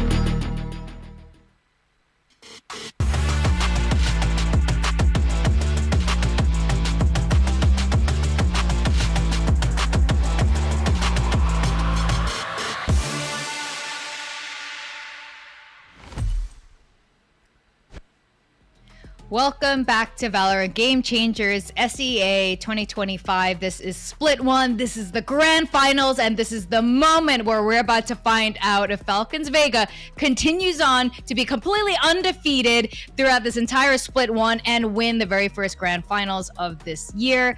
I'm your host, Victoria, joined by Tayrawr, my analyst, and we just saw some crazy games happen on the very first 2 maps. But Tayrawr, we are going to be going on to Bind.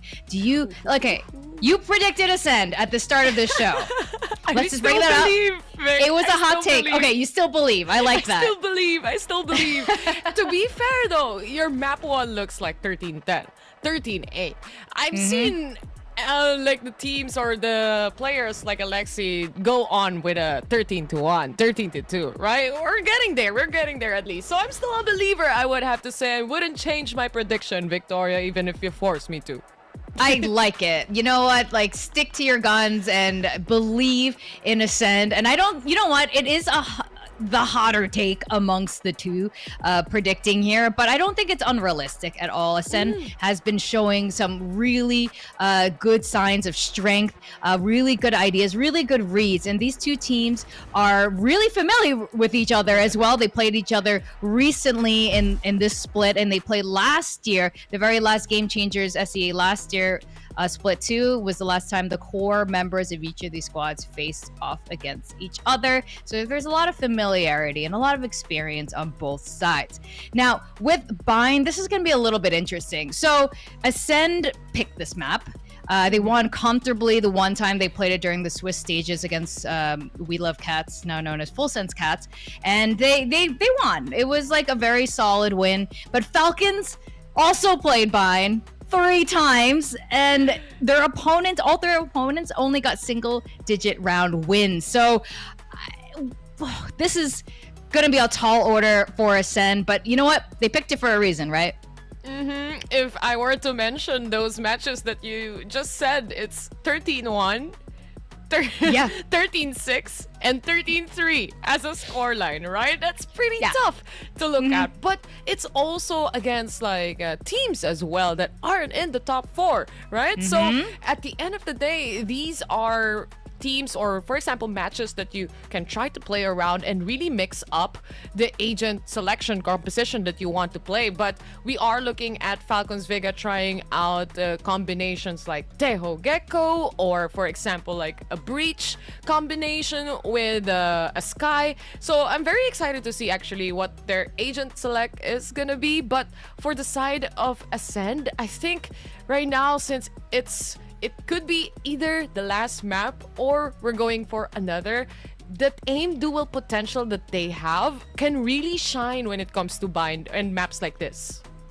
Yes, Bind is always... I like that we started with these 3 maps. These 3 maps, especially Split and Bind, there's a lot of really fun aim duel moments that happen here, especially, you know what, it's just the Raze maps. They're always like a little bit crazy, a little bit wild, and I agree. I think there's a lot of that will be happening. We can see both of these teams like playing the Raze. It continues to be the meta, mostly I think across VCT, but yeah, Tayrawr still remains like the guy, the Joe, the Tayrawr. They really, all the teams like using him here, and I guess I can see why. But to your point about it, will be interesting to see how they, especially Falcons Vega, which formula they end up going with, because they have mixed it up quite a bit. Are they going to go with the Sky? Are they going to go with the Gecko? Are they stick with an Astra for their smokes instead of Brimmy and his Stimmy?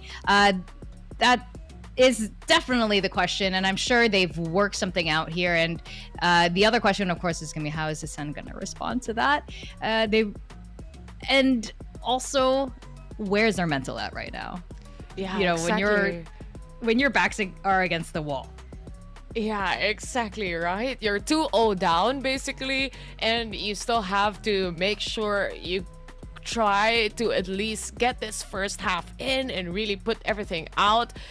Think it's basically a do or die kind of match right now already. It's their last chance, or it's done and over with. And for Ascend, like you mentioned, it's gonna be more on the mentality of the players right now and how they want to take this on. But when it comes to the aim duel already, we've seen that from the first 2 maps that they're capable on really winning on aim duel alone. But then you add Bind into the mix, and then the post plants happen. You mentioned it already, the Stevie of Brimmy, and then all the smokes, the longest smoke in the game, the longest molly of the game, for example. You have teams that wants to put Viper on the lineup as well, that you have another molly for. So I really think it's just not about the aim duel, but also that post plant scenario will do a lot. Even if you don't win the aim duel or don't fight with anyone, but if you have all the lineups in the world, how are you gonna win? It's true. Just, you gotta hunt down that Brim. You gotta take him out like immediately. Him or Viper. There's like, just hunt for them. We've seen we've seen too many Vine moments, especially where the brim ends up being really clutch, whether it's his Molly, and it's been kind of traumatic watching it. These really like nail biting moments. So I am almost certain that this is going to be happening at some point, especially when it comes to these two teams where, we are at like down to the wire and something insane absolutely happens. So for sure, eyes are on the Asian select. And to your point also about the mental is so important here because they practice everything that they could until this point, like they know what the playbooks is, they know what strategies they want to use, they know what agent comp they want to use, they know what who's going to be on what role and what's going to be happening. But what do you do from here? It's all about just making sure that you're comfortable, that you're calm, and that you can actually execute all the things that you've been practicing. And that's honestly, it doesn't matter what level of Valorant you're playing, whether you're playing in a bronze lobby ranked or the highest tiers in VCT champions. It all comes down to mental. Yeah, mental and also good communication, right? When Yes. mental is down, obviously communication also goes down. So it's just really linking each other at this point. Again, it's a do or die matchup. It is a do or die matchup. Ooh, they changed it. Okay, Hey, it's okay, a send. Both okay. sides have switched it up. All right, what do you want to tackle first? Because there's a lot of things that have been changing here. Well, There's so first much of all, purple. you have a Clove. You had that second opportunity to bring out a smoke still, even for that post-plant scenario. And you do have a Deadlock as well. The walls are annoying. The traps for Deadlock as well. You don't really notice much, especially when you're using a Raze and you have to jump in. Oh yeah, I really like this combination. It's also a gamble with this. I feel like we've seen this kind of combination happen before, especially in Southeast Asia, with this Clove Deadlock sort of combi. There's a lot you can do with the mesh barrier, and I think they and really with the want to smokes. win the defense, Vic. You have Yeah. that double sentinel already. Yeah, 100%. On the other side, Vice is in action actually. So this is the first time they'll be pulling out Vice on the bind. All right, are you still feeling confident about your Ascend pick? Yeah. What was that? You gotta be confident. Yeah, I'm confident, Vic. All right. Well, we're gonna send it over to our casters for our map 3. This is a best of 5. And casters, how confident are you feeling?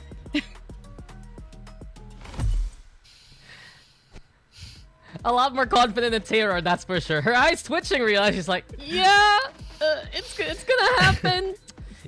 We're gonna go all 5 maps, but honestly, this series has been Team Falcons in control, and they are up by 2 and are on series point coming into this one. Welcome back, ladies and gents. This is the finals for VCT Game Changers Southeast Asia, split 1 between Team Falcons and Ascend. I'm Daks here, joined by Realize, and coming into this one, man, any expectations? Because we saw a big change up for Ascend, right? Cloves in, double sentinel with the Deadlock, and especially the patch that we're playing on right now, some massive changes for both Deadlock as well as Clove to really mix things up here for the likes of Ascend. Yeah, it shows that they are comfortable and they are looking for comfortability. But for Eliza, inhale more of this. Who knows? The copium might just save you. Because Ascend, the fight is not over. They might force a map number 4 that is still on the card because they have proven to us that they can make the Falcons bleed. But so far for Ascend, rather, this pick, it is so unique because the Clove really curtails you to just fight up front compared to picks like Brimstone, for example, or like the Viper, where you can play a much more methodical approach in terms of the approaches. You can play it slow, and then you have the Brimstone with the Brim ult as well to clear out the U-Haul, right? Yeah, you can feel that this is a pocket pick here for Capricious especially. She's been itching to fight throughout the game. She was on the Astra for most of the series, and now she can play the front, a map like Bind as well. You can still set up those ruses, and I'm expecting a few medal lineups given how it has been changed. We'll keep an eye out too for grab nets from Con. Now a signature ability. The flash comes on out. Grahams looking to put the pressure towards Belong. Pageshell's gonna get lobbed. Falcons on the other hand, kicking around by Hookah. And Neri still on Vice duty. Double peek comes. Mary with the kill onto Piety already. It's Falcons with the first pick along the way. Ascend on the other hand tries to find his elbow control, but Alexi immediately spiking Grahams, who's out in the open. This is good for Falcons with that hookah control. Sure gets the flank going, but Falcons now still with the height, and it forces a spike to TP away as Capricious falls. Oh my god, Capricious gets the stab from the back. Con and Japips again Right here. with planting duties with the spike and Con. A Hail Mary play might just happen right here, right now. Henry though holding that angle, and this kill is going to be important. 2v3 now, Dax. This is doable for Ascend. Nasty fade away there from Con, giving a chance here for the likes of Ascend.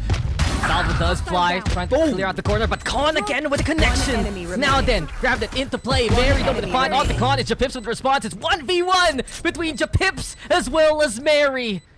Their forays into SCA have been interesting, but it's now Mary who is Magnanimous. The triple for Mary. A set of kills here for Falcons and another pistol win. I believe that's 4 in the series for them already. Oh no. Japips looks at the wrong way, and Mary comes creeping in from the back. Again, Ascend almost able to save what looks like unsalvageable rounds. And Falcons, again, it seems like Ascend, the basis of their playstyle sometimes lies on taking huge risks like this one, right? Yeah. Con is going for the swing and then re-peeking towards heaven. Camille gets taken down, and then Mary, though, thankfully cleans up house for Team Ascend, or rather for Team Falcons Vega, excuse me. And now, again, with the trusty Outlaws, they're able to at least hold their ground and something to peek towards Song, it seems like. Enery opens up in Octagon. The flash comes in and disturbs them. Alexi exposed, gets 1 kill. Fine for now, but she needs to TP away to safety. You said it, Falcons throughout their anti-ecos in the series rely on that Outlaw, but Ascend have something different this time. Sky heal is going to be massive. Try to keep them top up. Still, the Outlaw should get the one-shot, 1 kill anyway as Ascend pivot to A.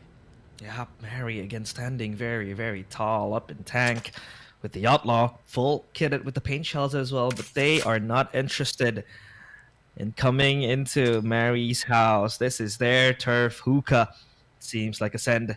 They would make a lot of noise here, but the Sheer will stand in their way, and this might disturb them as Mad V play at the back of the site. Angle. Three only. One separated, and Enery still in position now with the Razor Vines. Stalling for time.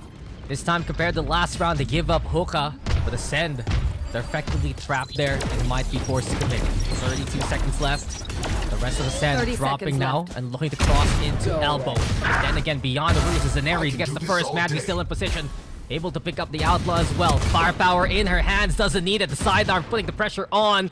A single bullet left in the chamber. Now the Tayrawr of Alexi pushing low HP here for the likes of Falcons, sure. And Ascend decide to evacuate again. The spike going A, but 4 players of Falcons still standing.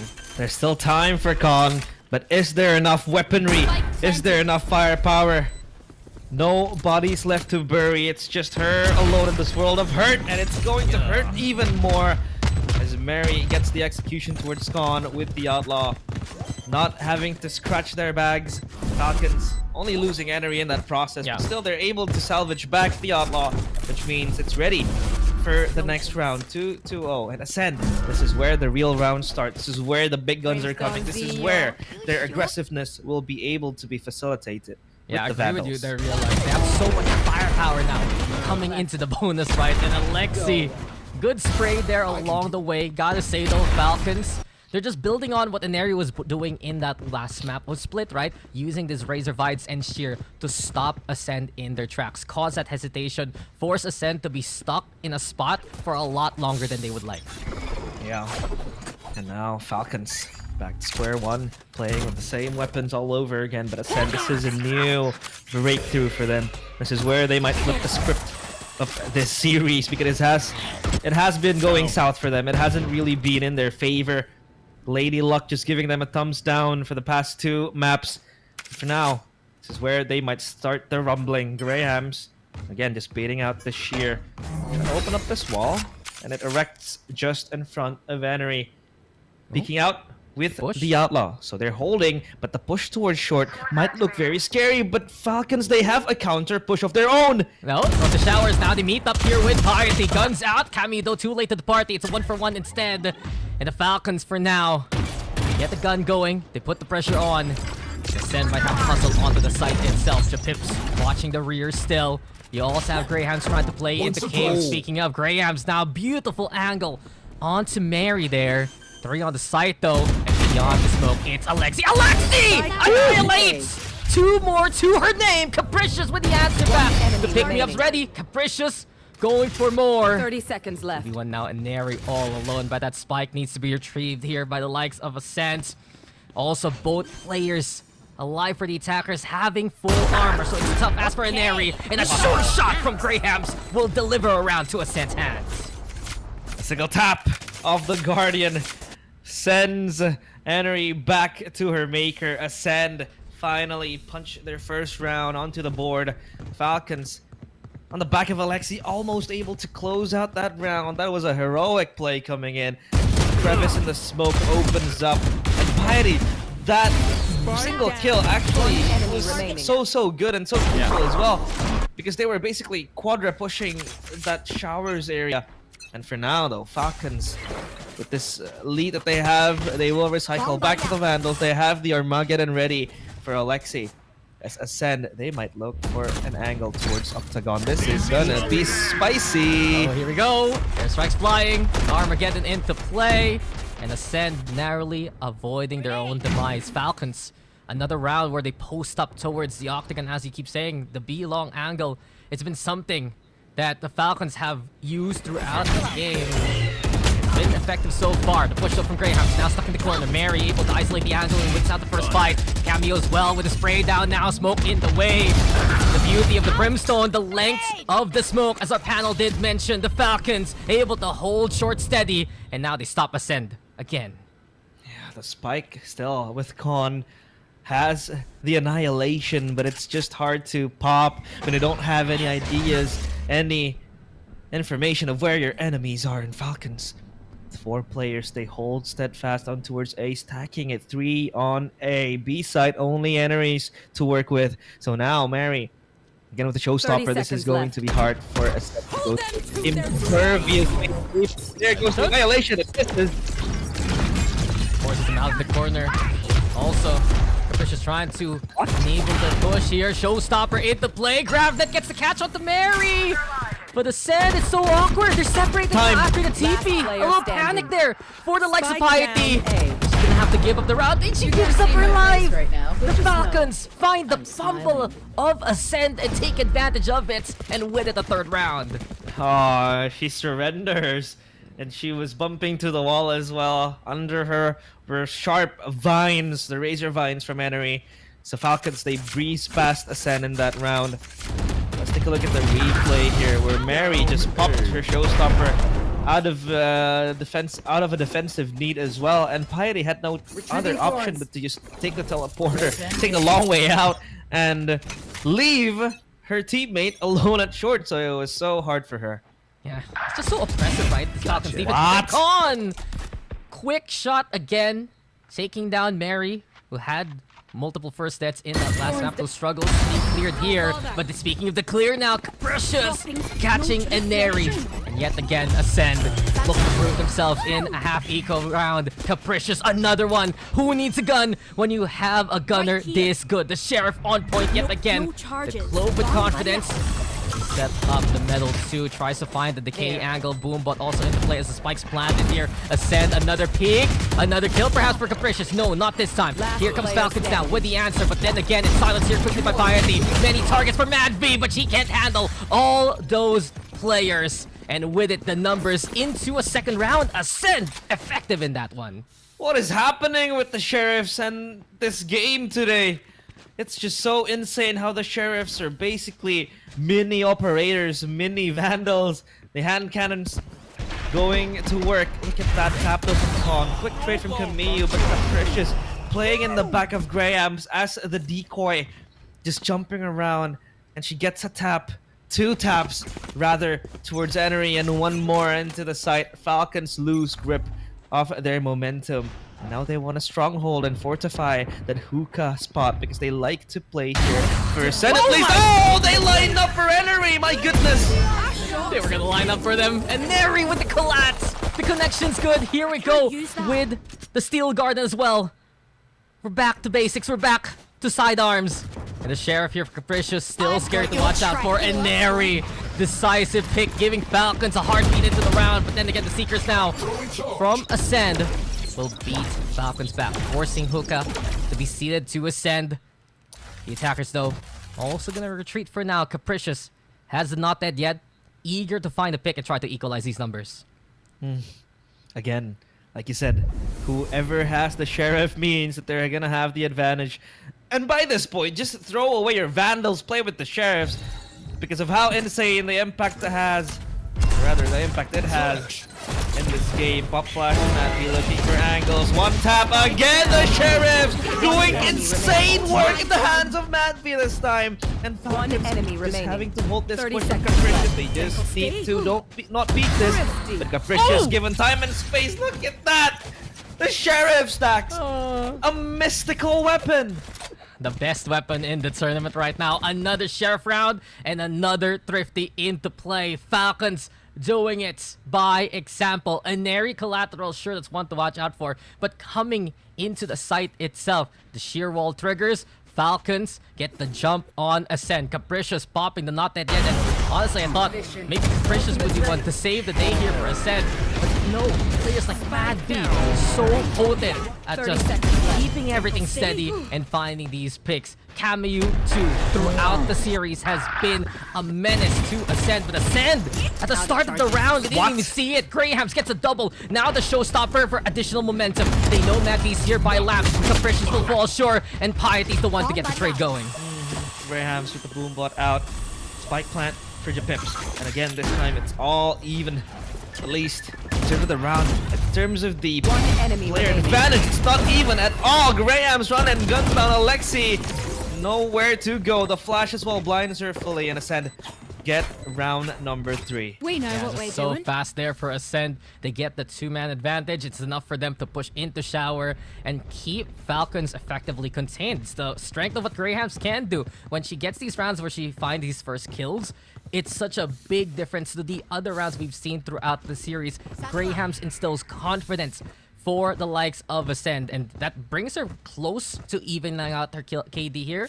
She's gotten 2 more in that round. She popped the showstopper. So much momentum here in favor of Ascend. Swings back in their favor as Falcons back on a few shares in hand.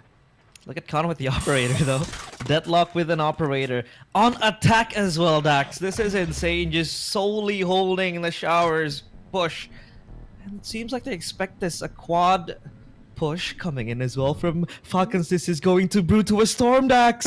Again, Alexi, no! Not the same as an Airy, but Cameo and Mad V are the ones to find the kills anyway. Japips 2 of her own. Mad V! Absolute insanity! But then Con finds at least one way to keep things calm. It's 1v1 after everything is said and done, but the Falcons, they cause so much carnage. And then Aries creeping closer and closer now. Spike though, planted for confirmation here for Con. Sets up Sonic Sensor. And Neri keeping quiet, looking to crawl her way towards the spike. It's still Con playing into Showers though, and Neri up close and personal. She did it before, and she can't do it this time. The clutch instead for Con as Ascend equalize. Oh, that trip! Well placed from Con. And Neri, unlucky for her, she missed her first bullet. If she had hit that, I don't think the sensor would have popped and it wouldn't have stunned her. Look at the replay here again. The stuns all over, but man, doing insane things with the Sheriff. And there you go, the Sonic Sensor right on cue to stun up Enery. Just messing with her crosshair and movement in general. Pips, of course, trailblazing. That's a word towards A. Rams forced back by the pressure, sheer amount of force given by the missiles. And Mary on the back of the site holding the pain shells. Another execute towards A, it seems like. Hey, look, it's a word now. And the word of the day is Graham's getting it done. Into laps we go. Mad V now with a trade of her own. And Mad V has been stellar for the multi-kills throughout this game. She's good for 2 only, though. As now Ascend get the site effectively. Spike 3v2, planted. no way to res Madvi at that distance unless Inari can pull off a stealth mission to remember. The cross comes, Inari creeping closer now, but Madvi eventually timing out. And Ascend using the lamps to their advantage. They have to jump Last in with the enemy Salvo to push remaining. them out. Inari though spotted here by Japips. Good kill by the Sky. Everything left to Alexi here. 1v3 ahead. Capricious in position. And Ascend take the lead away. Wow. Nowhere to go. I mean, the salvo was pretty much very effective as well into forcing the players of Ascent to come out of that lamps or that U-Haul spot. But Japips, the swing was perfect. She got a kill, an instant headshot as well, instantaneous. But take a look again at Graham's and how rampant she could be in the takes, in the offensive takes, in the executes. And I would argue that that was a much more direct approach given by Ascend compared to how it was panning out in the first, in the last few rounds. And Falcons now, they have to call the timeout because it seems like they can't contain the pressure coming in from Ascend. They tried to win in front of every fight possible, be it the shower speak, be it the four-player push coming in towards short. Nothing really comes to avail for them. So Ascend, it seems like now they have Falcons' number. Yeah, I mean, Ascend has been putting the pressure on, as you mentioned, and I think it's exactly what they're doing right now against the Falcons. They're putting the pressure onto these angles that they commit on. The executes, especially courtesy of Graham's, have been so bolsterous to Ascend, has just been really the things that tip things in their favor. And from what we notice here for Falcons, they're the ones getting overrun. Sure, they have good backside control. They have players like Madvi to look to equalize, get these trades going, but still not enough. Ascend get the space, Ascend get the plant, and from that point on, Ascend get the rounds. Yeah. And now, Falcons, let's see what magic tricks they can pull out of their sleeve. This time with the Sheriffs in hand again.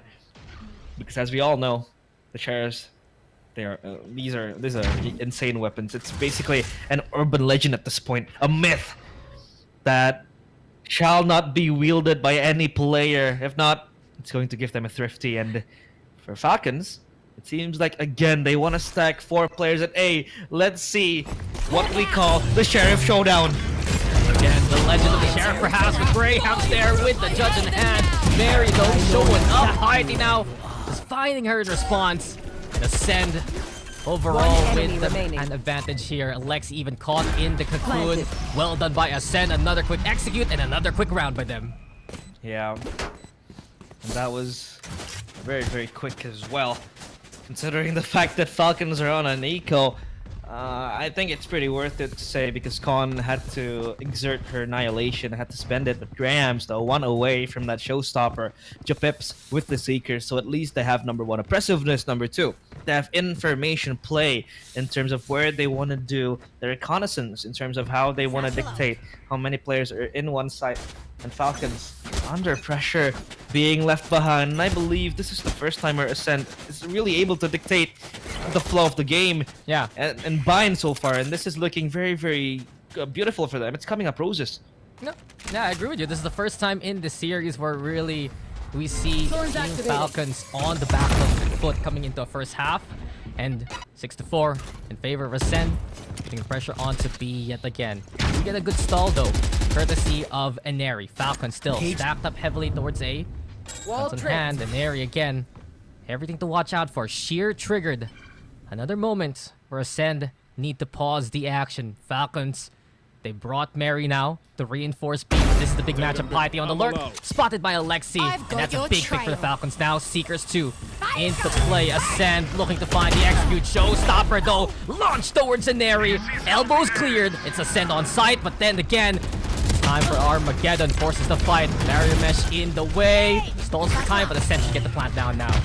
Ooh, look at that trap though. It's very good. And Mary might come chiming in. The swing is good. Con is there. Mary gets 1. Can't look for the second. Japips is there. Call for arms. And look at this. Another clutch in front of her face. And the table handed to her. But it's palpable. The tension is cut short by Graham's. Triple kill for her. And Capricious expires behind Last round that in the ultimate. half.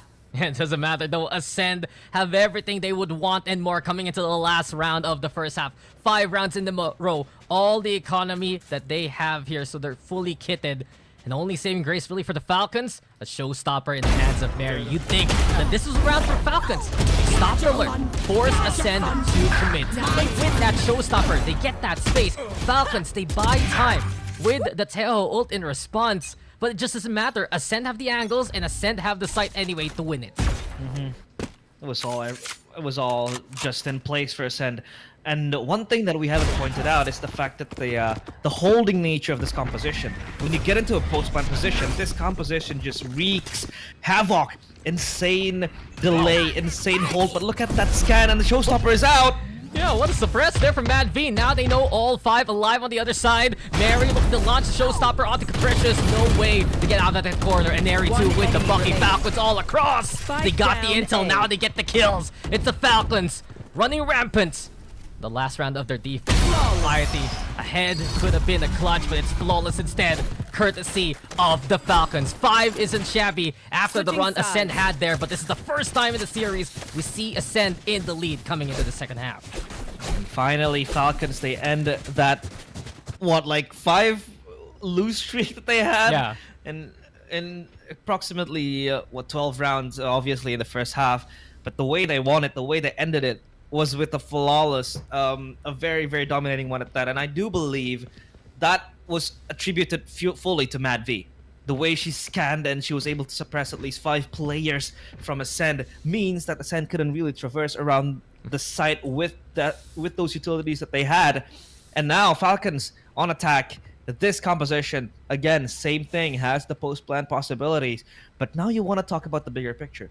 Now you want to talk about the mentality of both teams. It seems like Ascend, after losing 2 maps, they are not in a slump. They're not tilting at all. They're still able to fight back. And the fact that they're able to dictate the first half and now possibly going to the second, it just shows their mental fortitude and just insanely holding on a thin thread. And now giving the fight towards Falcons. 7 rounds though in the board. They still need to multiply that. They still need to run really far. And they could start it off with winning the pistol round. This is going to be a very important pistol round. Yeah, they have the heart of the underdog. You can see it for Ascend. When the going gets tough, they get tougher. And Capricious especially. It's been a battle of the IGLs at the top of the scoreboard. I think Capricious looking so much more comfy on the Clove, given a chance to play the front, be that fragger for the likes of Ascend. And Mad V, on the other hand, honestly, whatever agent she plays, she's just been so good at it. Consistent with the utility, consistent with the kills. Now then, Falcons on the attacking side. And they look the pressure towards A. The ruse, though, from Ascend.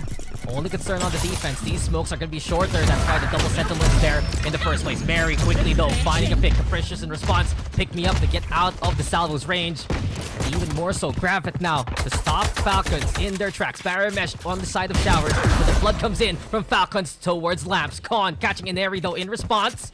3v3. Camu already in backside, but Mad V tapping that spike. But Falcons trying to fake it to TP. Watch out for this one, though. Camu spotted out by Khan, and Ascend now with the advantage. Important kill towards Khan, rather by Khan towards that smoker convenient. Now then they don't have little to no vision blocks. Alexi wants to swing behind this, but it seems like she gets decapitated. And Alexi with the triple kill again, clutching that one out. And Falcons, they have 6. Alexi does it again on her own. 3 ahead, 3 fall, and Falcons, even with the numbers disparity, even with things collapsing at the seams, Alexi is there to just bring her A game and bring the round to Falcons. Check out this replay. This was well crafted by the likes of Ascend. Khan's pick onto Neri, massive. Them getting the catch on Camu, even bigger. But then Alexi just does it all. And as I said a while ago, for the Falcons, they've only lost a single pistol round in this series here. That's another one to the books for them. Yeah, and look at the cheer being popped. There's no way to destroy it. The only way you want to bait it out is just to walk in front of it or jump peek it. And that's a very good holding power as well for the Vice, at least at the side of Falcons. And now, Capricious with the Sheriffs. 2 Sheriffs at least now for Ascend to work with. Grahams. will play close with the shorty. But will it do enough damage towards Falcons, who has those guns, mighty ones at that? The Bulldogs, the Guardians, and one outlaw in the hands of Henry as Alexi scans towards the site, revealing no one because Japips and one more player who is Piety is up on Hookah. Another attack towards B site. Oh, she picks away, but then Inari finds the pick anyway. Onto one, lock the boats. Falcons, different anti-eco look here. Everyone investing guns this time around. Don't want the second guess against Ascendant. First one in, Mary is there. Mary with a second. Clear out the elbow. No one can come from spawn anymore. It's Hookah, the danger zone here that Ascend are trying to play from. Khan now peeking. Tips right behind there. Khan, effective again. Stellar shot onto Alexi to throw the grab net. Just assuming a swing will come from Falcons. But the Falcons playing a bit more disciplined here. Holding steady by the octagon. Comes to suppress as well. But Khan lines it up. Another pick for Khan here. Madby now with the answer. And into the smoke we go. Japips gets a Coliseum to work with. Japips! No! It's the melee on hand. And Camu. Classic's good enough to find it anyway. Falcons get the round, but they lose all their guns in the process though. Unlucky for Japips. She brings a sword to a gunfight, and of course, you can't really dodge the bullets with that sword. And Ascend, they lose that round, but still, damage inflicted. Take a look at Falcons. 1 stinger and 4 pistols in the next round at least. Graham's looking for a play. But look at the Sheriff though. Again, like Khan, so crispy on the shots. And this unlucky ordeal coming in from Japips. Just a nicer of 1 round win. The barrier mesh to stop the push coming in from Falcons. Gonna break it down though, and it seems like A is the destination of choice for Falcons. Well, look, Ascend, they lost the battle. They lost that round, but they're winning on Eco now, given the damage that they did against Falcons. I was saying a while ago, Falcons, they're playing this anti-eco with more guns than usual, investing heavily, and this is what happens when you get picked apart by your opponent. 4 Sheriff and the Stinger. We are Sheriff believers here on the broadcast, sure. But Ascend have the advantage, and Khan does it again. Another kill here for Khan. Cammy though with the threat. Capricious stable on the backside, shutting down Mary while she tries to fly. Capricious now answered by Inari. It's straight for threat. It's been the tale of this series, but then Piety comes up to catch Camu in the act again. Cams up, Japips there. Japips with the hold, and Japips with the pick. It's up to Inari now in a 1v3. Healing over here. The heal coming in towards Graham's. Henry, not much to work with. Hold her ground. This is looking very shaky for her. Half HP only with a Guardian. Has to look for a tap. Not going to find any. Piety does get the kill at the last bit of that round.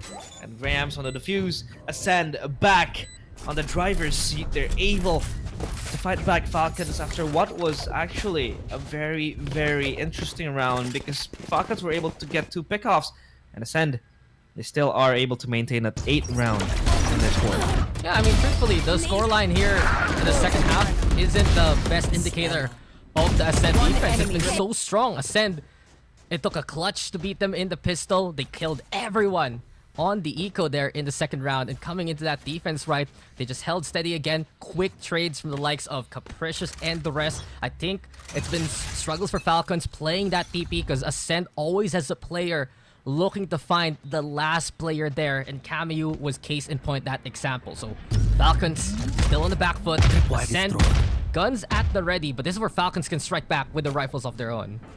The rifles might just rumble for Falcons. Ascend, their weaponry, no less of an importance for this round. And Mary will just satchel into the site. This is looking very, very scary. Ascend holding their ground. Annihilation reels in Mary. They have to shoot her down, and she does go down. 4v5 without their main duelist. What will they do, Daks? Under pressure is Khan. Still scary. Can't swing through that grab that Graham's precious, given the space to work with, and Ascend using the utility for better angles. Arcros being prime. Flash comes on out. Capricious though still in the front line. Madby! It's 2 for Madby! It's 1 for Inari. 1v1 now, but here we go. Advantage perhaps, but Graham's doesn't even need a gun. Classic for the 3k at the end, and Ascend now up by 2. What? Henry did not even wait for the Steel Garden to completely finish. And by that time, Graham's, her primary wasn't gemmed just yet, but with the full confidence she had, she pulled out her classic and she popped Henry down, hit the floor, she says, and she gets that clutch. It was Mad V, the saving grace for Falcons for a few seconds of that round, but Ascend, 9 rounds. This is looking closer than ever for them to at least get one map to their pockets. But as for now, Falcons are not stopping on their pursuit. Showstopper here, Mary, looking to lead the charge.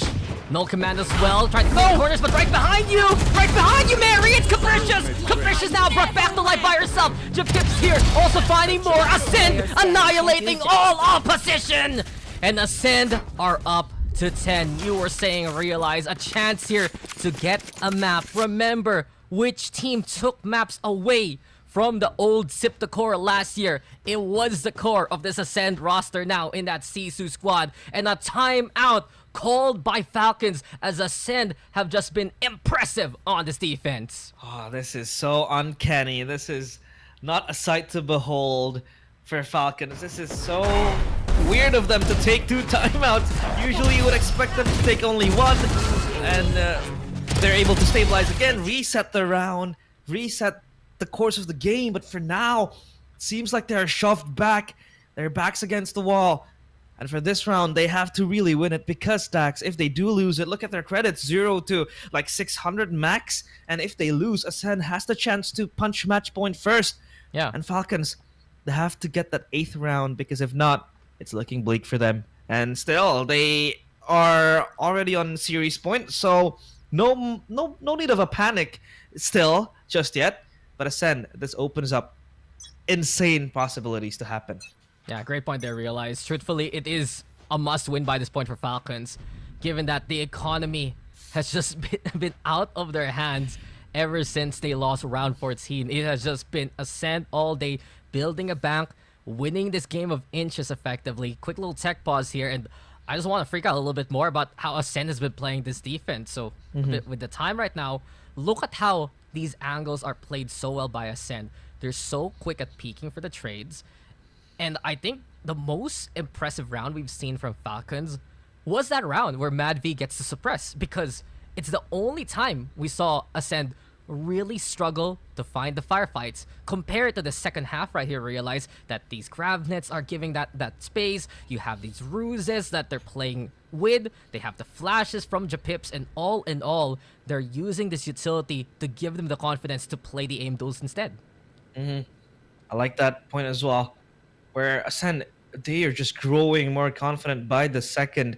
It seems like that confidence is not stopping anytime soon, because look at the multiple amount of pressure that they're able to exert towards Falcons. I mean, they're winning the gunfights, and Graham's in that last round just swinging out with the classic Henry. Yeah, again, quite questionable decision for not waiting for the Steel Garden to complete fully. But then again, if you want to give the benefit of the doubt to her, Graham still won with the classic, so I don't think it'll make much of a difference compared to if she waited for the Steel Garden to complete. Yeah, Falcons, again, just stumbling slowly. But if you talk about the bigger picture, again, it's still a 2-0 scoreline in terms of the whole series. And if they do lose this one out, we are still going to go to Fracture, which is going to be Falcons Vega's pick. So, their Fracture, you know what happened yesterday in Fracture, right? 10-2. Yeah. And it became 14 scoreline. That overtime is still up in the cards. That comeback is still alive as well. So 10-2. It's still possible for a comeback to happen. Yeah, it's still possible for the Falcons to come back, but what a conversation we're having here. That they're the ones on the back foot after the story of not just the series, but the whole tournament so far. Ascend looking to make gods bleed at this point. And they are effectively finding ways to play these sites to fruition. Onto the site we go again. He's the target. It's time now for the Armageddon to be unleashed. And speaking of Ascend, they bring Con Poster up to play into showers. The rest of the team go for backside. Lamb's controlled here. But like the Falcons, though, Camu the first to peek on now. Capricious still in position. Press comes. Capricious' peek ability. She just needs a gun in hand. 2 for Falcons in response, but the Send have the numbers advantage. Mary now effectively equalizing. 2v2. Mary's hurting. Piety wants to push the issue as we see the Falcons TP away again. But the chase is on! And Mad B caught napping. Spike out in the open. Ascend now with a double up, and there's no chance for Mary at all. Ascend have made it 2-11. It's getting real. It's getting real, Dax. I mean, 11 for Ascend, and now Falcons has to eco. Or rather, if they want to buy out here, and they lose, they have to eco in the last round, and that's not what you want to do. So 2 things that they can bank on. Number 1, they can play for overtime and eco here. Number 2, they can make it happen with the Sheriffs, and that is something that is still in the cards. Possibilities left and right, and only Mary with the Guardian. We know what the Sheriffs can do, and Ascend, they themselves are scared of that possibility, so they will play far back. But for Falcons, they will advance towards long and Octagon. It seems like it is going to be the focal point of attack, but look at the number of utilities, the magnets and the traps all set up, laid down by Piety. A feast towards B might happen just soon. It took a clutch for the Falcons to come back on Fracture yesterday. It's gonna take a clutch right now, a thrifty, especially if the Falcons want to stand a chance against Ascend at this rate on Bind. And Ascend posted up well again. Drone sent here by Alexi after Tripwire's broken. Alexi now with the intel. Salvo set to force the tin can hold of Juppips out. But the Cyber changes. They're good cover here for Piety. Precious though found the Camu. Here comes Falcons now to put the pressure on. Mad V even through the wall. Sheriffs again making Falcons have a possibility here. It's Spike singing planted. well realized. Spikes planted. Graham's on the other hand. Playing up close. The Rays are fine.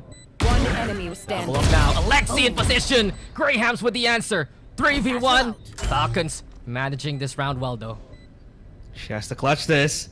But again, we talked about the possibility, Dax, and it's happening again. As you wish, the Sheriffs does create havoc. Disaster again for Ascend. Losing out on the hand cannons. This time they have Vandals in their hand. Looking left and right as Grahams and Mary will close the round. And you will be rewarded with the Sheriffs. And Ascend, take my advice, play with the Sheriff now. Yeah. Why not? The Church of the Sheriff gets another devout believer after that one. And the Falcons just putting the pressure on Ascend this time. It was a big play to get rid of Juppips in the container, forcing the Cyber Cage to be popped. Capricious also getting caught through the wall bang there. Falcons finding the space to work with that utility, and gotta give it to Mad B as well. Some big flashes throughout that round, especially that last one. Cleanly pick off the last player of Ascent there. Boombot though sent now as we go into another. Guns out ready for the Falcons. A better arsenal this time around. Yeah, there's a saying in Indonesia that goes, you say what you wish for, and they wished for the Sheriffs to work. We wished for the Sheriffs to work, and it worked pretty well. B-side full of smokes. Orbital strike really prematurely. They will come in, Dax. One less. Right down comes Mary with the pick. Pips responds in kind. It's 2 for 2 though. Spike down B. Falcons here want more. They get more. Alexi, another clean pick for her. And while we stand now, I do want to try and stick around on the backside. They struggle with the salvo. Razor Vine 2. No escape at all for Graham. Spike now. Being planted here by Falcons. And with it, another 1v3 head. But Con, she's done incredible moments like this before. Can she do so again? Finds the pick onto one already. Alexi, isolate away from the Neri, but Alexi takes matters in her own hands. Con will fall before the ult can pop. And Falcons now find the Knight. Oh no. Is this it? Is this it for Ascend? 11-9. Falcons inching closer. Getting their fingertips on Ascend. They grasp this chance. Spike down B. 10 fingers, both hands. One enemy remaining. And the Sheriffs now turning the tides around for them. This is starting to feel like it is going to happen again. Another episode of the comeback and Fracture. But this time it's closer. This time it's not as far. 11-9, a timeout for Ascend. Now, the question is, how do they want to approach this? They have been very passive the past 2 rounds, the past 3 rounds even, waiting inside. The orbital strike didn't even hit anyone, and they were still able to barge in. They were still able to push on through. And the question is for Ascend, do they go for the offense here? But again, if they do just that, it feels like flipping a coin. It feels like they're going to gamble again. And if they lose that, they are possibly going to give Falcons Vega the 11th round for them. And then that is where it starts to get real. So Ascend, again, the question is passive or aggressive?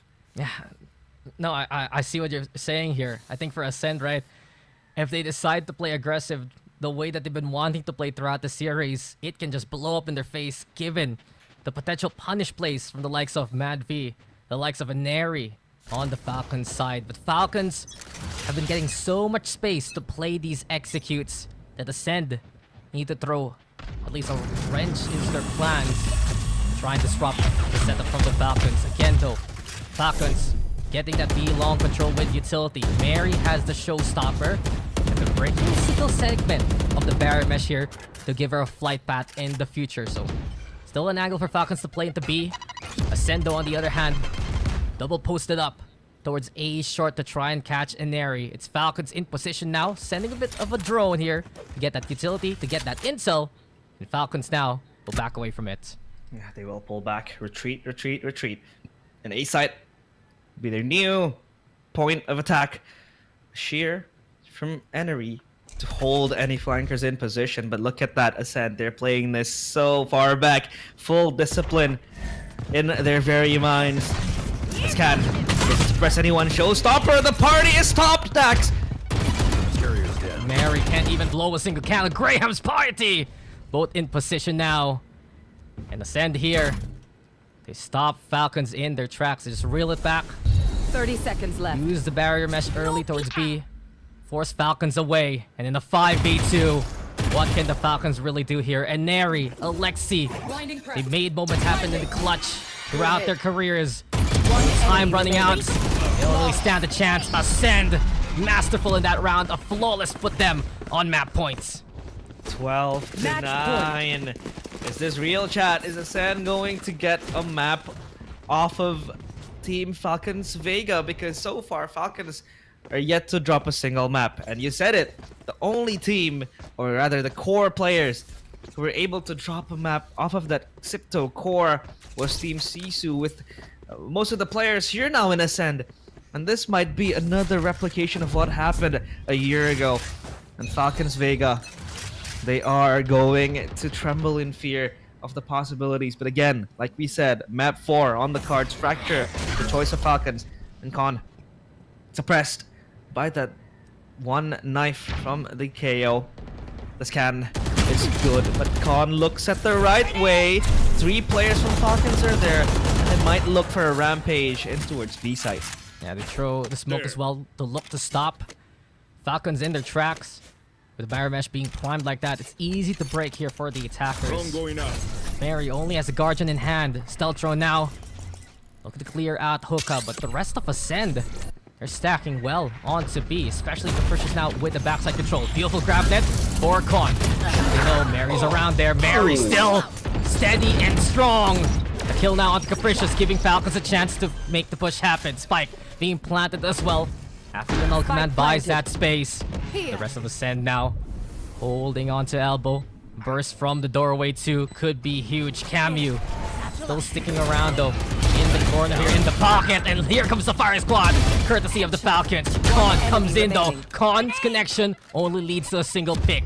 It's 3v1. And up to Japips now. The newest face on the Ascend roster. Holding the pocket. A place to play for. Mary falls 2v1 now. Mad V here trying to get express to Pips, narrowly dodging it, but the salvo will force her off that spike. Now against Alexi. Alexi will win it. And double digits made by Falcons. They're not done yet. They are not done just yet. Yet to throw in the towel. Falcons Vega still by the skin of their teeth, able to win another round. Good opening pick from Mary. A wall bang at that as well. And Camille chimes in together. The last kill. was done. It was set in stone, to be honest. Like, they had the salve already, and Alexi was playing in a very, very advantageous position that forces Japips to come up to peek into her, and that was so unfavorable, at least for Japips. And now Alexi has still the Armageddon and Camille Orbital Strike on the ready, one away at least. The orbs needed. A Trailblazer quick information replied with this drone towards Hookah. Still looking for Khan, and Khan gets spotted out. At least they know that the deadlock is in B side, but still they want to come in. Still they want to barge in towards B side. Rotations called upon, and the cavalry will arrive soon. Well, this is the round where Capricious can play a bit more aggressive. Has the not dead yet available.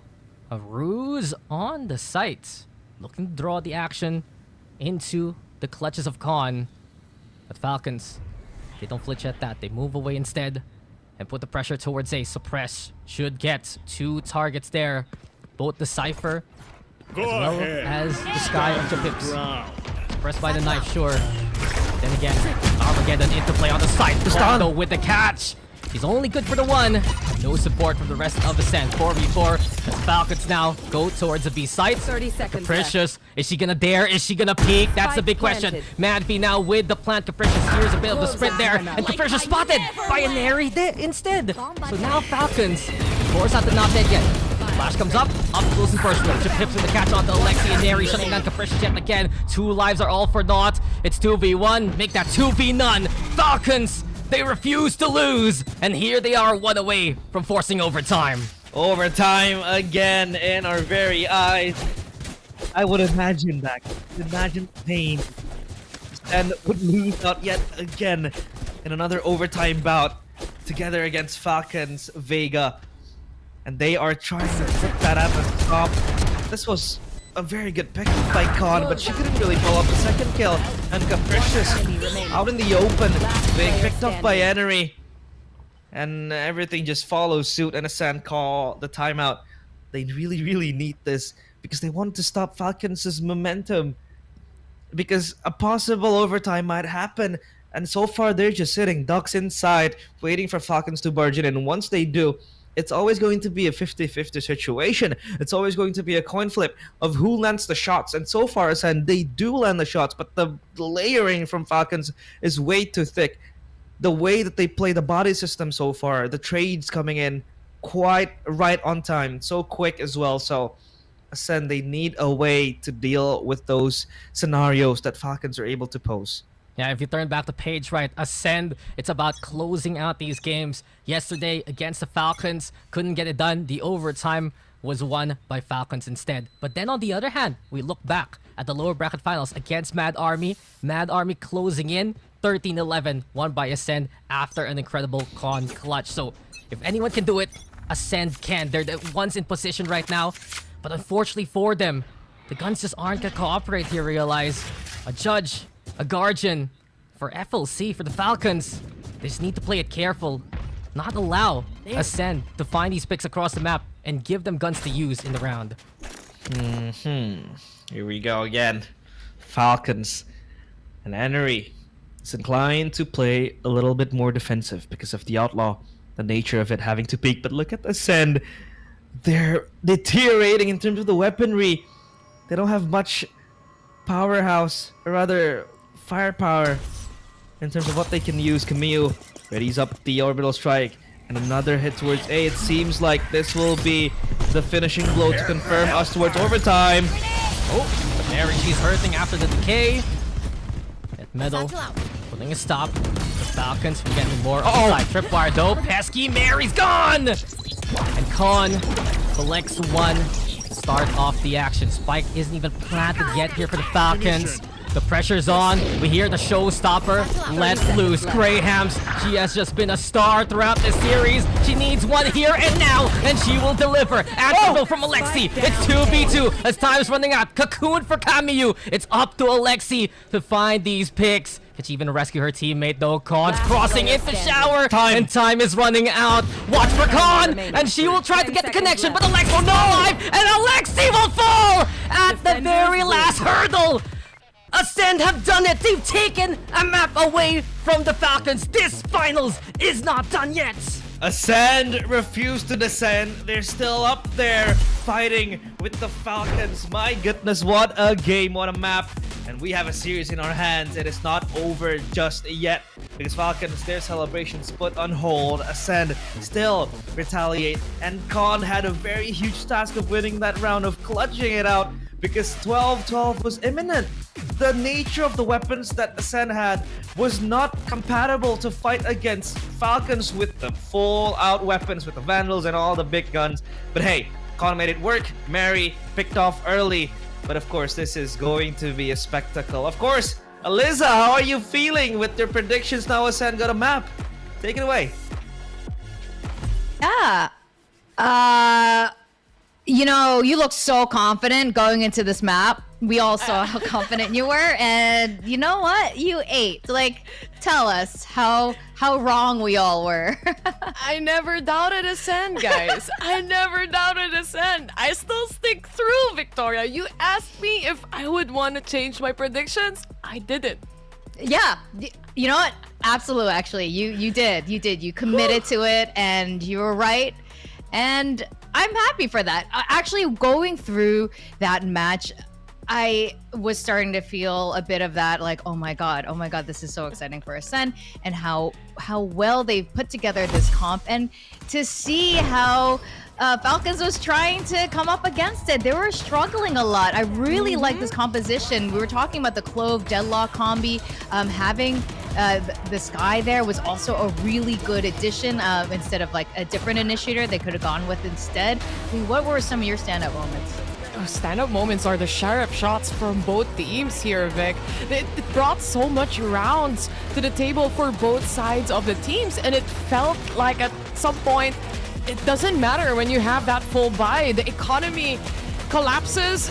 Players just play it out in a 1v1 scenario and still win those sheriff rounds. But I do feel like for the first half, before the game started, I was a little bit worried, especially having that double sentinel, right? How are you gonna try to go in and attack the site? You have to move a little bit slower, but you see Khan always being alive in these post-plant scenarios. It catches the side of Falcons so much off guard because you have those traps that just basically stuns you, and you just want to entry towards the side, but you just can't do it. Yeah, they really struggle to... I agree. The whole starting on the attacker side, I didn't think that was going to be the side they would be so good on. And they just had a lot of good protocols to get into that site, and to once they're inside, that site is secured. And we just saw so many rounds where it didn't matter if they were on an eco or a half buy, they just had it nailed down. They used their utility so well to make sure things evened out, or they just kept the advantage in their hands. And man, look at... This is crazy. Like, I'm looking at these stats right now. It's just so like an close. incredible match. What a close match that we have right here. Also, like 7 out of 9 post plants for the side of Ascend. And honestly, this is one of the few games that we've seen from them, especially against Falcons, that you could really say, like, this team could actually win. This team could actually come back from a 2-1 in a series point or something. Yes. Of course. I mean, that's what you were saying all along, right? Exactly. Never doubted. Not a single time. No, not at all. You never wavered at all. They are giving us the reverse sweep storyline here. And this is record-breaking. This moment is record-breaking here in Game Changers history, at least over the last year and a half, that the core of this FLC roster, especially with Camille, Alexi, and Ineri, they've never dropped a single map before in their regional tournament. So this is huge. Grams, of course, our MVP, our duelist. She doesn't use a mouse pad. I know she's been having PC problems. It doesn't... Can you imagine if she had all of these things, actually? Like, how unstoppable she would be? She's already pretty damn unstoppable. Look at the brighter side, Vic. If you have to move around and set up your PC again, you don't need to set up your mouse pad, right? Saves you time. That's why we went back immediately. I'm wondering, like, what her sense is, and if she changes it depending on the surface, or she keeps it the same every single time. Like, this is Like, I genuinely want to interview her to ask her this question. right? Like, I'm dying to know the answer to this. But she's just so good. But definitely, this was a teamwork effort here. Really love how they put this composition together. Again, we've seen like little plays with this coming from China, coming from our own like Pacific region with the Clove, Deadlock, and like sometimes Decipher. But the way they ended up, you know, using the best of all of it and using that to their advantage. I'm very excited, and you're right. This could be a reverse sweep situation. We don't really know. We're gonna go on a quick break, and when we come back, we are gonna dive into map 4 of Fracture.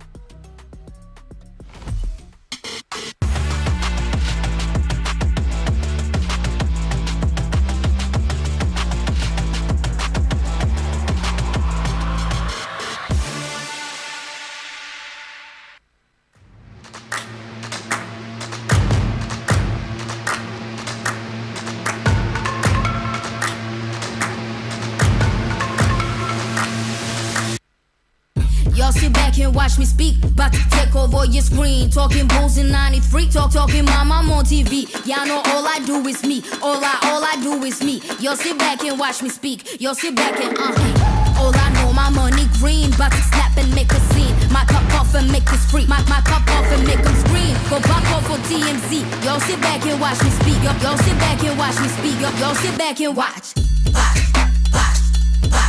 Watch me. Watch me. Watch me. Sit back and watch. Sit back. Sit back. Sit back.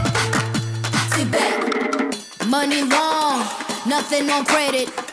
I got style, don't catch no feelings. All this bread ain't got no lettuce. I got style, don't catch no feelings. Watch me. Watch me. Sit back and watch. Sit back and watch. Sit back and watch. If it ain't got style, I ain't with it. I ain't with it. If it ain't got style, I ain't with it. Look. If it ain't got style, I ain't with it. I ain't with it. If it ain't got style, I ain't with it. Look.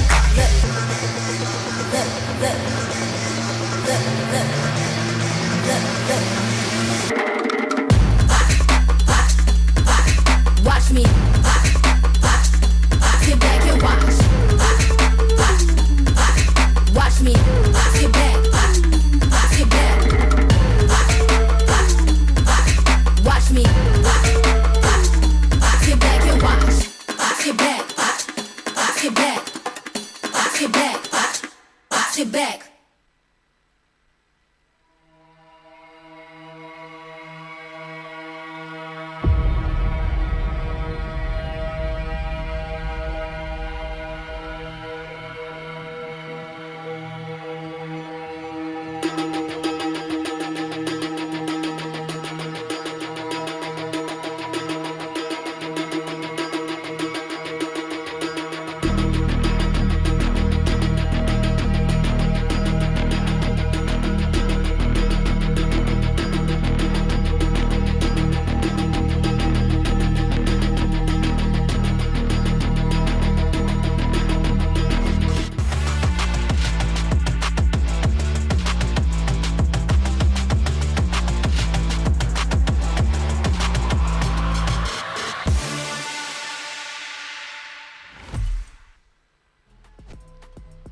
Welcome back. You're watching Valorant Game Changers Southeast Asia 2025. It's split one. It's the grand finals. We just finished map 3, and no, it's not over.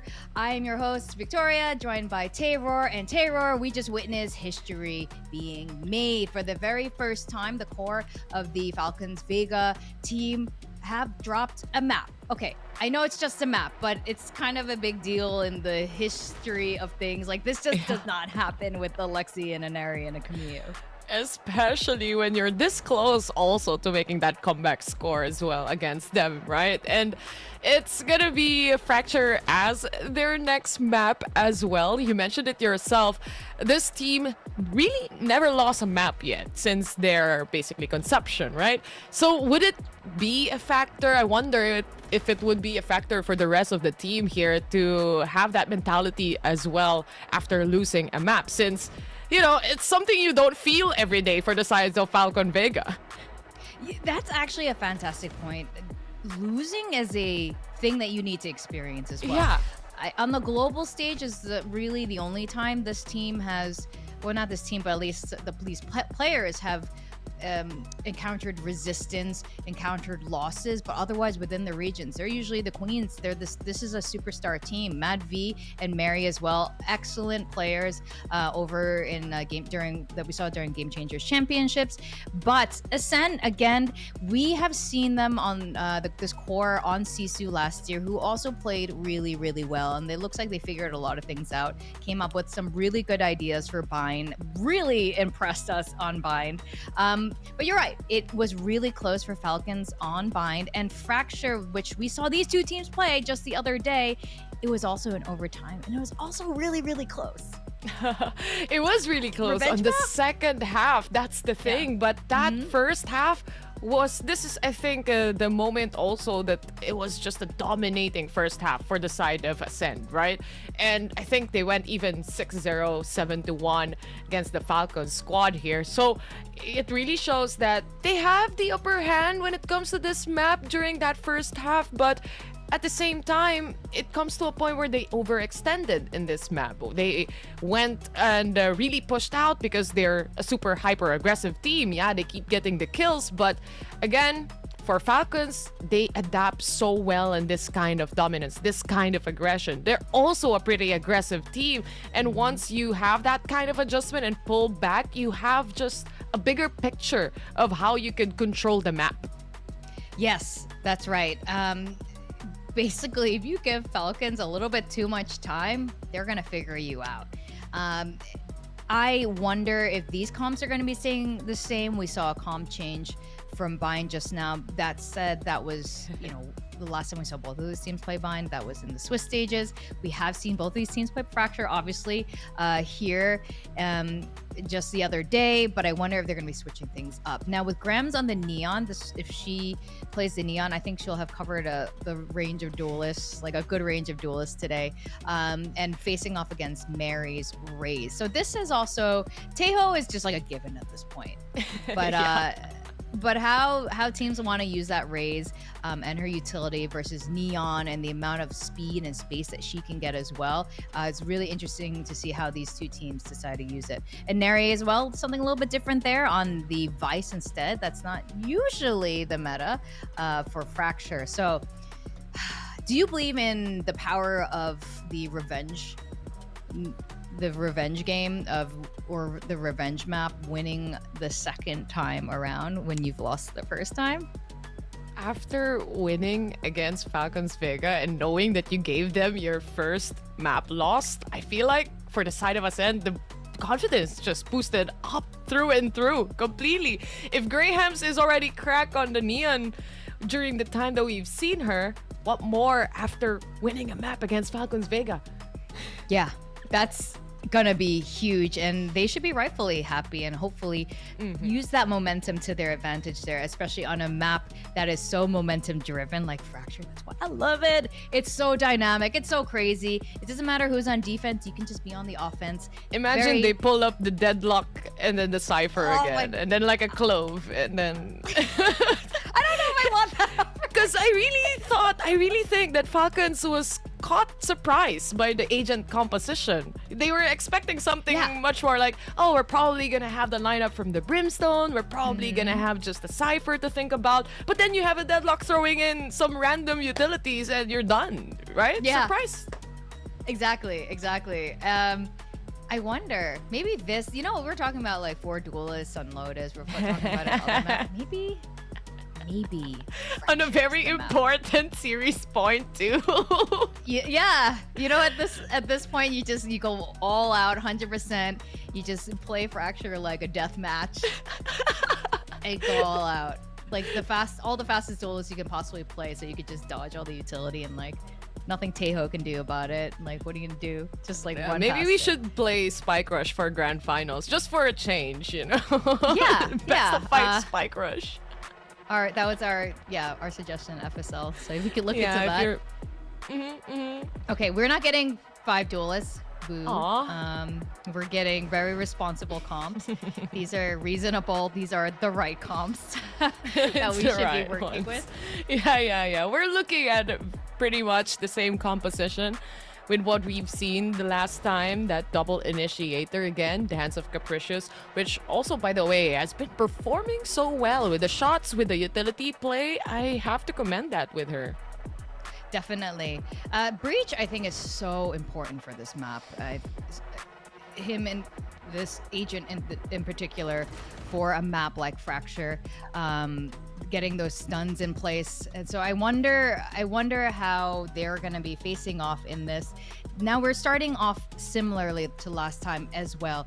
Ascend is starting on defense once more, and I'm pretty sure, you know, they're on a high right now, but Falcons, have you seen Alexi like, you know, angry and fired up? That's also really scary and something to consider as well. And I'm pretty sure they don't want it to be as close this time. So we're gonna have to see. How you feeling, Tayrawr? Like, I'm still an this. Ascend believer. After that match, I'm confident now without any eye twitches. Okay, this is pure confidence as we go into map 4 Fracture. Let's send it over to our casters, Realize and Daks. You can see it. Pure belief, pure hype. Here we go, guys. We are into map number 4. And if you are just tuning on in, the map streak has been broken. Team Falcons have finally dropped the map, and it was because of the incredible efforts of Ascend there to win on Bind. It got very close to Realize, right? 13-11 in favor of Ascend. But now we move to a historical map for both of these teams. We move to Fracture, and this was the map that brought these two teams into the finals in the first place. It's giving me I've played these games before energy, because I've seen this pan out. What happened yesterday, you know, Fracture, in which Falcons was able to come back. That comeback was ridiculous, by the way. And I'm scared for Ascend. If they don't really have their hands on the steering wheel, that Falcons might just take over. But let's see. Who knows, Ascend might be able to replicate their dominance in Bind. And with some heroic plays here and there, they might even just bring us to a map number 5. That is something that we all want to see, of course. But for Falcons now, all they need to do is refocus their things and everything, just all into Fracture, because this map is going to be the decider if they will make it or break it. I mean, we've seen this map before, right? And truthfully, Fracture, such a popular map throughout the playoffs. How many times did we see this map? I do believe it's the most picked map of the playoffs, around 9 times prior to this one. Everyone has been enjoying its return to the map pool, but the Falcons and Ascend, one thing to look at for the agent selection is Ascend do go back to that Brimstone. When they faced off against Mad V in the lower finals, it was the Astra instead, so perhaps they've really cleaned up how they played that second half. The strength, though, did come from the Neon of Graham, though. Slide in, Capricious. It's Christine from Ascend. They get 2 for the price of 1, while Alexi trades back. Yeah, just falling off like flies. Mary and Camille gone. Notably, 1 or 2 of the most important members as well. You don't have the explosive power now to enter the site. You don't have the smoke to cover up everything you need to cover. But look at Henry. She's going for a huge play towards Fawn. Spots out Con, but Con wins the duel. Con gets 2 headshots lining up for her. It's just Alexi having to collect the spike. I mean, Con brought that final kill in the last game. Made sure that the Ascend still had a life to work with in this series. And it's up to Alexi, who had an ace game of her own, actually, on Bind a while ago. Moving over to the breach now. No longer the tail.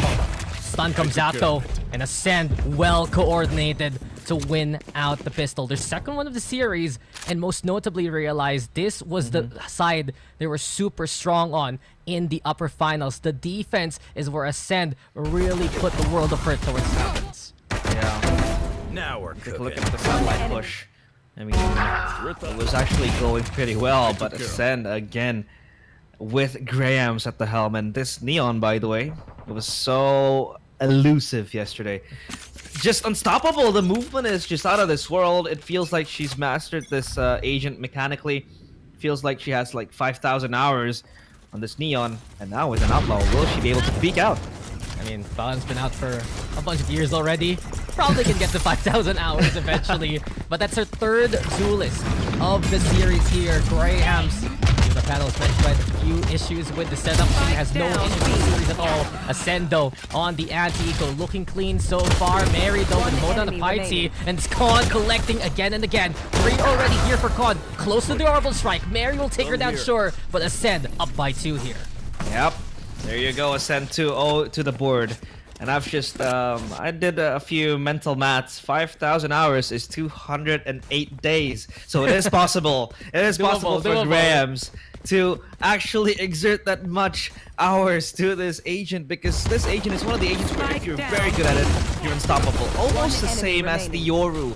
It feels like if you're the master at it, it's just so annoying for the enemy to play against. And for now, Graham showing her power with this Neon. But Falcons now with the weapon advantage. Again, he's playing passively towards A side, only leaving Enery because they know what Ascend like to do in this map is to take control of A main.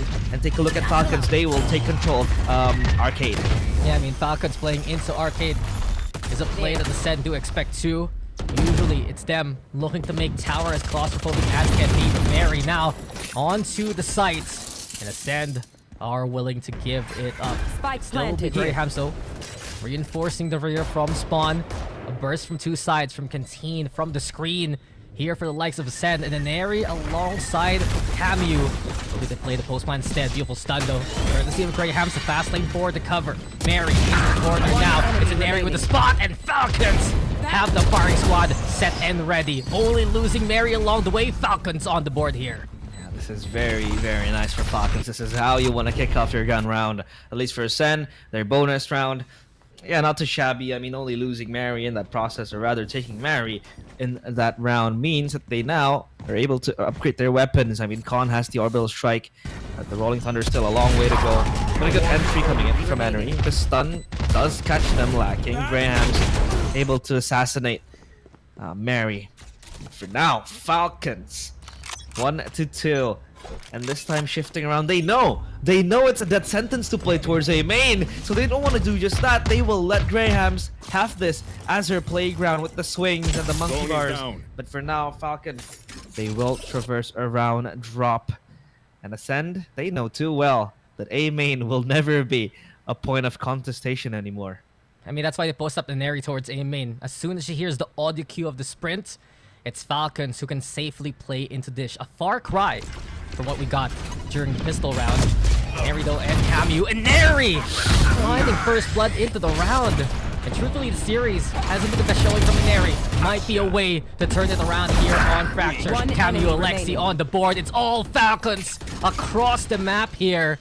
And a better push from Falcons now to get the pinch onto A. They clean up Piety too. And a flawless here for Falcons. They've learned their lessons perhaps from the upper bracket finals, and that's why they picked this map here. Finally, they're able to show their claws, the Falcons. That was a very, very good round. Losing almost nothing in that process. Maybe only... As well as baiting out Con's ultimate, right? The Brimstone ult.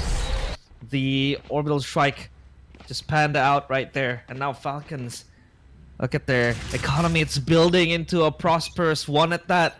And now they want to fight A main. Now they know. This is a good read because look at Graham just playing at B main. Yeah, you say that though, but then we've seen the story. We've seen the script. We know the best gun in the game is the Sheriff. Based on Game Changers SCA.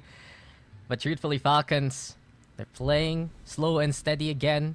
And Neri also left their own devices towards the north. Sets up the shear. He's gotten 2 first kills. The past 2 rounds been helpful for Falcons to keep the momentum going. And into Sand Stay goes well. Mary now clearing out. They no pieties on the opposite. Showstopper sent. It's a tough shot onto the Pips. And the Pips survives long enough to get the kill. Center stage, she is shining. Spotlight on the Tayrawr. Gets a double. The Sheriff's again doing some damage. And not only that, Salva for the stall. Watch out. There's a flank here coming in from Capricious too. Buying time As long as she could. Pips, 5 HP. Needs a bandage, needs an aid kit, but no. The aid is behind her. Alexi dispensing behind the fast lane. Matt V to the rescue as well. And the missiles fly in, homing into duo Grahams! Look at that! Two kills out of nowhere. Pull a rabbit out of the hat, but it's Enery that steals her wand. And Falcons, 3 on the board. Damn, that slide was nasty. Graham's getting into the thick of things there, and Pips as well. It's just tough. That angle with the Showstopper, not gonna be able to rely on splash damage as much, but this is where Falcons coming into the close span staple. Another round where Enery finds value. She is really stepping up here after that close loss on by 5 kills on the board, 1 away from the Steel Garden. Alexi as well, ready with the Rolling Thunder. But Ascend showing the fight back in them, and not only that, here we go again. Grahams might get first contact. The flash comes in, the stun is there too. Grahams watching a relay bolt, not the best one there. Allows Capricious to get the box for space, but Ascend, fast lane committed. A lot of utility. Used to realize Capricious with the swing, but Falcons, they were ready for that one, and she goes down. Oh no, you can take a look at how Graham only has W on her keyboard. Khan able to decapitate Alexi, but Mary so far deep into heaven. The Armageddon pop, and now they're flooding into sight. This is looking very scary. Oh, Ascend find 2 Falcons, 2 of them home, but Kiyu still at the heart of everything, and Mary! That is just mighty with the 3K there. Good judgment call here for Falcons with that Armageddon from Mad V. And truthfully, it's how she's been playing the Tayrawr ultimate throughout the series, right? The Joe gets the job done. The airstrike cutting up a part of the tower for Falcons to take. And it gave them space to work with and allow the pinch to happen courtesy of Camu. Yeah. And it's just insane, Dax, to be honest. Looking at Graham's, I'm almost speechless. She was flashed. She was stunned. She was like everything thrown at her, but she still had the audacity to turn on her running shoes and had the intention to push on. It shows the, I guess, the fearlessness in her eyes when playing Neon, because she knows when she's playing Neon, she's going to be the tip of the spear that will slowly break down and be killed and be taken off out of the map. But she knows that it is what is necessary to give her teammates the information, the decoy, the human recon in her body as well. So at least with the Neon moving ever so elusive, it seems like Falcons, they have another task that they need to do, which is just try to neutralize the Neon. But for Graham's, it doesn't seem like she has an S keyboard, or rather an S key on her keyboard. I mean, she doesn't even have a mouse pad ready, right? Our panel has mentioned that she just uses a table.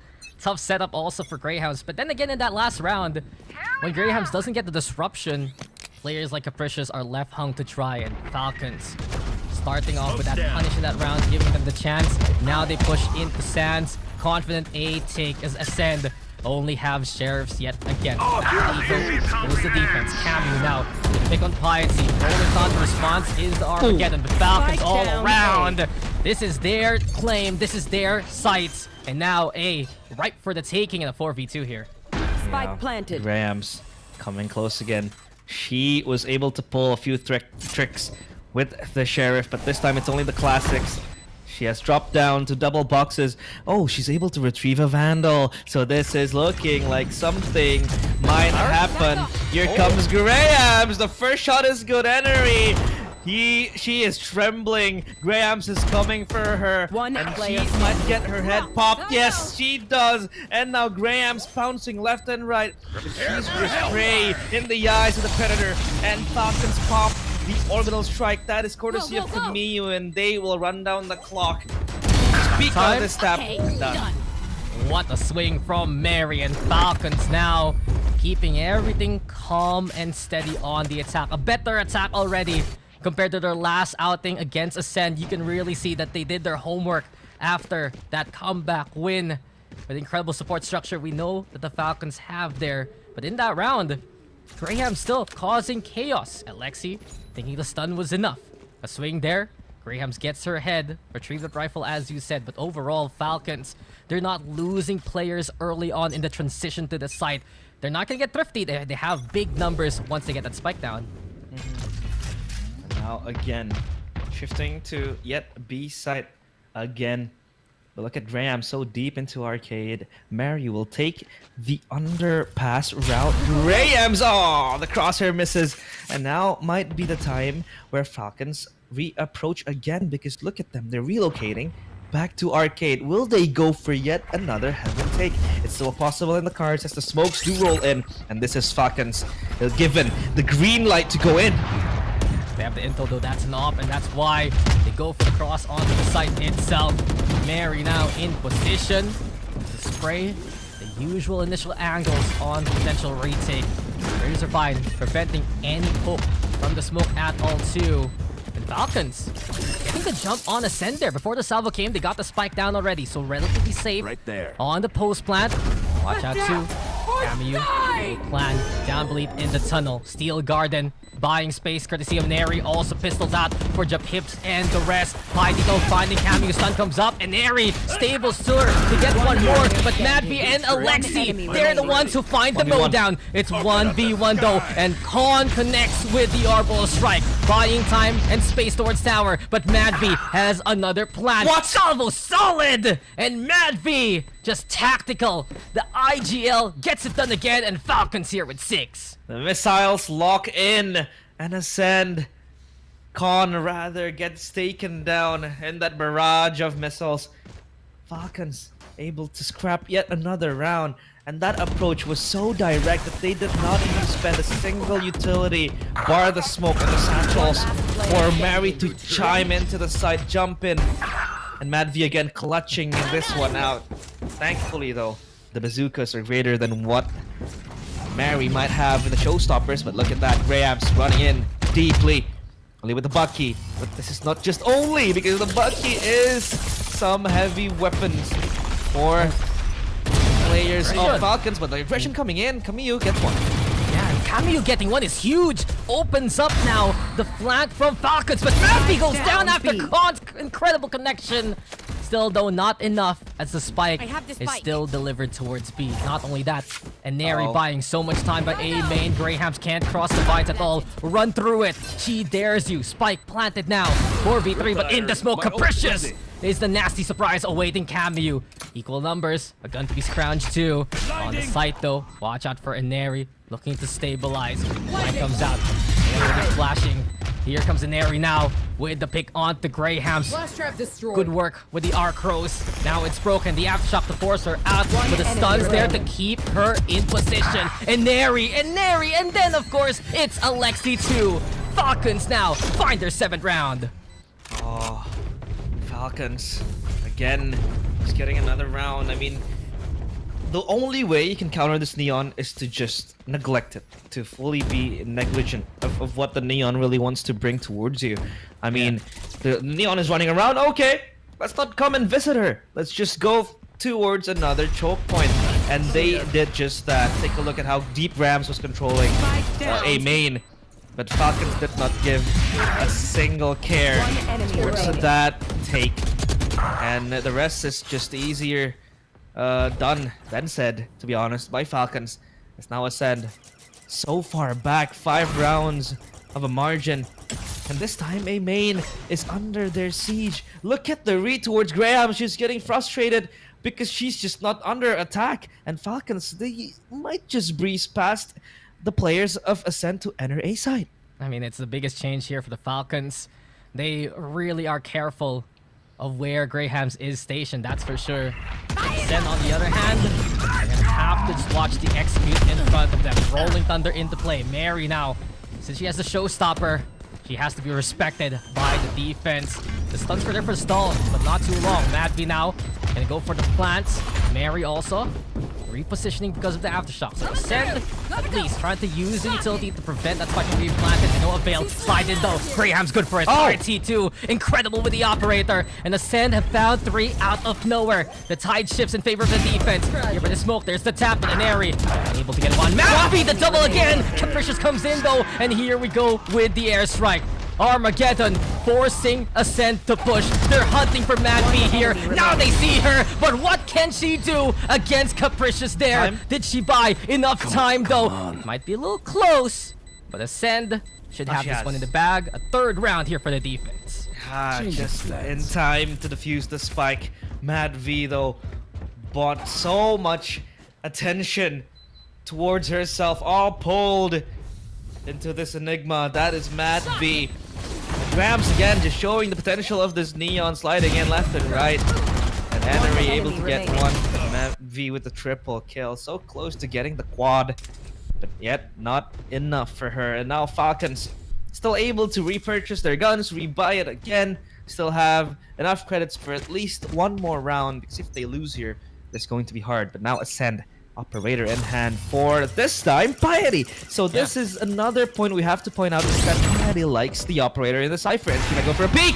She did it in the last round, and they just run straight into Graham's there. Set up into the knockdown. A perfect sandwich made by Ascend. And the pinch has been a capability by the defense throughout this game. I wanted to say a consolation here for Ascend is the fact they have so much orb control, given the active movement by Grahams around the map. Prevents Falcons from farming multiple orbs in the round. They have to rely on the execute, and speaking of now, 3v5. The drone sent it to be long, but this is just an easy shot for Piety. Straight to the crosshair, and Neri goes down. Ascend 2 also on site, but Khan spotted inside the smoke. Camu trying to make it possible, but not with the molly, and not like that. Piety able to get the classic going. It's Mad V versus the world, and now that pressure's too much for her. Ascend with the 4th. They're rallying here, realize. Yeah, they're getting behind Falcons back. Hitchhiking a possible ride in the skies, as now with the overdrive and the neural theft ready, Grahams can wreak even greater havoc and just create destructions left and right. I mean, now timeout called by Falcons. They know they have to tone down their pressure that Ascend is posing towards them. I mean, Grahams with the crunch play getting 2, that was insane. But Piety delivering with the operator yet again towards A main. And with the classic, she catches Camille with her weapons down and just gets that kill. A very important one as well, because Camille was making waves with the smoke. She was just creeping inside, just slithering around, getting 1 kill, and that was possibly what clogged Falcons into getting even more rounds. Even she had Mad V, who possibly is the the multi-kill queen so far in this series, with her. So there was a possibility, there was a world where Falcons was able to win that round, but Ascend just put it to a stop, and Piety with the operator. It's just uncanny for a Cypher to carry the operator everywhere, because you are going to expose yourself into peaks here and there, and if you die, the traps will be gone. But Piety, she has enough confidence to just that. I mean, it's twofold, right? We've said for that Sisu core, they were so flexible to the point that they didn't have the most stable roles as players with the agents that they had. And not only that, it's just the firepower that they have in the first place. I also want to point out that now they use the pressure that Grahams puts around the map to good use. It's either you run into op or you run into the Neon, right? You pick your poison and you just gotta deal with it in the first place. A bit different though this time, but Grahams sticking beside Piety in this position. The operator looking to find anyone pushing into aim. Now gone, and Piety gets another one. This is the problem. Cypher, as you said, Piety will fall. 5 HP left for Mad V. She felt the fury of that bullet. Overdrive though into play. Lightning looking to strike twice. And sure, the suppress comes to play, but it doesn't matter when the gun's on hand. Mad V's gone. Graham gets 3, and now Ascend will find 5 to end the half win. You called it. Pick your poison, and Falcons failed to find the antidote.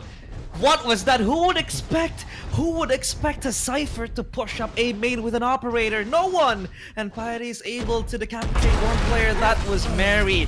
Their explosive power, and Graham just comes buzzing in. Lightning striking the players of Team Falcons Vega. and Ascend at least are able to squeeze out as much rounds in what is a deficit for them. 7-3 it was previously, now it's 7-5. So at least they're able to get 3 rounds straight, or 7-2, excuse me. Now 7-5. So 3 rounds in constantly being able to gotten by Team Ascend. Now though, Falcons, they will be the ones to defend the site. And the question is, can they withstand the pressure given by Ascend now that they're on attack? Grahams can just run around the way she likes. She can do whatever she wants. I mean, you say that, but then that was a struggle also for Ascend, right? That's why they couldn't close out the map yesterday against Falcons on That's the true. offense. Grahams and the rest were shut down. They would get the catch onto Piety as well, preventing the Cypher from getting too much value on the lurk. And given that fact, it's Falcons who should still be smiling with the lead that they've had. That 7-round streak really was decisive from the Falcons. And not only that, we talked about pistol being so important here. The Falcons with a big advantage in that fact. Ascend are looking for a 3rd pistol in the series, but players like Piety stepping up here. Grahams consistently a threat. Ascend now looking to barrel down into A main. Look at that. Navi has to be careful. Stan comes up. And Grahams gets a small clear of this area around the map. Yeah, so deep already towards sand. Grahams is just not scared of the threats coming into her. Just lingering around the sand area. And Mary, this is her favorite spot, by the way, since yesterday she was playing here in this double box beat with the Operator, the Vandal, and now even with the Ghost. Might argue that it's not the best weapon you can have in this scenario, Right there. but at least backup is there with her. Alexia and Madvi, hand in hand, of course, holding A site. And here comes the drone. They might execute towards A site now or never. Now, aftershocks there, and Madvi actually catching out Grahams. Oh, missiles Falcons buying space with the utility. More so now with the salvo and capricious. The floor is lava, a small corner to work with. But with the stun connecting, Alexi's the one to topple her there. It's 4v3 here. Madvi still around the site. A special delivery looking for the stun. enemy Madvi taking remaining. down with her. And here comes Spike Camu down A. ready for the trade. 2v1 though. After everything's One done. enemy Fighty remaining. low HP. 30 Catches the seconds crouch left. of Camu though. 10 HP. Aneri, a single bullet should be enough. Looking to line up the headshot, but Aneri is a little too quick there. Falcons, another pistol to their name, and an 8th round 2. Control their choices. Oh my god. That was actually too close for comfort because the crosshair, it seemed like for Piety, lining up towards Annery, and Annery, again with the classic, you would argue that, you know, the Ghost is much more superior, but what can you do when you're dripping with blood, hemorrhaging, 10 HP for Piety, so not much of a you know, protection you can really find. Miyu, a good kill as well to follow suit, and yeah, Annery closes out the round. Falcons, they get the pistol round. This is the question now. How does Ascend recover from this now that they don't have enough leeway? And Grahams again running, but just put down in an instance by Annery. Yeah, I was watching the cam. Doesn't even flinch. Just expects the neon to be suddenly there, and a quick reaction from Aneri will stop Ascend in their tracks. You gotta say, even from yesterday, Falcons oppressive with the utility. Saw it in the last round there with Madvi alongside Alexi. Madvi getting so much value with the Tayrawr utility there. And this time around, with the sheer pops, nice try. Moving to the other side of the B side. Doesn't matter though. Lexi's trained for it. He'll flash as well. Thanks to Aneri. Camu gets a double of her own. And the Falcons really choking the life of Ascend right now. It is an eco anyway. Mary gets the spot, but Piety put some respect in her name. She was using the up a while ago, and she made that sheriff look like an up in that instance. Yeah, able to save the Bulldog and maybe scavenge one 30 orb. seconds But left. Spike is so far away from her reach. So now the question is what Orbs? does she wants to do? Yeah, just orb farming, Yeah! harvesting the fruits of her labor. And now in the neural theft, only 2-1. Arcade is going to be her next Three destination. orbs? 3 orbs? Anyway's waiting though. Oh, and 10 either way, she's gonna seconds get left. ult. That's true. If she Either way, dies, if she dies. that's true. That is going Oh. to be a win-win solution. Nah, they don't want to No give her the orb. no orb. Falcon is very, very smart. Uh. That was a smart decision. Yeah, they give up the bulldog, but then again, I mean, if Piety does need a kill anyway, to use that neural theft for the next round. So close to the intel coming into their full buy. They also have that one bullet scrounge alongside some rifles in the first round. But this was just Falcons steady with their hold. This is what happens when Grahams can get the space. Falcons in position. The R-Crows is set up. Alexi's posted up. You're either gonna get stunned or flashed. Just, you gotta deal with the utility Falcons have there.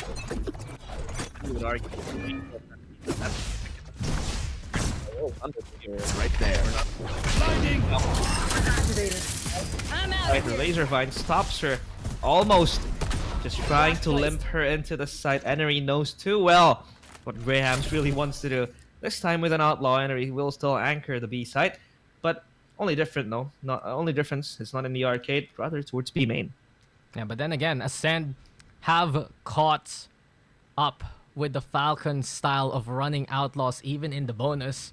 And they really invest their money on getting full armor just to not get insta-gib by their opponent. And Neri, she needs a headshot if she wants to find the first pick into the round. She's been getting sucked out this game. Now comes and Graham shrugs it off to find the pick on her spot. Now up close. What? HP doesn't matter. No fear here as Grahams gets in there to get a second. But Mad V now on the push. The flanks looking strong here from the likes of Falcons. A 4v3 coming her way. No spike plant as of yet. And Mary even picking up a Vandal along the way. What was that? 30 Graham's seconds relentless on her pursuit, but Madvi will put her down. Dreams crushed, mirror shattered, but Piety comes from the back. Alexi is down. Neural theft activated. If she really wants to use it, but for now she will put it on hold. And there you go, the white hat thrown, and the information revealing Mary and Madvi have to go for the clutch, but it looks like it's impossible. Piety exposed, but the Heaven player already down, and Madvi with the triple kill. Mary has to step up. Huge Mary 1v1.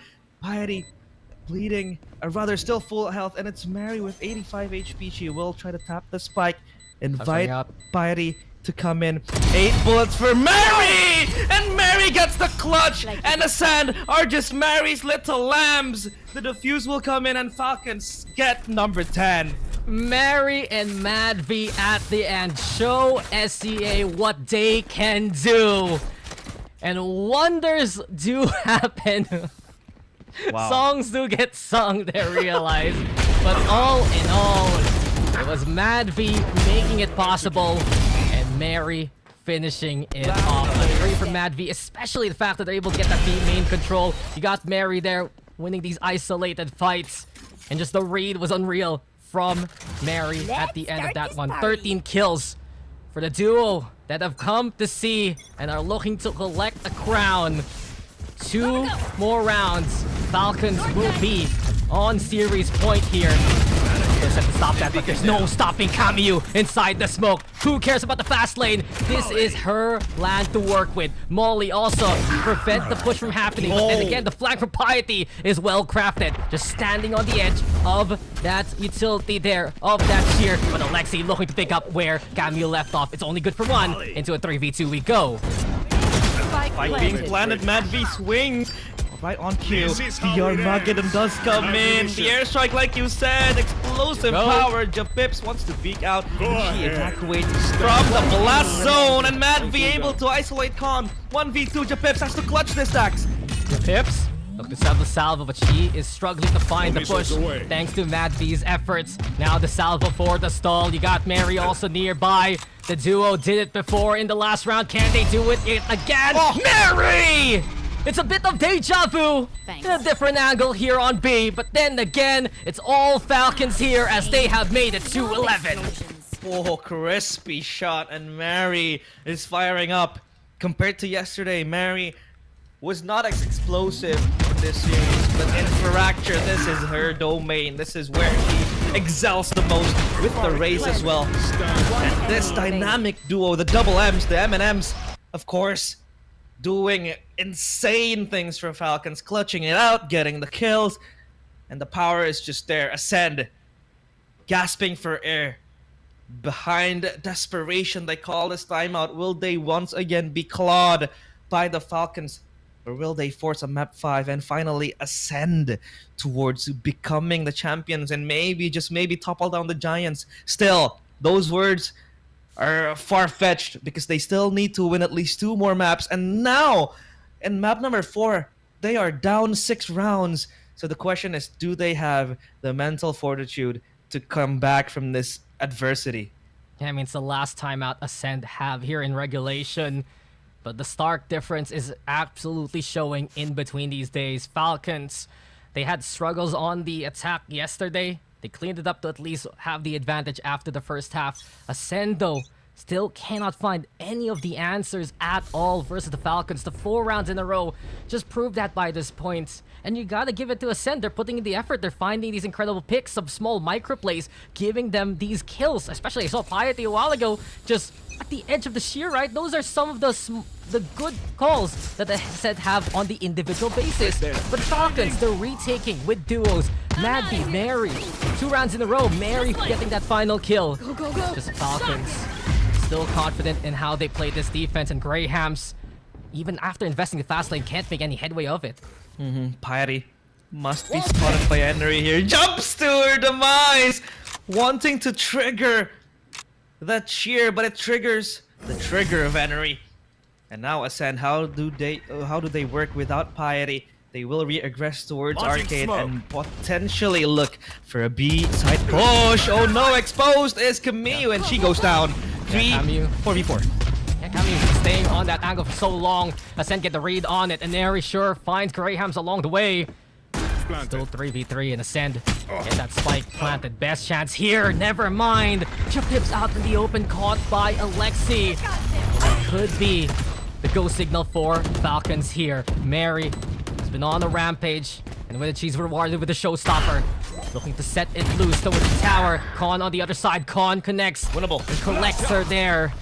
And 2v2 here. Capricious still One enemy around the site. Madby gets in. Alexi annihilates Con as soon as she peeks.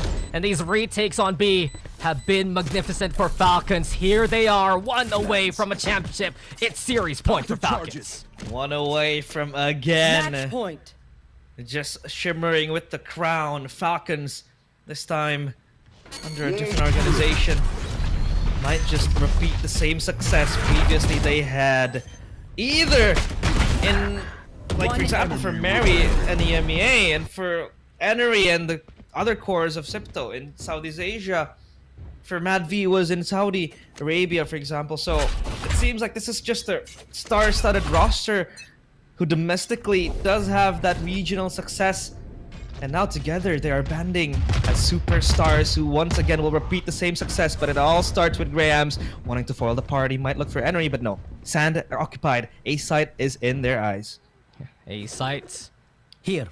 Possible with the pinch they have here. Piety crawling her way through Dish, but Mad V is watching. Good hit. Up to Aneri though. Blind is dead. To look for the hold after the Arcros. Gets the blind. Arcros tripped. broken, but they now know. Ascend have stepped up onto the side. Aneri gets the trade going. Steel Garden now ain't the blame, but Khan over onto the corner. Still cast at the end of her life. Falcons now trying to answer back, but Grahams is just so damn good. Here in Sands, she gets more. Up to Mary. Do it all over again. The Neon just slides in. The utter disrespect. Grahams means business. And she gives Ascend a round to work with. Look at that rush, that slide and glide. Grahams seems like she's just ice skating in what is a sand-dominated map. So, Sand, at least, they still have that light at the end of the tunnel on Grahams, but it's not enough. Still 6 rounds to play. They want to force the overtime, but that Steel Garden was still in place. And look at that stun connecting, triple kill to boot as well. And now Falcons, they are on an eco, so it's possible for a 12-7 to happen. But we know, Dax, I don't want to say it. You know what I mean. You know what I mean. We've heard Thrifty throughout the week too many times. And then it should be. But hey, Falcons, a chance to finish it off. Always in the cards. Ascend can no longer make any mistakes there. And with Graham stepping up in the last round, you'd love to see more of that from really a star that's shown here for the Ascend roster. But Whoa. Falcons, it's a big convoy. Mary the first to fall. Piety now caught by Mad B. Here comes Con, who collects a few more. And Con continuing on the rampage he's done on this map. And Larry all alone now looking to line up a shot to no avail. Ascend here, get a 7th round. Okay, we did not say the word, so the devil did not show up. Thankfully, though, I stopped saying sheriff a few rounds back, so at least Falcons only gonna get that single kill. But look at Con, the gunfight hygiene to get that kill. So good on just strafing left and right. So clean for Con. And the stun even misses towards her. So now Falcons back again with their buys. 5 guns to work with.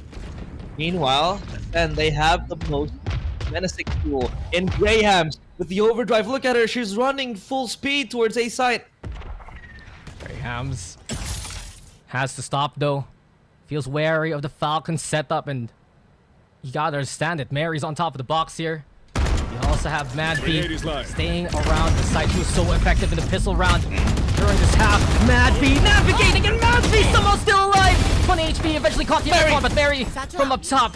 The box, a good spot to get a pick and gets out of danger in time. Spike planted. Overdrive also unleashed by Graham. 31 HP here for Mary as the Boombot leads the charge here, but Japips was ready for that one. Ascent still alive and fighting, and Neri traded there by Graham's up to Camu in a 1v2. She's found the clutch before, and she can find it now. Graham's with another good pick, and Ascend will get an 8. Is this it? Is this the time for Ascend to shine? I mean, yesterday they were on the front foot, now on the back pedal are them. So there is a possibility that things might happen, and things are happening. A storm brewing for Team Ascend. Falcons stop right in their tracks. Grahams is just getting more and more sharper by the minute. Just unstoppable in terms of how she wants to enter the site. It seems like she's always crashing on parties that she's uninvited to, but oh, look at that peak. Almost so close, too close for comfort. Not just sharper, but wiser. Again, she stopped there by drop.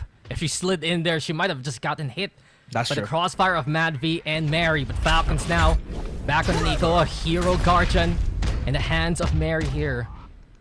Then again, Ascend, they find the opening along the map. They got the intel logger from Grahams by Dish, but Grahams now gone in the blink of an eye. Camu gets the headshot going. The Pips. Cage triggered. Also looking to find the plant now. Spike here for the likes of Ascend. You want to send the drone, especially towards Canteen. Give Piety a chance to push that one. Alexi trying to get ready. Has an inkling that someone's gonna go advance in that direction. Camu now gets the rifle, gets the kill somehow! And it's 3v3 as Japips even finds Alexi here. So Ascend looking to hold and stabilize. Mary dropping, giving a chance for Neri to just chime in as well. Here comes Mad V2 and Falcons! This is how we Against all odds. A chance here. Armageddon, but Piety is precision! The clutch for the Cypher to keep Ascend in the fight. We're not done here. Ascend is on a tear. So devout, so pious, and that was Piety.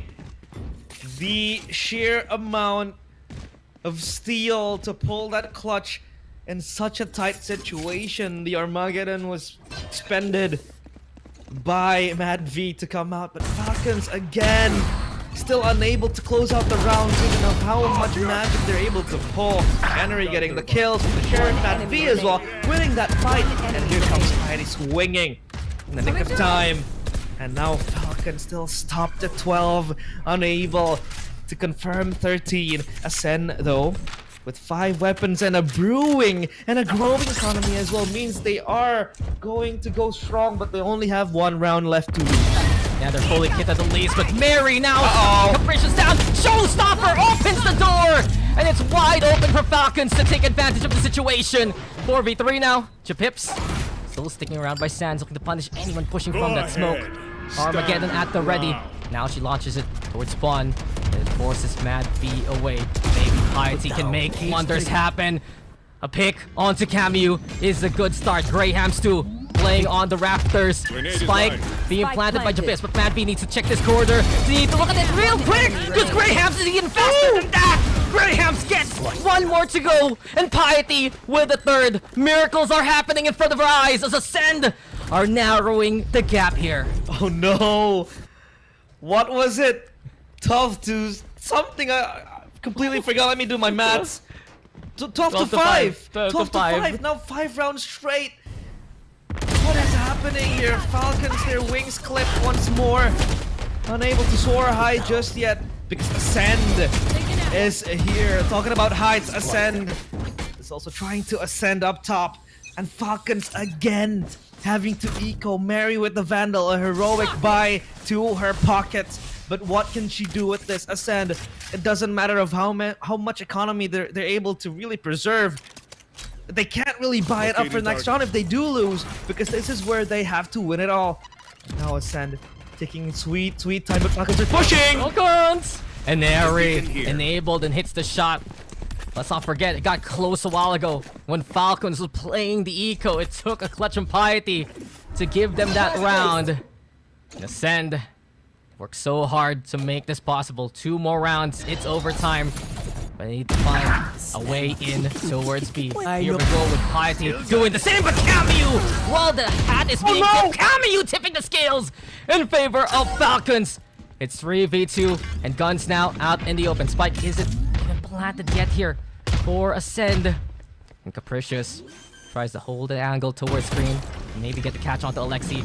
Arm scene, but it's all about utility here for Falcons. They buy time, force Ascend out in the open, but Pips looking strong and stable to still hit Mary there. 30 seconds Now a gun left. in the hands of Mad V. Alexi getting cover. Here comes enemy Mad V, remaining. though, finding the pick, and Mad V! Mad V! Defenders. Absolutely nasty at the end! Falcons, built by champions, are the champions of GC SEA!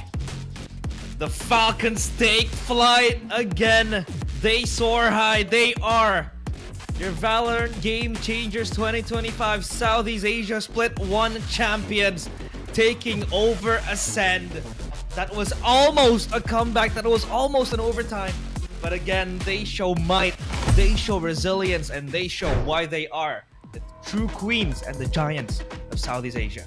Yeah, when it comes down to those moments though, I think Madvi has just been the most reliable player for the Falcons, right? In getting these double kills. She is just so damn good at what she does, no matter what age. And all in all, the Falcons proving that throughout this map draft, they had, especially their map picks, a new one in Split, learned lessons on Fracture. But guys, that is it for us on the cast. Thank you for watching an incredible series with us. And I've been Daks, joined here by Realize. Let's throw it back to the panel with Vic as well as Tayrawr to break down what just happened, and of course to congratulate Team Falcons on their win.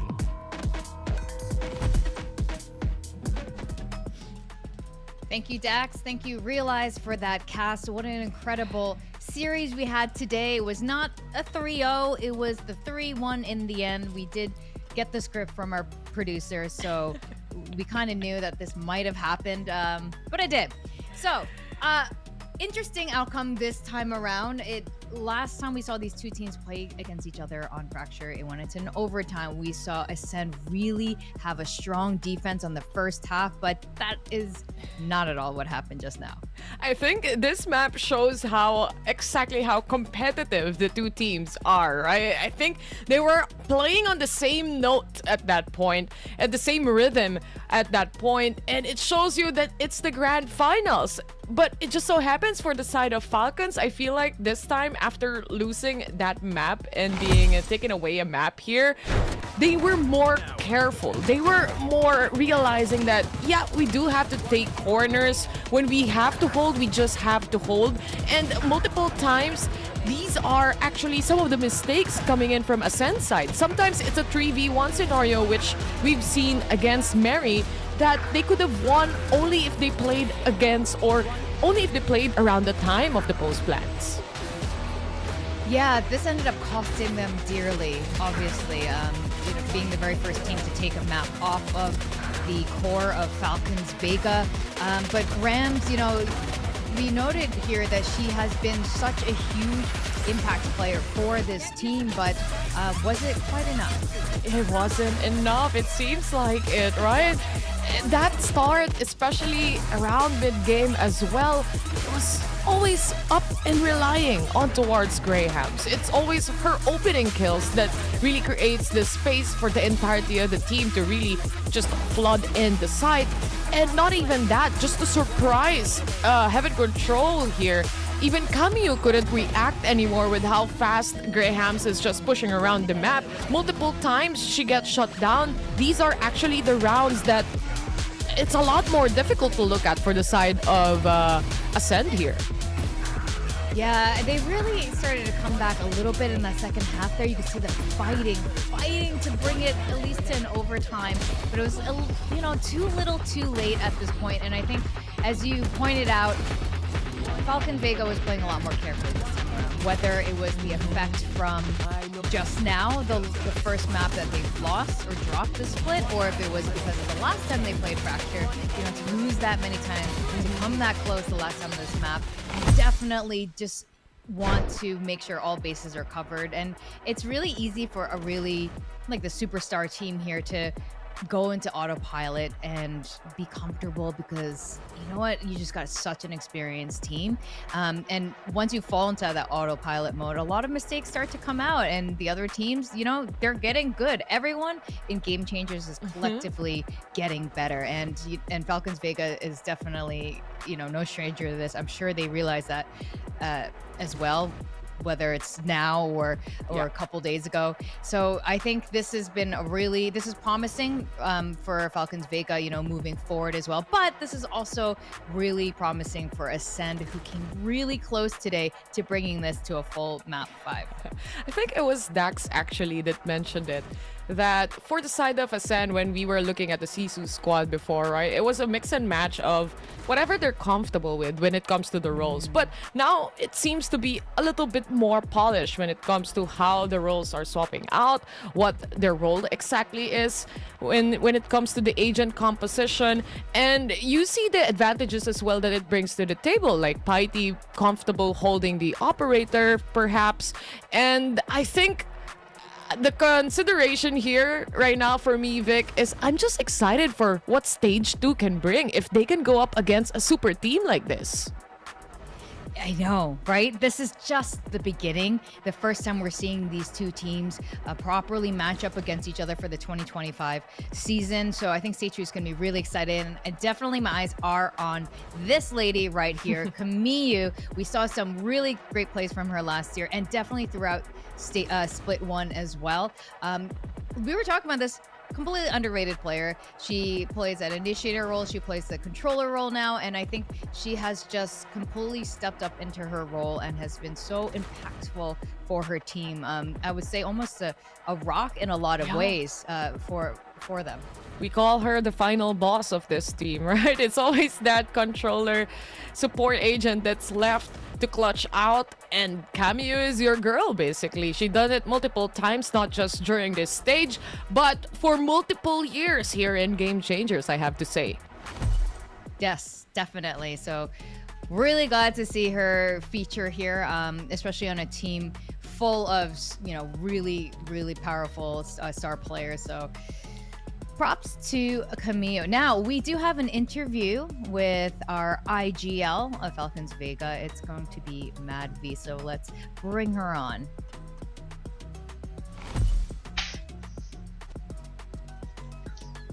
Hello. Oh, we got Mary and Alexi here too. I don't know if they can hear me, but hi. Hello, ladies. Good to see you, and good to see you guys all together on one team. That's actually just so cool to see you guys playing together. Now, you guys refuse to lose. You're so good at this point, and I have to say though, you guys ended incredibly close on Bind and incredibly close on this last map of Fracture. It was very competitive. Can you share something that you really admired or respected about your opponents today?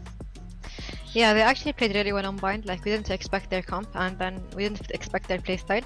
Even on Fracture, the last couple of rounds, they had so much momentum. We couldn't stop them at this point. So props to them. They played really well today.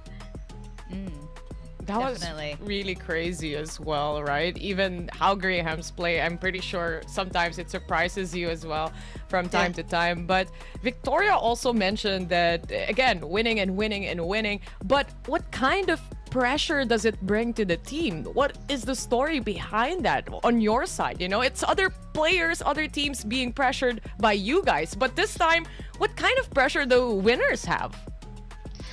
I mean, like all five of us are so experienced players, so whenever we're like down or something, we always have the good mental to keep us up. And I don't feel like we have pressure playing this tournament because like we all know what we are capable of. Nice. I actually want to ask, you guys are all like such big personalities, and I mean that the best way. I love all of you. Who is the vibes merchant on your team? Is there like a single vibes merchant? I know Alexi has her war cry. Is that the I'd say vibe, or is it Alexi. you? Like, what's happening? I'd say Alexia and Mary, like they are the most like cheerful players during the match. All right, I believe it. I mean, I can't wait to see you guys play on LAN again and see all the energy on the stage. Yeah, well, congratulations again. Do you guys want to do any shout out as the winners of the grand finals? Anyone you want to dedicate this win to or thank? No, I would just like to thank all our supporters. Thank you so much. We have what? later. Thank you so much for the support, everyone. Really. Come support us. They're saying Yes, come support come us in support. Saudi League next week. All right. Oh, yes. You guys are going to keep going. That's awesome. So we are going to get to see more Falcons Vega competing. That's going to be pretty awesome. All right. Well, thank you so much, ladies. Mary, I can't shake your hand in person this time. Awkwardly. We can all fist bump, I guess. Right? Yeah, we can. Yeah, that's fist bump, Fist guys. bump, fist bump. Yeah. Good job. Good job. All right. Good luck in your next tournament. And congratulations today on the grand finals of Split 1. And we'll see you guys in a month. Thank you. Thank you so much. Thank you. Bye. All right. I mean, they're like Mad V was saying, they're just so experienced. It's almost, they're not even nervous about interviews. You know, they're just, you could see how well seasoned they are, this squad. And of course, absolutely no surprises. They were here as one of the top 2 teams in the grand finals. I just wish that next time they have 3 headphones so we can all just talk to them all at the same time as well. But I mean, it's just really good to see the faces again. And like you mentioned, they're really confident. So I was curious about that, and it was answered today. Yeah, definitely. I think this is, you know, what you would expect from such an experienced squad. And like you said, I'm going to be so excited to see more of them in stage 2. And apparently you could see them in the off season as well. I'm in between the 2 splits. And of course, here is like the recap of what happened over the past week. It was a lot of really, really fun games, a lot of explosive games, a lot of reshuffling of the players, and a lot of promise. And this is what I really like, what we're seeing in Game Changers here, how elevated each team and a lot of these players are becoming. We're starting to see sort of an older generation and younger generation start to enter here, and this is really good. This means the scene is maturing. Yeah, we even had a player that just started this year, right? That made it to the playoffs. So it's a really competitive bracket as well. It was actually one of the nicest grand finals we had here in Game Changers as well, Vic. I'm not sure if you agree, but it's one of the matches that, you know, it makes Alexi and Aneri think, and I look at it and I'm like, yeah, I like seeing them make extra effort from time to time. Maybe this is the year that, you know, like it makes them sweat a little bit, you know? I agree. This is one of the best grand finals we've had for Game Changers Southeast Asia. It's usually really dominant. I think there was one year with Ginny's team versus the SMG team where it got really close as well, and a little bit surprising. But it's been a while since we had a grand final, so it had us on the edge of our seats a little bit. So happy to see it all around. And again, we're gonna have more Game Changers happening. We have Oceania that's gonna be starting up really, really soon. I believe we have maybe like we have got a good number of teams, like about a dozen teams competing as well, and it's all gonna come together in a couple of months. But with that, this is the end of Split 1 of Game Changers Southeast Asia. The grand final winners are Team Falcons Vega. Tayrawr, it's been absolutely fabulous. I just being at cry the desk because with I went with the send. But it's okay, guys. It's okay. There's still Filipinos out there. Yeah. They are. They're all in the top teams. So I think this is a lot about the Filipinos as well. But yeah, been fantastic. And, you know, prediction wasn't so crazy. I think the very first team to take off a map from this core roster. So good prediction there. I'm Victoria, and it's been fantastic. Thanks for sticking around, everyone, and supporting Game Changers. And we'll see you again in a month and a half. Bye.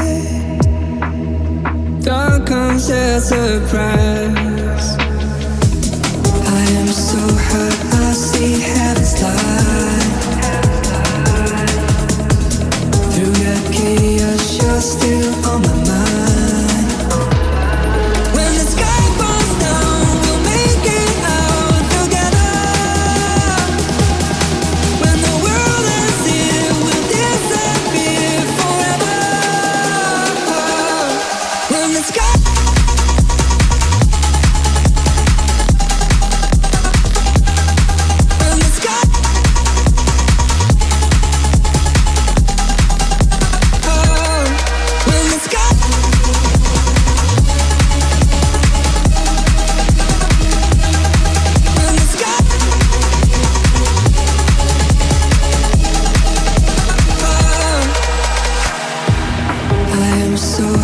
I see heaven's light. Through the chaos, you're still